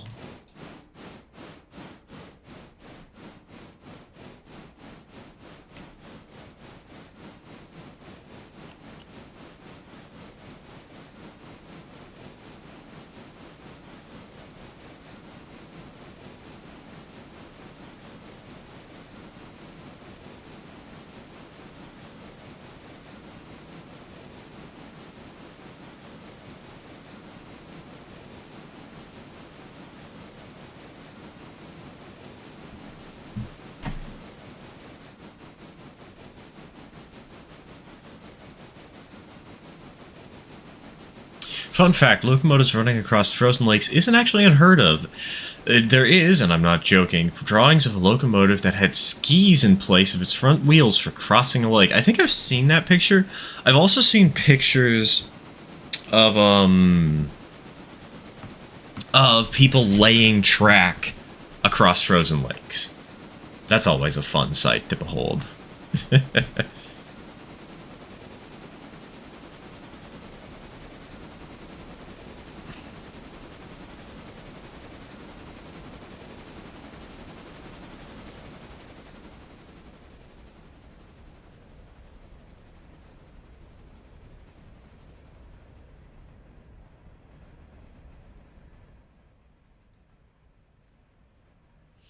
One thing realistic, if a steam locomotive went down Glacier Gulch, the boiler would explode due to the water distribution being uneven and the crown sheet would rip itself apart. You missed my comment above. Mike, sometimes I just miss comments. Like, it's part of the stream environment. And it kind of annoys me when people try and say, hey, you missed my comment, please read it. So, please don't. Like, if sometimes I'll read it, sometimes I won't. It's just a natural pace of conversation and natural pace of what I'm able and capable of doing, you know?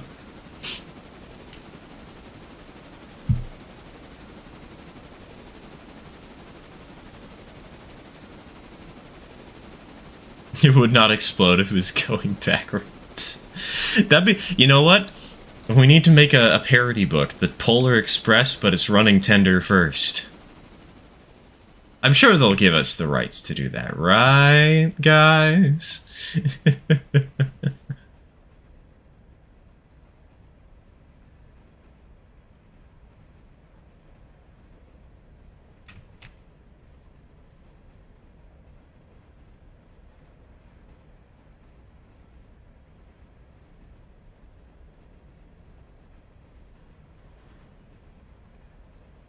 Not run backwards with the engine as a cab forward. uh...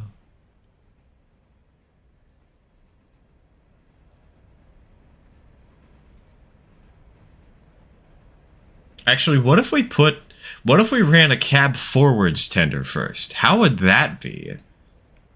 A terrible idea, but who cares?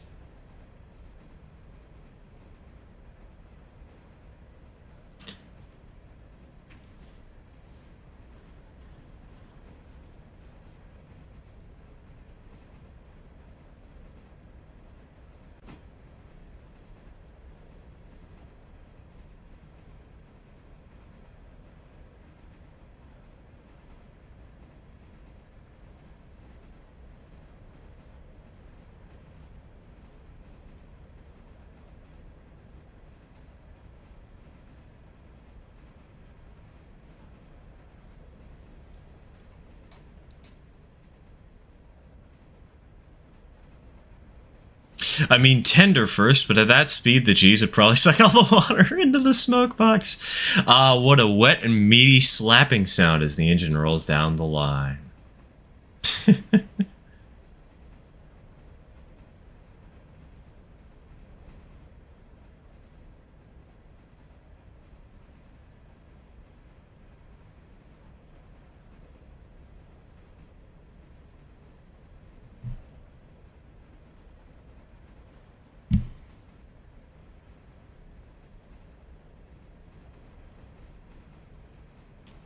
Alright, let's not hit this curve going at 45 miles an hour.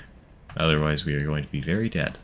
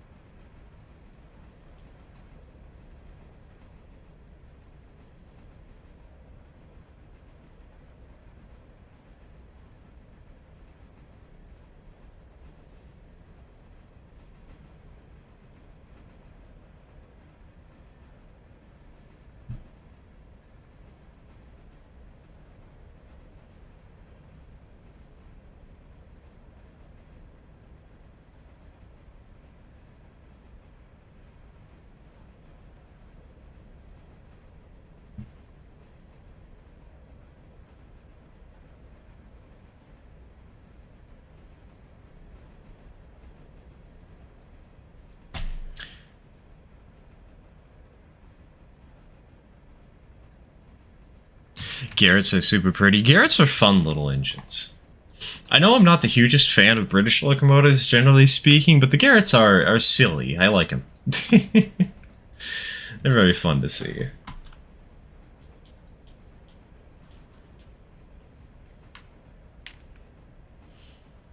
I especially love the narrow gauge Garretts just because they tried to fit so much strength into such little size, you know? I don't know, there's something kind of charming about that. Something kind of sweet.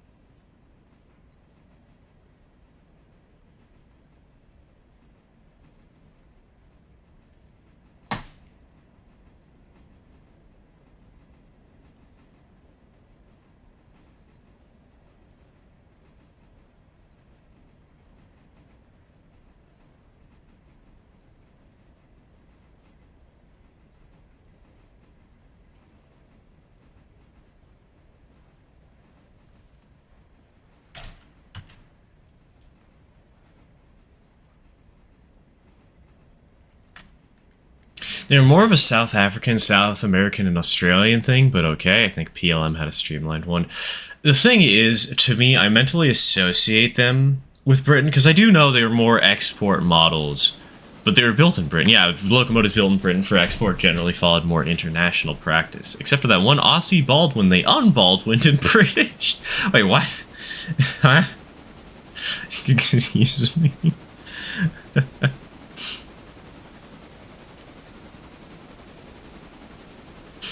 The thing is, for me, I also mostly associate the Garretts with that one super big incline. Well, I say super big, but it's like a 2% grade in the UK.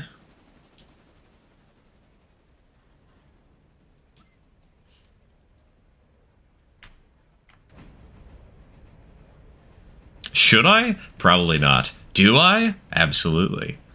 You know?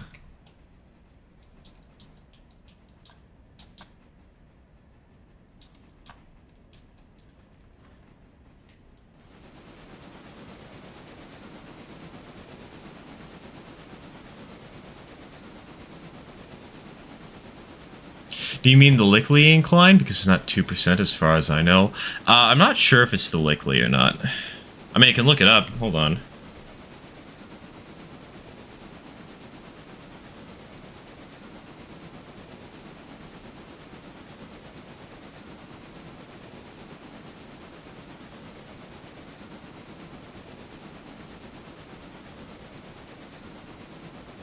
The Lickley is 2.65%, so I guess that's a little closer to 3%.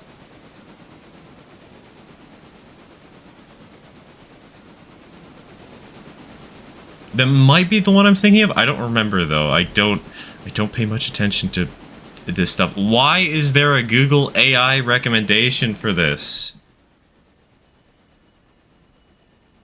The good news is that it actually gave me the correct information. The bad news is I don't want this.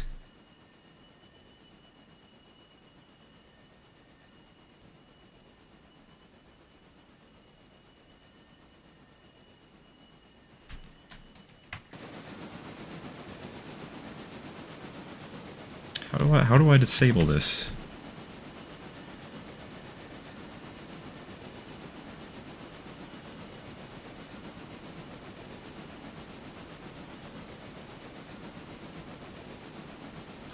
I don't want this. Get rid of it. Be gone. Hope stream is still going. Well, it's still going alright. It's going alright.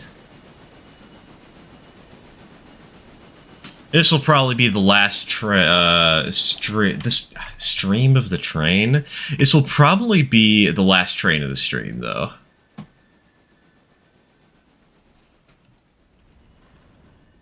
I'm really curious. Oh, wow. Do Cowie Furnishings actually not need more cars? So that's actually kind of interesting. Okay, okay. We're learning the cycles for Upper Cowie slowly but surely, despite the fact that I'm literally the guy who made this mod.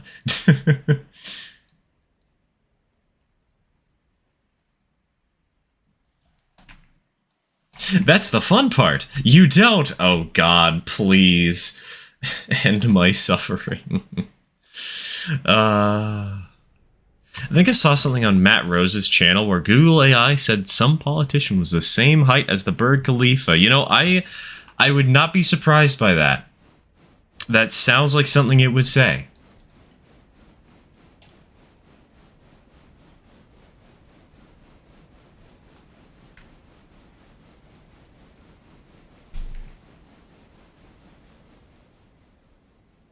Footage of the Lickley Incline is great. The 4 pannier tanks pushing a 9F up the hill. That's great.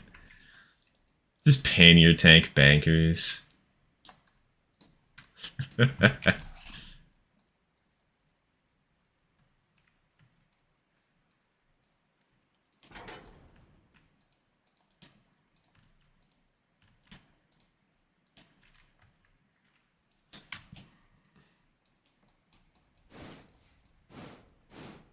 Cowie looks like a switching puzzle. Yeah, I did kind of design this upper area to be a little bit like a switching puzzle. It's really not as hard as you would expect. It's just a lot of cars on the same tracks, you know?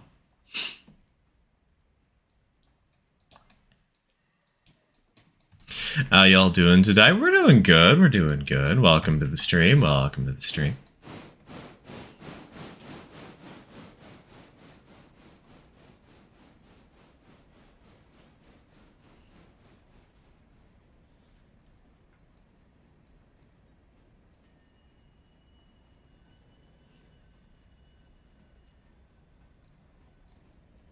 Currently just switching out Upper Cowie.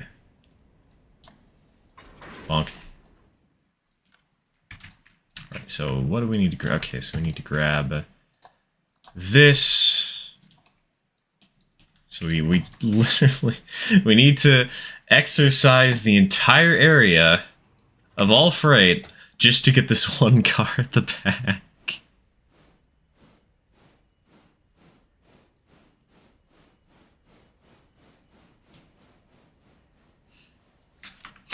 I don't remember why, but a teacher of mine looked up how many escalators were in a state, and Google AI said there were only 2. Oh, that sounds about right. What's even funnier is the AI didn't spit out the height of the Burj Khalifa. It said, word for word, making him the same height as the Burj Khalifa. God. And this is the technology sector that every company wants to get in on, even though nobody asked them to.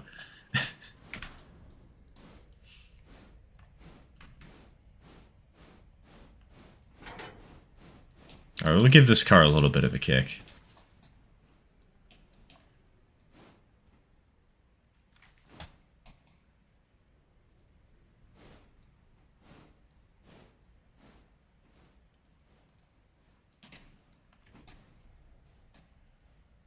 Could be worse. You could be shunning 4-wheel British stock and having to move 40 wagons to get at 3. Honestly, that sounds kind of fun, though. I'm not going to lie. Also, naming a 280 1702 would be goated because the game is the preserved version of this real place. They own a USATC S160 number 1702. Somebody sent me a video of her running last night, actually. I don't know if the video is published last night or not, but there was actually like a really informative video by the guy at the group that owns the 1702. A very fun watch. Get to learn a little bit about the Fontana Lake and the alternate route a tiny bit. I find AI a hilarious thing to mess around with, but it should never be used seriously. Exactly. It's really funny to see what it comes up with, what it's able to do. But like We can feel when it's used, companies. Please stop using it.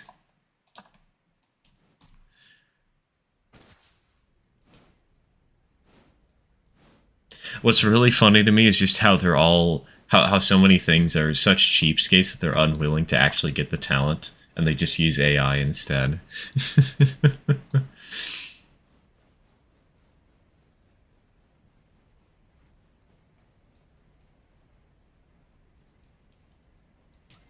AI Dungeon is really fun. Sometimes you use Gemini to create for it. Bing will make hilarious images sometimes. Yes, I think it's really fun for, like, parody. Like, you know those videos of, like, Disney parodies? Like, oh, we made the Dream movie. Or we made 9/11 the movie. Or something like that, right? These wild, outlandish things that they would never make, obviously so.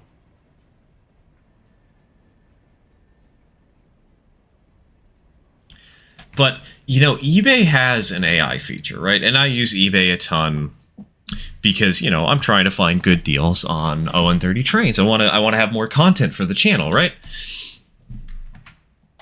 But you can tell when somebody used the AI to write a description. There are such obvious buzzwords and structuring to it that it's like,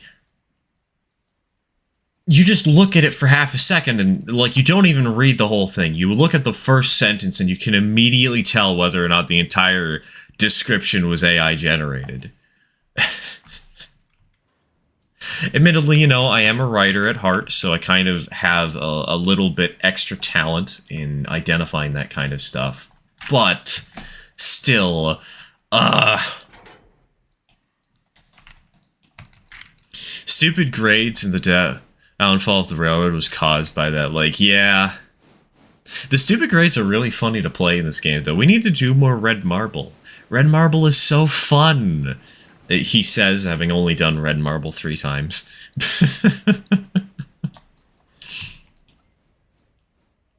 It is nice, though, that they actually run all the way to Nantahala still. Any ON30 updates? I don't really have any I'm ready to share yet. Because, you know, I kind of hide them behind memberships for a little bit of time in order to make memberships worth time, right? To make them actually worth something. All I can say is that later today, channel members will get access to the first Halloween video for this year. And that we are continuing the ON30 project from last year.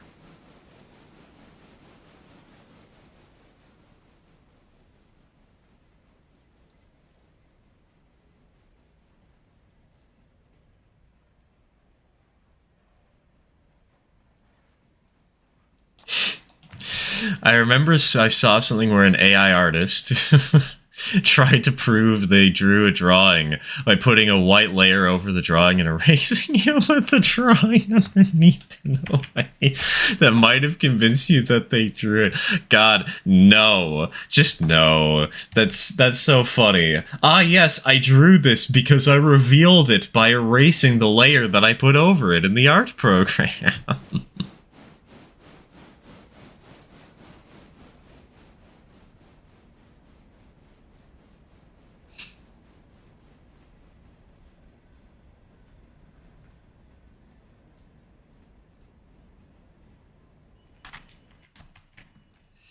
I've noticed that exact thing when it comes to things for AI Dungeon. I can automatically tell when somebody used Google Gemini to write a story element. I know certain phrases dungeon models like to use. Yeah, exactly.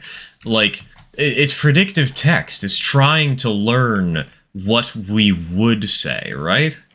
But the problem is, in doing so, it's making everything sound unnatural by following the mass patterns of behavior. Like, for instance, wasn't there a research paper that said if somebody uses the word delve, it's more likely to be AI than normal? Like, I love the word delve. I loved using it, you know? It was such an uncommon and quirky word, and whenever I could actually get a chance to, like, work it into a script or work it into something. It was perfect. But now, like, it's kind of tainted. Do a matching passenger car for the Halloween Combine, as well as decorate an engine for Halloween. You assume... See, you assume I have the money to afford something like that.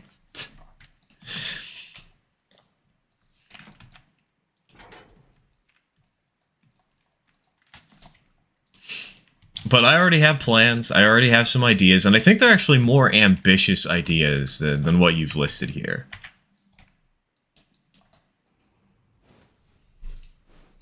Unfortunately, I do need to save up a little bit of money to make it all work. There are some elements that I still have yet to obtain, but...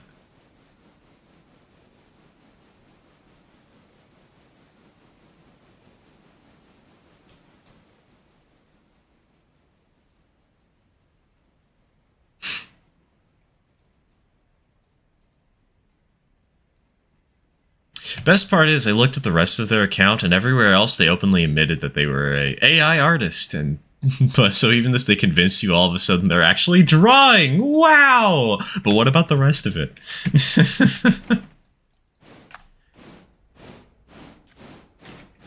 Have you heard about Hurricane Helen? Isn't that the one that's forming off the coast right now? And like going to come into mainland and be like a huge problem?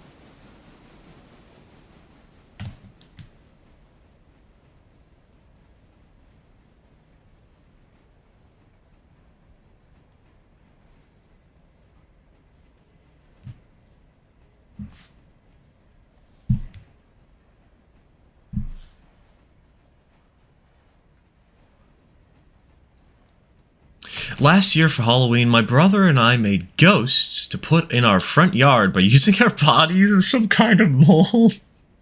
Nice. uh...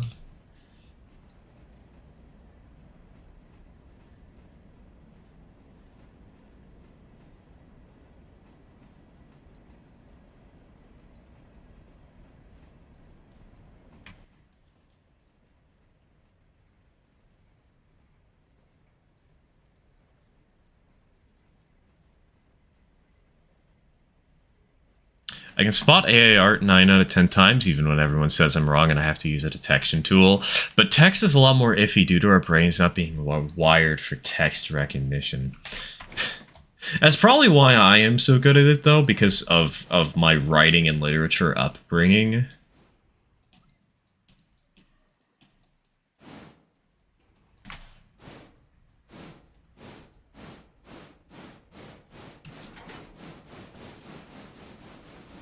I should not have pulled those cars forwards with me.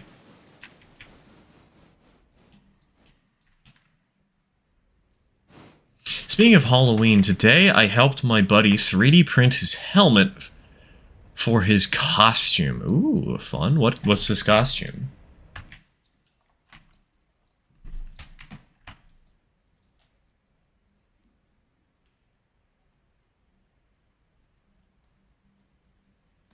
Personally, I'd like to think Google adds stuff from people's Google Drive to their AI data sets. So when I transfer my Deero Valley liveries from my tablet to my PC, hell yeah! Heartless and Coin River Railroad, baby! That'd actually be really funny if they randomly a Halloween train for the Heartless and Coin River just appears on Google.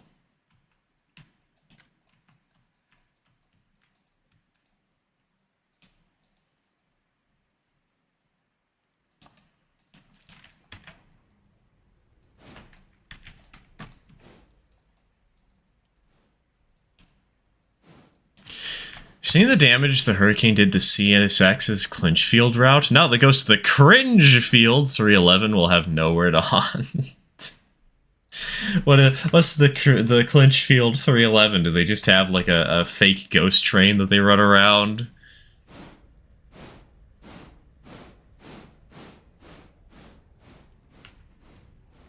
Should dress up for Halloween. I don't know what to dress up as for Halloween. I don't really do Halloween anymore, you know?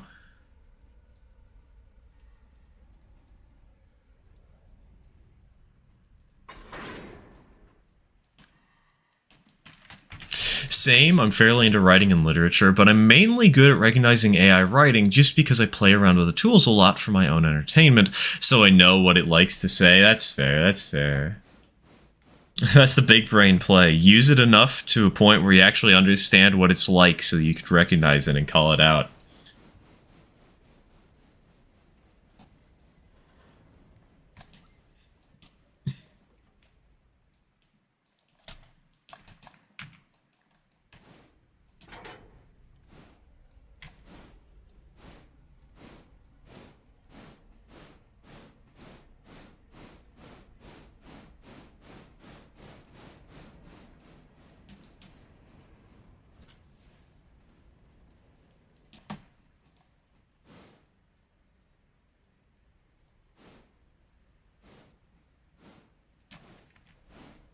It's a trains thing. It's very unoriginal, and some people have made the engine a part of their crappy series, hence the cringe part.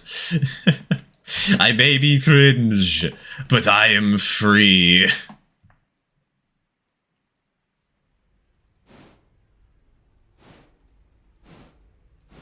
No, what I mean is it would think the texture files are intended to be pictures instead of wrapped into a 3D model. So screw everything up if the AI uses the files as a reference. Yes.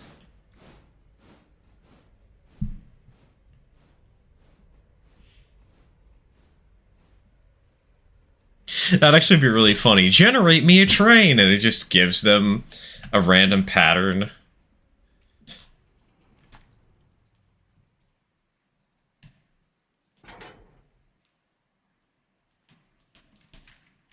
It really shows the prompts I give for generating AI dungeon races / locations, which is like 300 to 400 words and mainly focused on stop saying the same thing over and over again, you useless machine!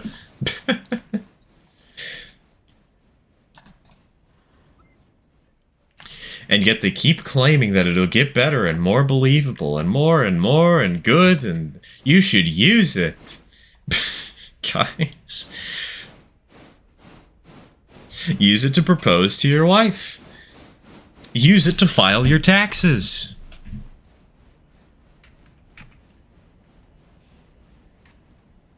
Actually, why would you propose to your wife? Wouldn't you already be married by that point? Wouldn't that kind of defeat the whole purpose?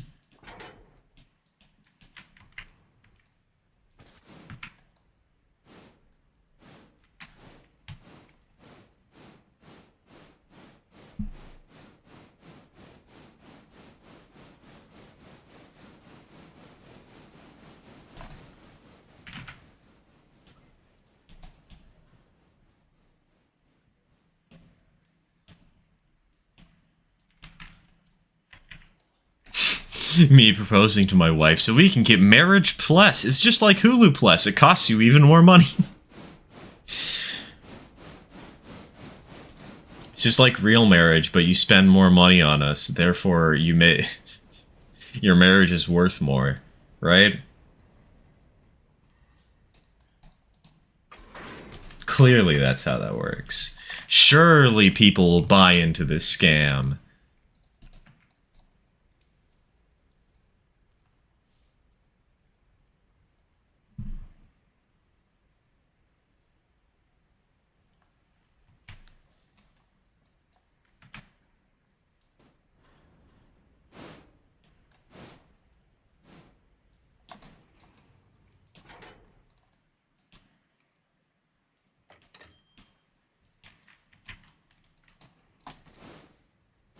CRR 311 has been around since E2's beginning. Plus CRR, it's been so overused, it just got old and repetitive, hence why many people don't like it.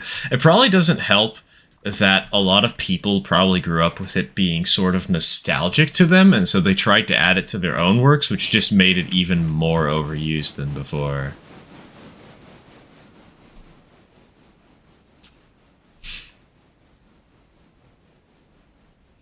I cannot get married. I'm socially awkward in normal situations. I cannot be in front of a room on a stage with my hypothetical partner and with 100 people staring at us. See, easy solution. Courthouse marriage. Just go in there, get the paperwork, and leave.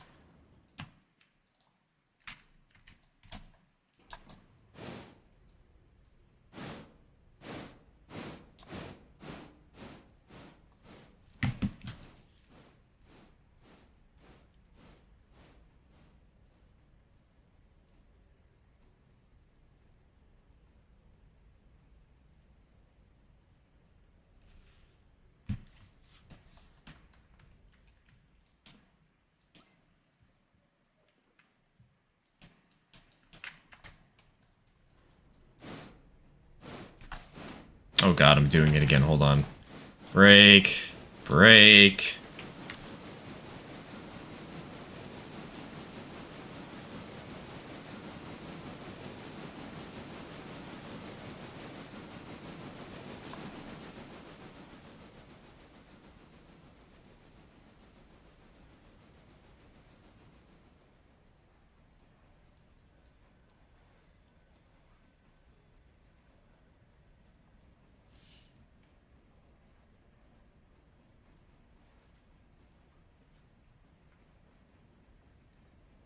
You know, I rather like how Upper Cowie came out. Conversation topic of choice. I I think I made some mistakes in its design for how I would have wanted to build it, but I think with how it is, it's actually better than how it would have been, if that makes any sense. Sometimes the mistakes that you make turn out to be blessings in disguise. I feel like that's certainly today, you know? Certainly this.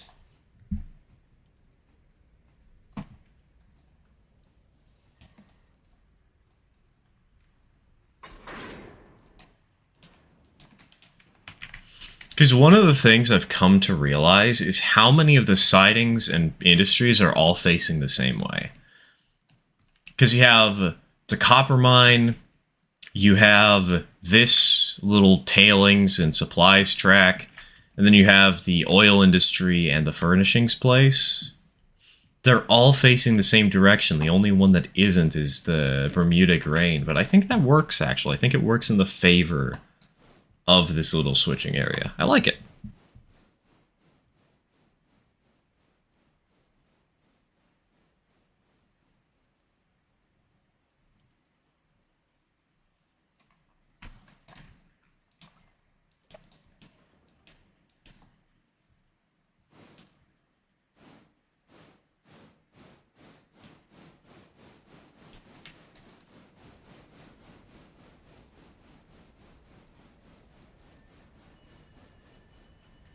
Gotta go do college stuff. Aw, no, not college stuff. Alright, take care, Radium. Take care. Thanks for tuning in for a bit.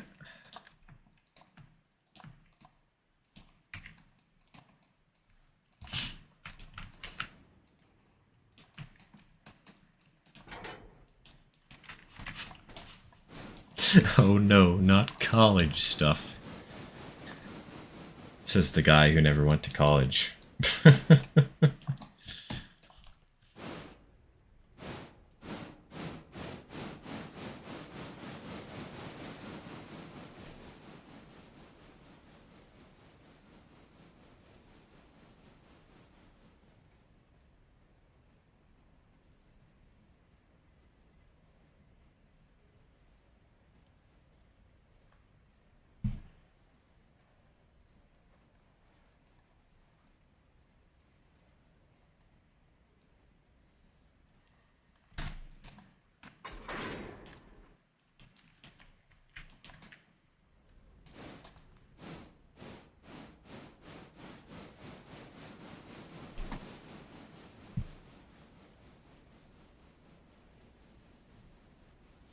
I'll chat. It is that quiet part of the stream.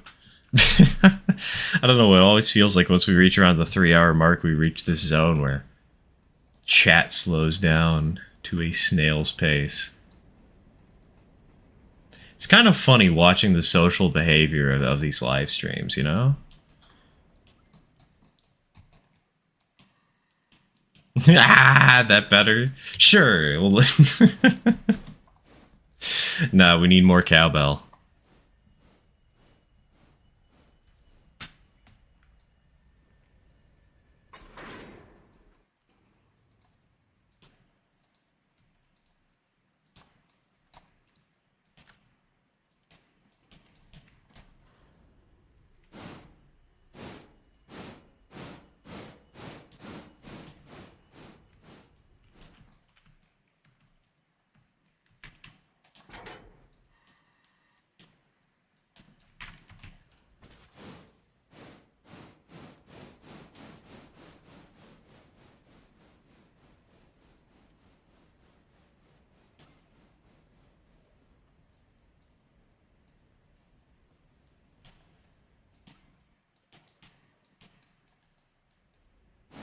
Okay, random thought. You know what this game could use? Actual sound effects for when it's raining. Why is it so quiet? You know? Like, wouldn't it be nice if there was just a little backing rain track? Just a little something special.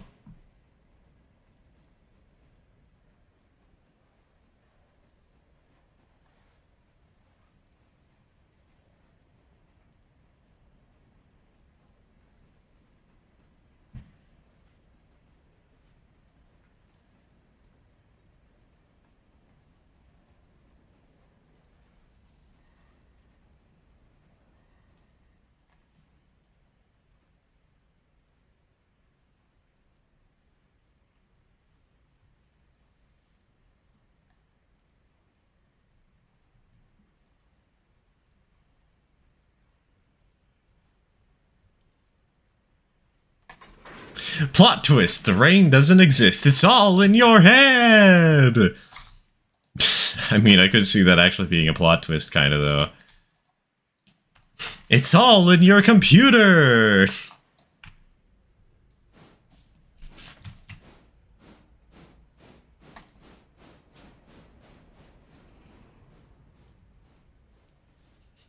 Wake up, wake up, wake up, wake up, wake up, wake up, wake up.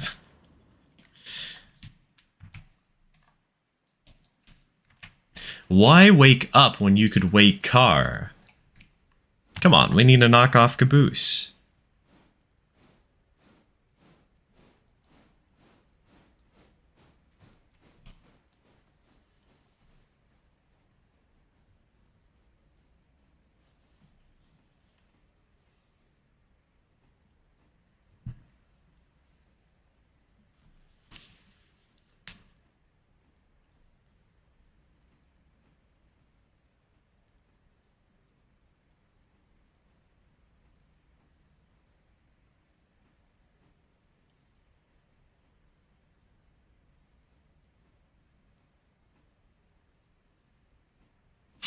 Wake car. Being awoken by a DUI crashing through your house and destroying the structural supports. Just on the second floor bedroom, and then all of a sudden you just have this falling feeling. You don't actually hear the car that wakes you up. You hit the ground. And now you're awake.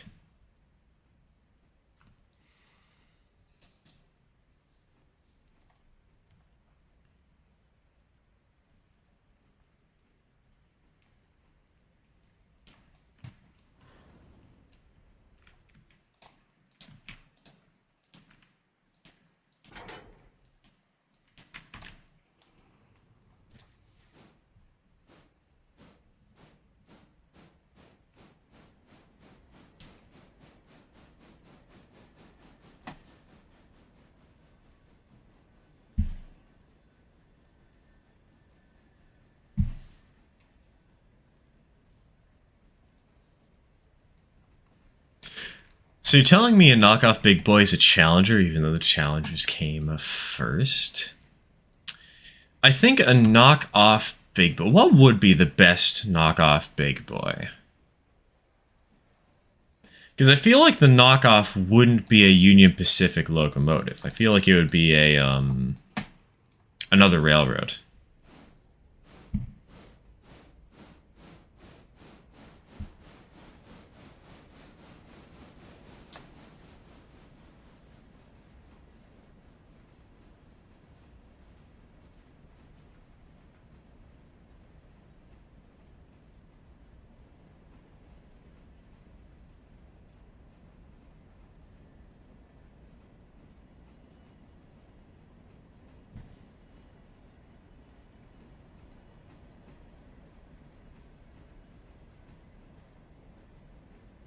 I say the Delaware and Hudson... Wait. The D&H WP... Wait, I'm not sure how to read that. I'm confused. I'm very confusion right now. Is that the Delaware and Hudson? Western Pacific? Or... Someone please explain.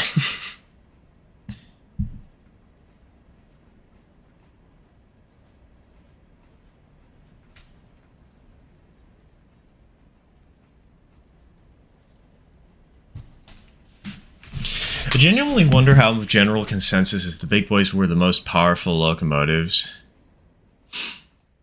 The most power was the Shen 24, the most powerful steam locomotive is the Virginian AE, and the most power-up loco was the third generation GTELs.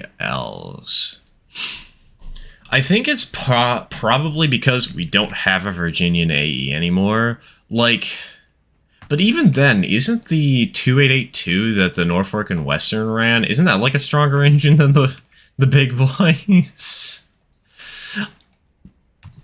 I meant to say Delaware and Hudson, but I added Western Pacific as it was a close. Yeah, that is true. The Western Pacific, didn't the Western Pacific have Challengers and also just had GS class locomotives? That was always strange to me.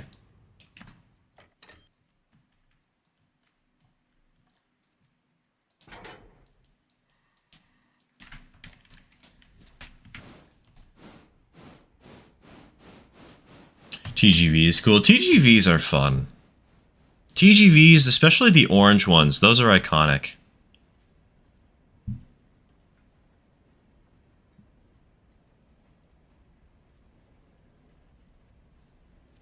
So you know Allegheny class was the heaviest articulated. Okay, I'm gonna let you all in on something that I do not... So there's a video tomorrow, right? And the video is going to be about the trip. It's going to be a summary about the trip. There's something I did not mention. We got a peek at the preserved Allegheny.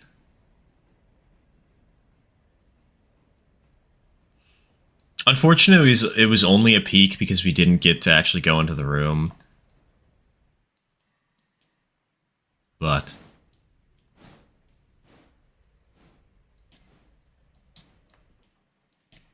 There's two? Really? Wait a minute.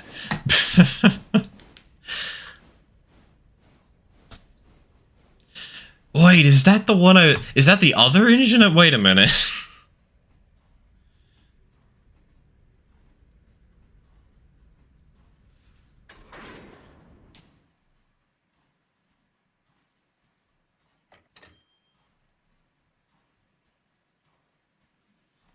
I think there's two. You can correct me. There might be two. There might be, but I'm doubtful. Can we just nationalize the passenger network? We already did that here in the US, though. That's what Amtrak is, isn't it?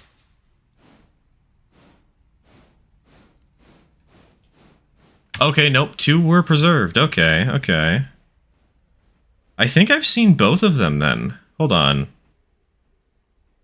Preservation.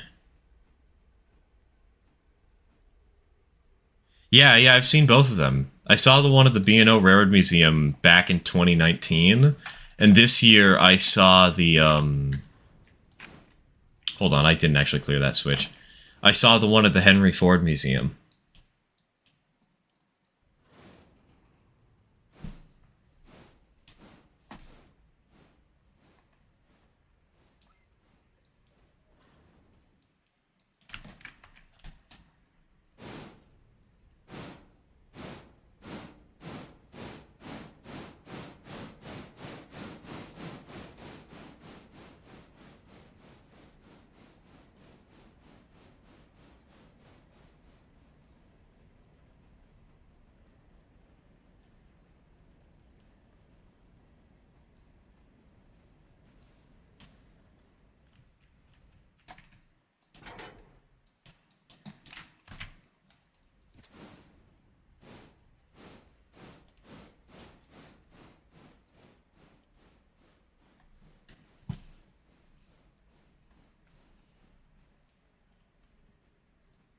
Conrail 2, because Conrail was really good, and then the government decided to sell it off, because of course they did.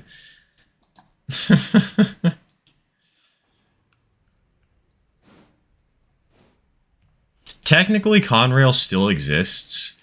It's just owned by both NS and CSX, so...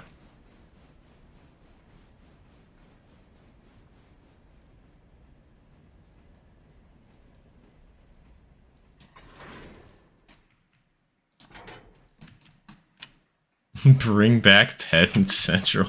There's a reason it died. A good one at that.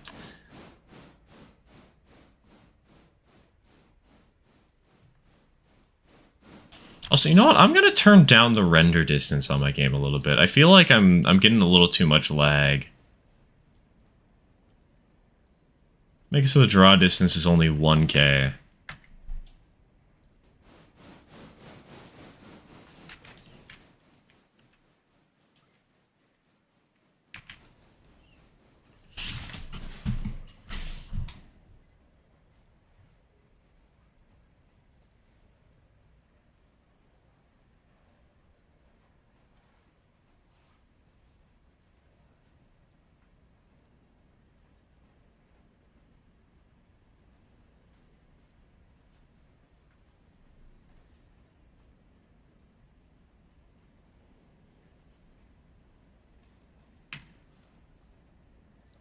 All right. We'll get this train back to the interchange and then we'll end it there. That'll be around the 4-hour mark, right?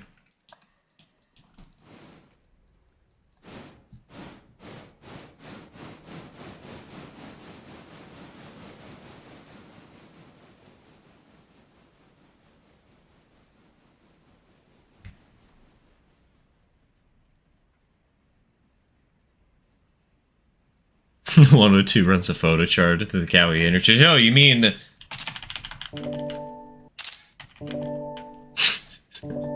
How many screenshots can I take in rapid fire succession? Annoy chat with the noise. The snipping program I have.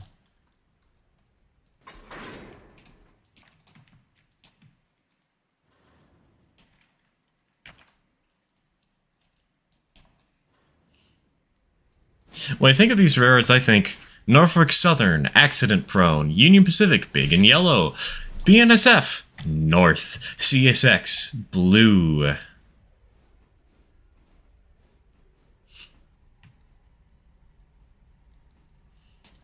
For me, Norfolk Southern has some very classy heritage units. CSX units kind of suck. I mean, they're not terrible, but like it'd be so much cooler if they actually made them. You know, they went the full way and actually made them just full heritage units. You know, BNSF I kind of have a soft spots for, admittedly, because you know we run across it on the Empire Builder so much, and also because it's basically it's Great Northern just. Like a more modern version of it, I guess. I don't know. It helps that the first locomotive I ever got in model trains was a BNSF locomotive.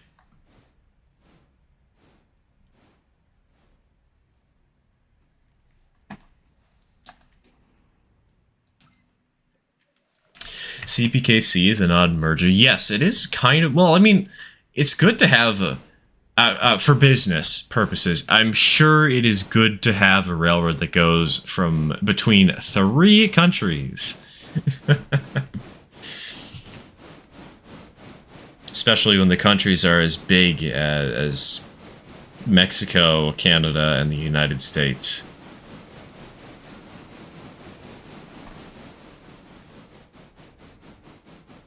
BNSF needs a heritage fleet of locomotives. I mean, you kind of have BNSF heritage because they've been too lazy to repaint locomotives. Do you have any idea how many war bonnet diesels we saw on our excursion last month? Same with Burlington Northern ones. We even saw some that still said, like, BN on the side in Santa Fe and all that jazz.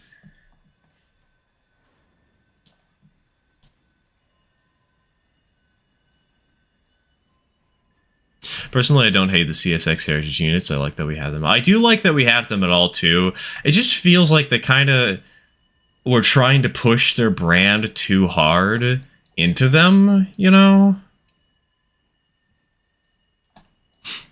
Canada, USA, Mexico, the cum zone.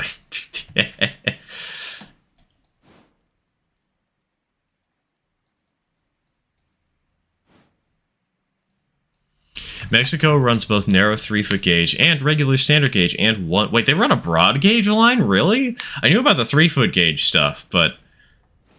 There's a broad gauge? What? That's wild.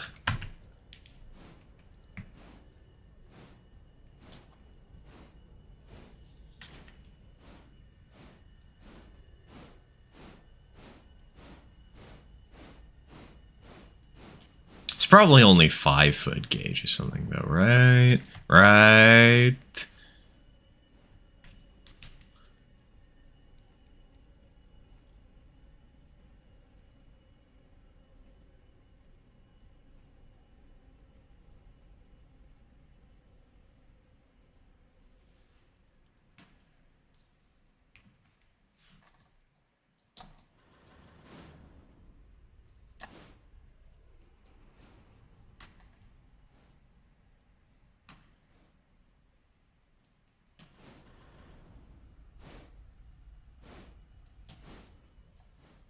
Alright, bonk. Bonk.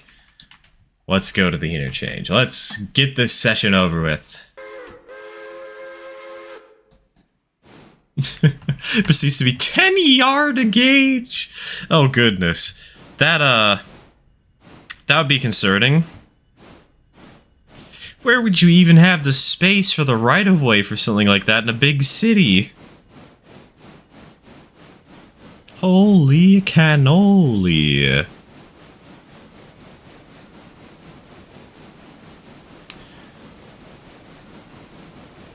The meter gauge during World War I and World War II for the French trench is nicknamed the trench gauge. Is cool. Wasn't it not meter gauge, though? Wasn't it 60 centimeters? Like, Snickerdoodle is a trench engine. I feel like... I feel like it was 2 foot, not 1 meter.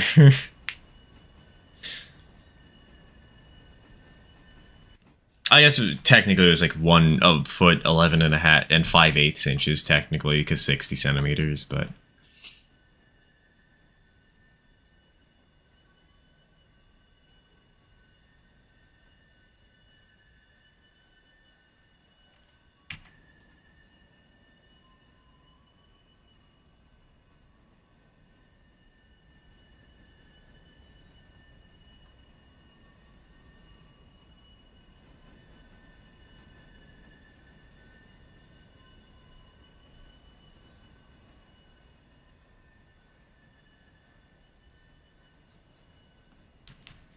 Surprised we're not picking up more speed. We're going on a almost 2% downhill here. Hey yo, bucko, welcome to the stream. Welcome to the stream.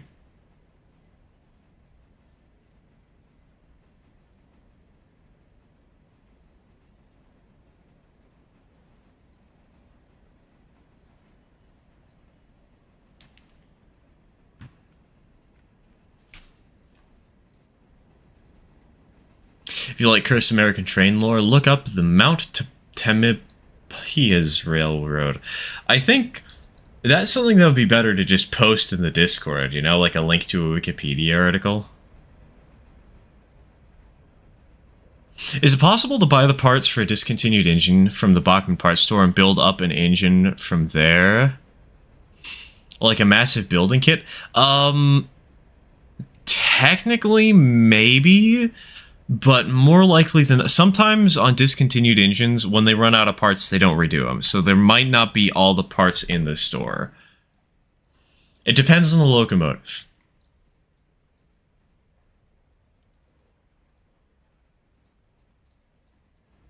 Around the bend.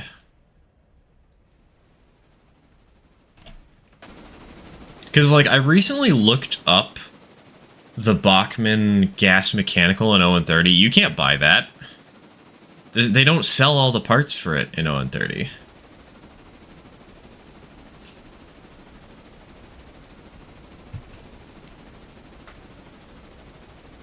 They only sell a couple of the parts.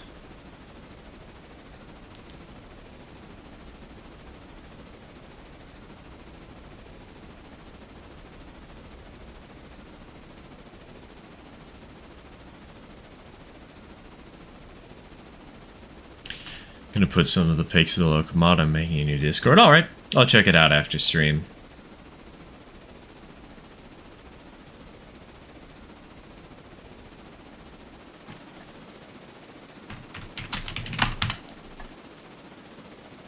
Ah, scary. It's so colorful. Look at how bright the world is. Fear me, chat. Fear my power. Actually, if there's anything I should be afraid of, it's the 35-mile-an-hour speed limit coming up on a corner in the middle of town.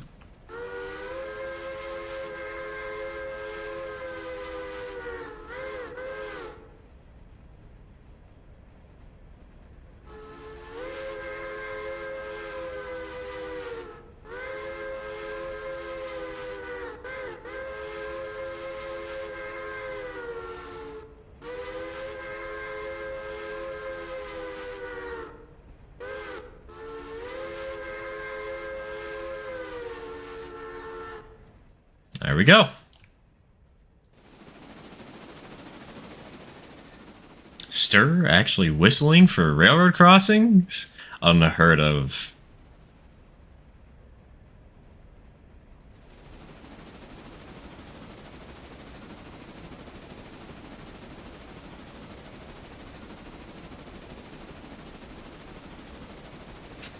To you, 10-mile-an-hour speed limit? What 10-mile-an-hour speed limit? Immediately dies.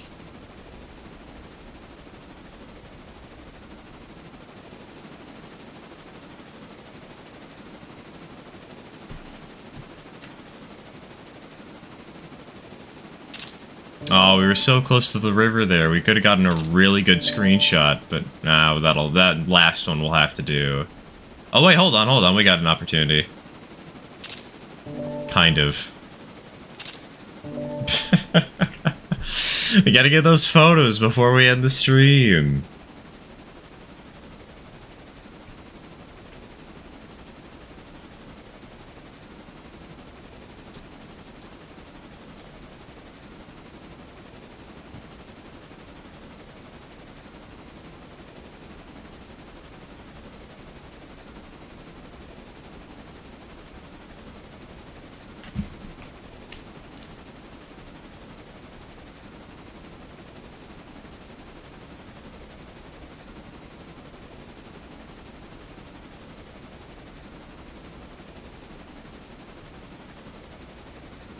Imagine using alcohol as fuel for the locomotive. Didn't that happen, though? Like, I feel like I've heard of that before.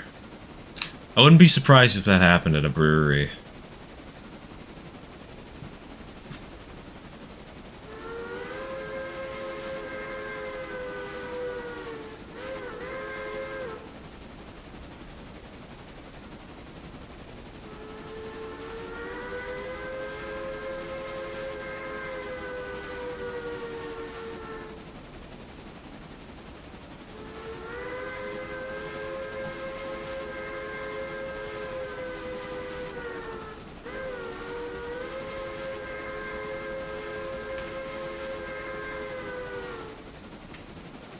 Hold on, we can get some good pictures.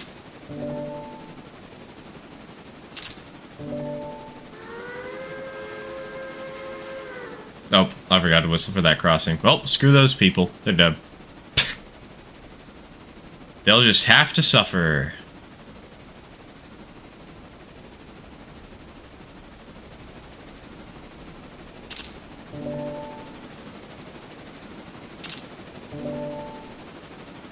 Hold on, we can zoom out from this perspective, get a screenshot. That's an interesting one I don't think I've done before. Can't use it as fuel, but you can definitely use alcohol to go faster. Just give it to your engineer. Preferably not your fireman, so there's at least one person to hit the brakes.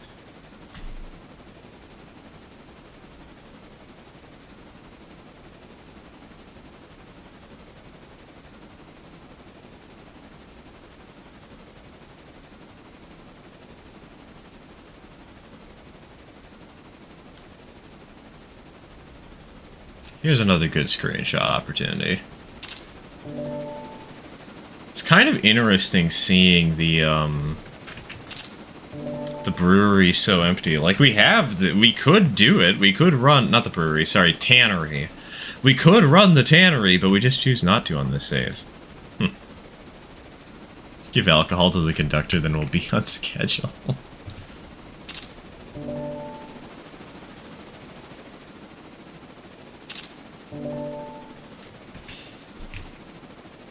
Alright. Interchange. Sweet interchange.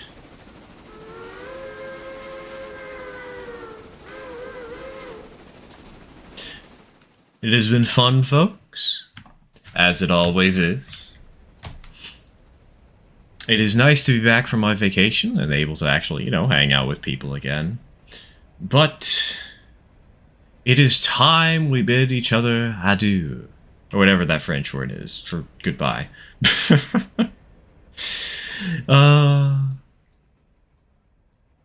I'm getting hungry. It's going to be about dinner time. It's about the 4-hour mark anyway, so, you know, good timing for us to call it quits. Thank you all for tuning in. Like and subscribe, you nerds. And I will see you all next time. Probably tomorrow for many of you, because we will be having that video, that little trip report. So I'll see you all then. Cheers, folks.